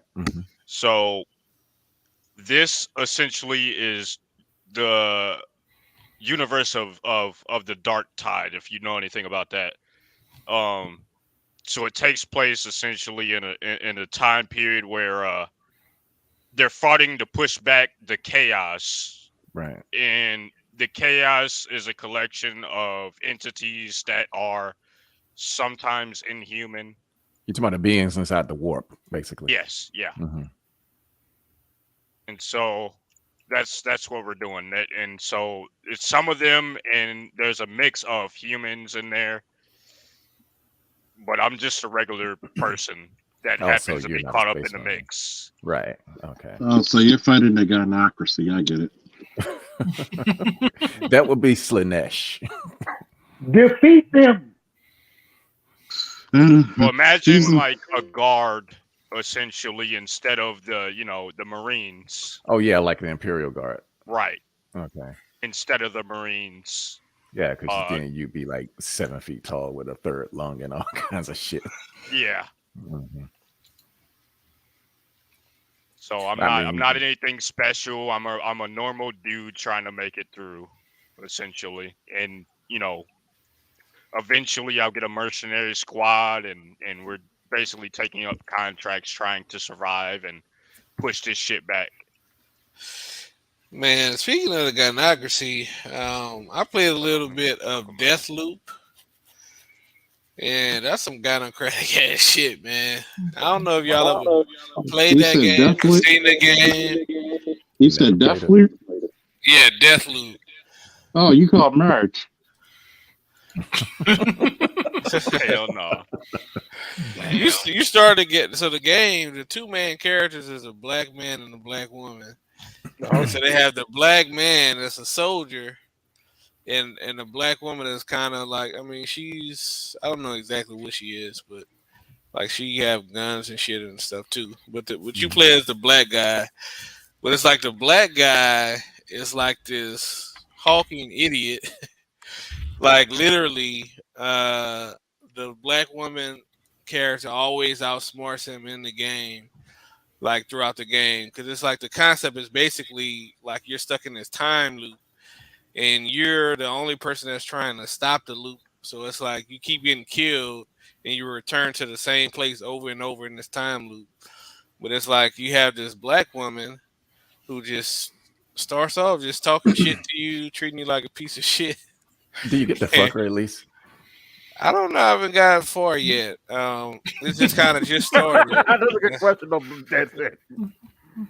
I mean, you probably, based on the dialogue, you probably did smash her at some point. Cause it sounds like she's an ex, but it's like your character has like amnesia, and you figure out more and more about yourself as the game goes along. So basically, what you're saying is that pussy was forgettable. Or that pussy made you lose everything. God damn. That must have been lose your memory, your weapons, everything. I mean, because thinking about games such as The Witcher or even Mass Effect back in the day. Oh yeah. I mean, you get your groove on nowadays. So if she's gonna give you that much slack, I mean, you might as well be able to get some of that booty. I mean, that's what I mean, you might as well. I mean, guess what? Hey, remember the old God of War games? You had to actually fuck chicks, and that was part of the mission. Yep. Yep. Don't get me started threesome, on not just one chick. You get a threesome. The threesome. Like, I'm gonna show you. I'm gonna show you my magic axe. Like, this is my type of game. Don't get me started on Mass Effect, because in my universe, I'm screwing the mob boss. I'm just saying. Man, I was trying to fuck everything in Mass Effect. I didn't care. I'm just saying, I'm 007 and I'm fucking the mob boss. I was like, hey, I got a Mass Effect is on my list of games I got to catch up on. I have a terrible backlog of video games right now. It's ridiculous. Man, it's so disgusting. It's so disgusting, man. I'd have never called that shit Mass Effect. I called it Ass Effect because it was so much goddamn fucking. Like shit. Nah, you want to see fucking play The Witcher 3? Yeah, Witcher 3 was pretty fucking. Really? Yes. My Witcher 3 is a masterpiece. Yes. Man, I fought a griffin on Witcher 3. I got to get back to that at some point. That was fun. I watched The Witcher on Netflix. Okay. Yeah, that's a good ass show. I thought it was disappointing, man. The fans of the game like it. Well, good for them. To a point. Yeah, I mean, I enjoyed it too, man. Cause I played like maybe the first 30 minutes of The Witcher, so I can't say I know everything, but especially season 2. Even season 2. I mean, like season 1. Well, I got to give it to Henry Cavill because he made a great Geralt. That's true. I thought he was a good thing, but just make my voice like this, and yeah. But something about that damn first fight, I think was in season 2 or season. Which one was he fighting that chick? You talking about the one when he was fighting the guys and then the chick? Yeah, and then all of a sudden the chick was like almost as equal to some dumb shit like that. I was like, man, this is bullshit. I think I thought he really took it easy on her because he really didn't. I was okay with that because he really wasn't she really wasn't on his level, and he knew it, but he really was like, look, don't make me kill you. And he even told her, like, I'm like, but he was fucking them dudes up, boy. God, he was damn. killing them. Yeah. Sound like some up and brown shit. Because I mean, I like the way, like when he was fighting, the monsters. That shit was pretty tight. Yeah, it was. You barely got out of that one. But yeah, I call Witcher 3 the Monster Hunter Simulator. Oh yeah, that's what it basically is. Cause you got to prepare for the motherfuckers. If you don't have your specific oils and shit, you'll get fucked up. Man, I went through that motherfucker without using a single pot. So, you know what? I've actually played the Witcher in real life. You ever fought a nigga on PCP? Oh yeah, I knew it. I hope you went Rodney King on her. Yeah, that's a famous Cops episode about that shit. But this black dude on PCP take like 10 cops to get his ass done. My partner was like, "What's the strategy? Hit him till he falls." Motherfuckers don't feel pain on that shit, bro. Oh no, they don't, because I hit that nigga with a right hand that would have put down a 300-pound man. They like the Night of the Living Dead, you shoot them, they get back. He went back a few feet, hit the wall, and started giggling. And then we looked at me and my partner looked at each other. He was like, "Oh shit, man! I wish I would have had some Witcher potion shit." What's this? This the ass whipping potion. What? You're gonna need this to whoop his ass. That motherfucker on PCP. Matter of fact, when we asked him what he smoked, and because the family was like, "Oh, he's right there." Them motherfuckers had about 8 locks on their door. That shit looked like the fucking ending of Get Smart. They had when they finally got the motherfucker out the house, it was like them motherfuckers were building locks when they put it. And I was like, "Yo, what did you smoke?" He said weed, embalming fluid, and PCP. Damn. What the... I will never understand druggies. God damn. In Texas, they just smoke the weed and the PCP. Call it wet. Shit, y'all. If it gets me high, that's all that counts. That's what I was about to say. They do what they need to do to get that high. Mm-hmm. I think that was a big thing in the 70s, that embalming fluid. Clickums. Well, we call what they call it in DC, Love Boat. They call it Clickums in New Orleans. Yeah, they call that shit DC Love Boat. You see PCP in Baltimore, but that was more of a DC thing. But it was crazy because as soon as you hit him, imagine hitting a guy with a Coca Cola nightstick. I don't know what it is about cities like Baltimore, New Orleans, Detroit. Say they don't really mess with no PCP or something like that. They love their hair wrong for some reason. I don't know what it is. I'm gonna tell you one of the scariest. Yeah, one of the scariest shits that you'll ever see is a junkie when they take fucking heroin and fentanyl and hotbox that shit. The lady was telling me, even though she looked like, how can I describe her? How do you? She looks like. Y'all need to call that shit suicide. In other words, these motherfuckers on that super califragilistic, whatever credidocious high. Like she said, it felt like her body was on flames. Like she can't itch, she couldn't hot, she was sweating. And what happened was she was like, you're so dehydrated. She was sweating like she just walked. You would have thought she just walked out of a swimming pool. That's how badly she was sweating. And then she had fentanyl and she tried to come up to me, man. I'm not going to lie to you. I feel bad, but I don't. You didn't touch her? Is it wrong? Huh? You didn't touch her? No, ain't that the one you said you kicked her? Yeah, you said you kicked the shit out of you. Told us this story. Man, I did my Captain America on that fucking boat. Boom! This is the one. I love George. Shit, that's $900. Yeah, I know. Man, those damn joints, no joke, man. A canvas, yeah. Them shit's high. Yeah, until you look at Wacom. Yeah. It is double. But that's a good one. Oh, I know. Yeah, I didn't because I'm still using the GT 191. I ain't putting no more money into this shit. You know what? I need one day I'll get a pad like that. But you know, I'm so old school. Give me that pen and paper, that pencil and paper. But I love the fact that you can put the colors in it. I still That's use cheap. pencil. That's cheap for a Wacom 13.3 though. Yeah, that's the cheaper ones. Oh, the Cintiq. Oh, there you go. Motherfuckers got whole drafting and comic books on their shit that they produce from those. Yeah, 2000. It's a good industry to go into now because you got a lot of new shit coming out. Motherfucker, 3,000. What is it? Okay. My God. 4K. Yeah, 4K, 27 inches. That's yeah. Big ass fucking tab. And I thought gaming monitors were bad. You might as well get the big, for that kind of money, get a Surface. Get your money with a big ass Surface. You know, it did say. You know, it's also another thing I noticed too. Have you noticed like the rent in Baltimore is like, I mean, like it's junky high, man. Mm-hmm. I was looking at one house. I mean, it's a beautiful, badass house. Don't get me wrong. That shit. The house was so bad. If you brought a bitch there, she knows she gotta fuck. I mean, she know there's no possible way. Like she has to give you some sympathy pussy or something. God damn, it's so bad. She walks in the house like, oh man, I gotta fuck this nigga. She comes in, she need to drop them damn pants. Man, don't let them put in.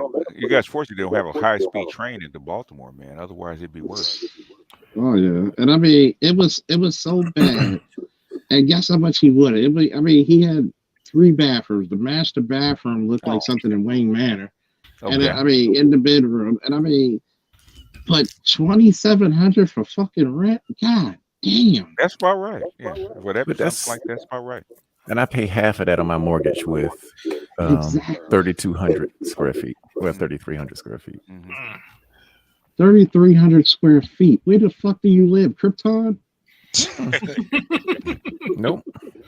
Y'all don't understand how big. I live in Marble Hill. Oh, you live in those historic homes. Mm-hmm. This motherfucker got a whole chandelier in a dinner room.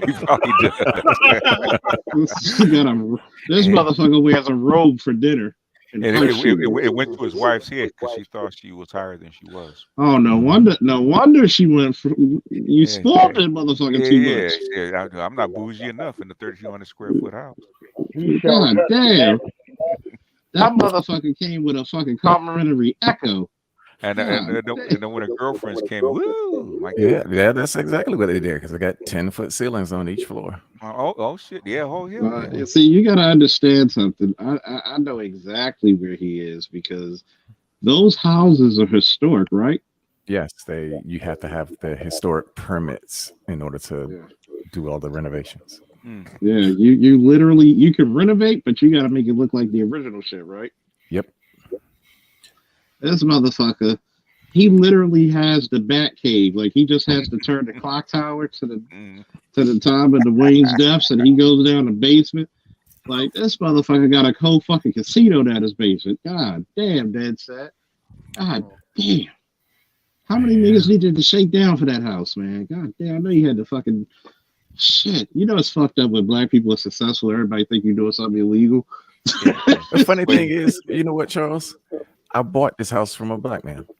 Oh, did you? Mm-hmm. And this black man owns like 20 properties down in North Carolina and like 12 in Washington, D.C. Okay. God damn. And you so want to talk about it. Yeah. And the brother was like, open too. He's an ex-Navy JAG officer. Oh, that explained it. Yeah. So he had this entire thing gutted. So like I got a full ensuite in each bedroom. And so funny thing about it is when we were at the title and company signing over the contract, it was just me and this brother. Everybody else in there was white. And he was sitting there with his wife, and I looked at him and he looked at me, and I was like, "You used to this shit, ain't you?" He knew exactly what I was talking about. Because for one time, it wasn't the white folks in there making the deal, Mm. and some brothers serving them. It was the opposite way around. Yeah, and it probably felt good as shit. Like, all these motherfuckers gotta be nice to me. Fuck you. Oh, and they were nice. They came. Would you like some coffee? Would you like some this, that? Yeah. You don't give a shit. Yeah, not really. You might get my business done. That's all. Yeah, but it was one of those. Even though it's not my first house, it was one of those tides are turning type of shit. Things like. Yeah, I'm gonna tell you, that's very impressive, because to see a black man in those historic houses, man, and it goes from one black owner to another, that's very impressive. Mm-hmm. Like, people don't understand. Like, that's old Baltimore, man. Mm-hmm. You talking about this is where the Jews used to live. What year was it built? My house is a Centurion. It was built in 1820. Yep, I figured that because you like I told y'all, Baltimore's one of the oldest cities in America. Mm-hmm. Like, you got some shit older than that here. I mean, and he, God, you said 1812? 1820. Yeah. 20. God damn, your shit is old. You got a house that's older than the Civil Goddamn War. The funny thing was, you know what, Charles? Everything inside of the house is 3 years old. Oh, he just really redid the whole house. Yeah, they redid everything: the electricity, the plumbing. It basically tore out, because the only thing that you have to leave up is the facade. Yeah. But the rest of it, tear it all out, make it modern. And unlike most houses, I got 400 amps coming in to my house because I got 2 HVAC units. One for each of the 2 floors. Okay. Mm-hmm. You probably can rent half your goddamn house out and never seen a motherfucker. Well, that's the plan. Yeah, I know. I plan to room this bitch out, because once you start renting, you have to put an HVAC unit on each, for each unit that you rent. Okay. I ain't trying to do all that shit. Hey, have my screen for like 30 seconds. Not even that long. All right. So basically, he had an OnlyFans account. But anyway, go ahead. That's it. Yeah. So basically, I just roomed this bitch out. $600 a month. I'll bring in $2,400, beat the mortgage, and go live somewhere else. Yeah, that's the plan right there. Dead Set's my hero. Wear the t-shirt tomorrow. As long as I get to wear that Panthro t-shirt. It's funny because I got to start making t-shirts with all my trademark shit. Oh my goodness, it feels good. Stretch. It was funny because the rest of the season started, and it was like, they were like, Coach, like we didn't think you could still move that fast. I said, neither did I. Shit. Lucky you, I found out how slow I move when I had to rush to the bathroom. Damn. I almost didn't make it. Oh, shit. 51's a bitch. I'm gonna be 52 next year. Oh no. Bonus time, baby. Yes. You know what they say, you don't want to be into that point where you like when you got cowboy adult diapers, when you just want to stop saying whoa. Shit. Man, I'm at the point right now. I'll just shit on the floor and clean it up later. That's Black Pill. God damn. That is Black Pill. That's Black Pill, man. Hey, you just like, I gotta clean the house anyway. Shit. Yeah. It's real fucked. It's real fucked up. If you have a dog, you'd be like, you'd beat my ass if I did the same thing, nigga. Probably. What I need is another cat so I can get a litter box. Send that motherfucker by the door. At least I can make it to that. This is like mine. My turn. This is my turn. Like, god damn. Like, you be like, the cat be like, hey, this ain't mine. This ain't mine. Oh my goodness. Hey, get that way sometimes. Shit. Hey, yeah, that does, man. I'm not gonna lie to you, man. When I was first getting over this diabetes, man, I didn't even know I was diabetic yet. And man, I was in the middle of the class, right, for the EMT class, and I would have to piss every 30 minutes. Wow. Yep. That's a sign. Yeah, that's a sign. And it's now like I'll test myself to see, okay, let's see if you eat this sugar and see how you're going into the day. I'm like, this is how you know COVID was a motherfucker. And I'm going to tell y'all do know we dodged a fucking nuclear fucking football, right? Was what, for COVID? Yes. Oh yeah. Because this COVID shit did not have a payload. No, it didn't. It was because when you read up on COVID's supposed to have insert fuck you up right here. Mm-hmm. And I'm like, that COVID, it does fucks up with your respiratory, it fucks with your fucking sugar levels, your high blood pressure. I mean, yeah. Every that's why I put Nicole on. Everything Nicole said about COVID is, was on the money. Yeah. And it's funny now because even when I don't take insulin, it's back to normal levels, so my body's really back to adjusting. Well, all you had to do is stop, imbibing on the whole bottle of liquor every day, man. That's what drugs. That ain't nothing. Contrary to popular belief, I do not drink that much. Shit. Yeah. Negro, your ass was about to be passed out in the fucking car before we had to tell you to go inside. Cognac, please, with that cigar. No, actually, that was more tired than liquor. That was actually tired because I was working all day. You finish a bottle in less than a day, man. That's a week for some people. I could, but that's the most times when you see me. I could. I've done it before, not often, but that was mostly because I was sharing it with people. Like, fuck. Nigga, that's when you drink out the bottle and you drain that motherfucker. Stop. You don't even wait to pour it in the glass. No. You drink liquor room temperature. Yes, neat is the best way to drink liquor. Yeah, if you get good liquor, yeah. No, you're supposed to drink it hot. Cognac, anyway. Traditionally, you drink it hot. You're supposed to drink it actually. You put that's the reason why it's round, so you can put it in a boiling water saucer. So get all the fragrance and the ambiance. Nah, I never really was a big drinker. Did I have the capability to drink it? Yeah.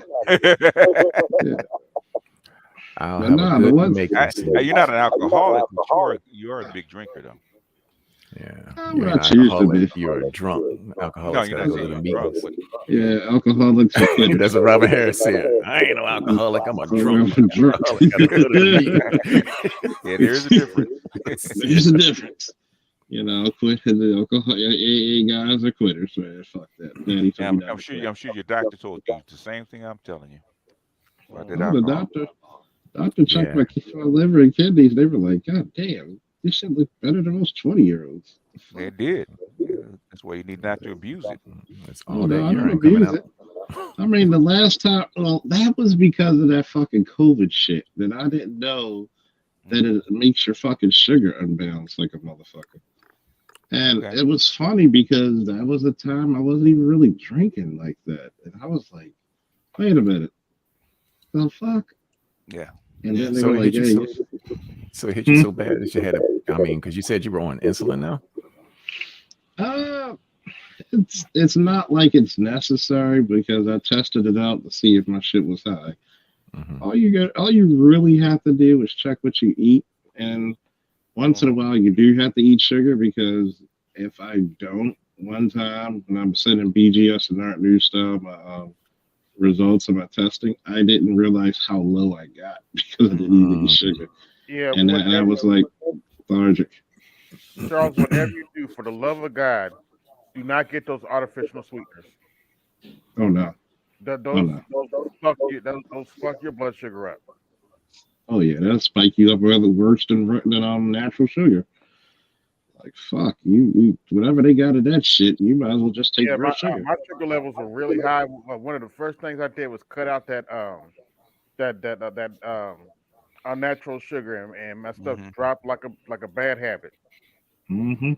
So I'm gonna tell you, when you cut down sugars, man, I tell this to a lot of black folks.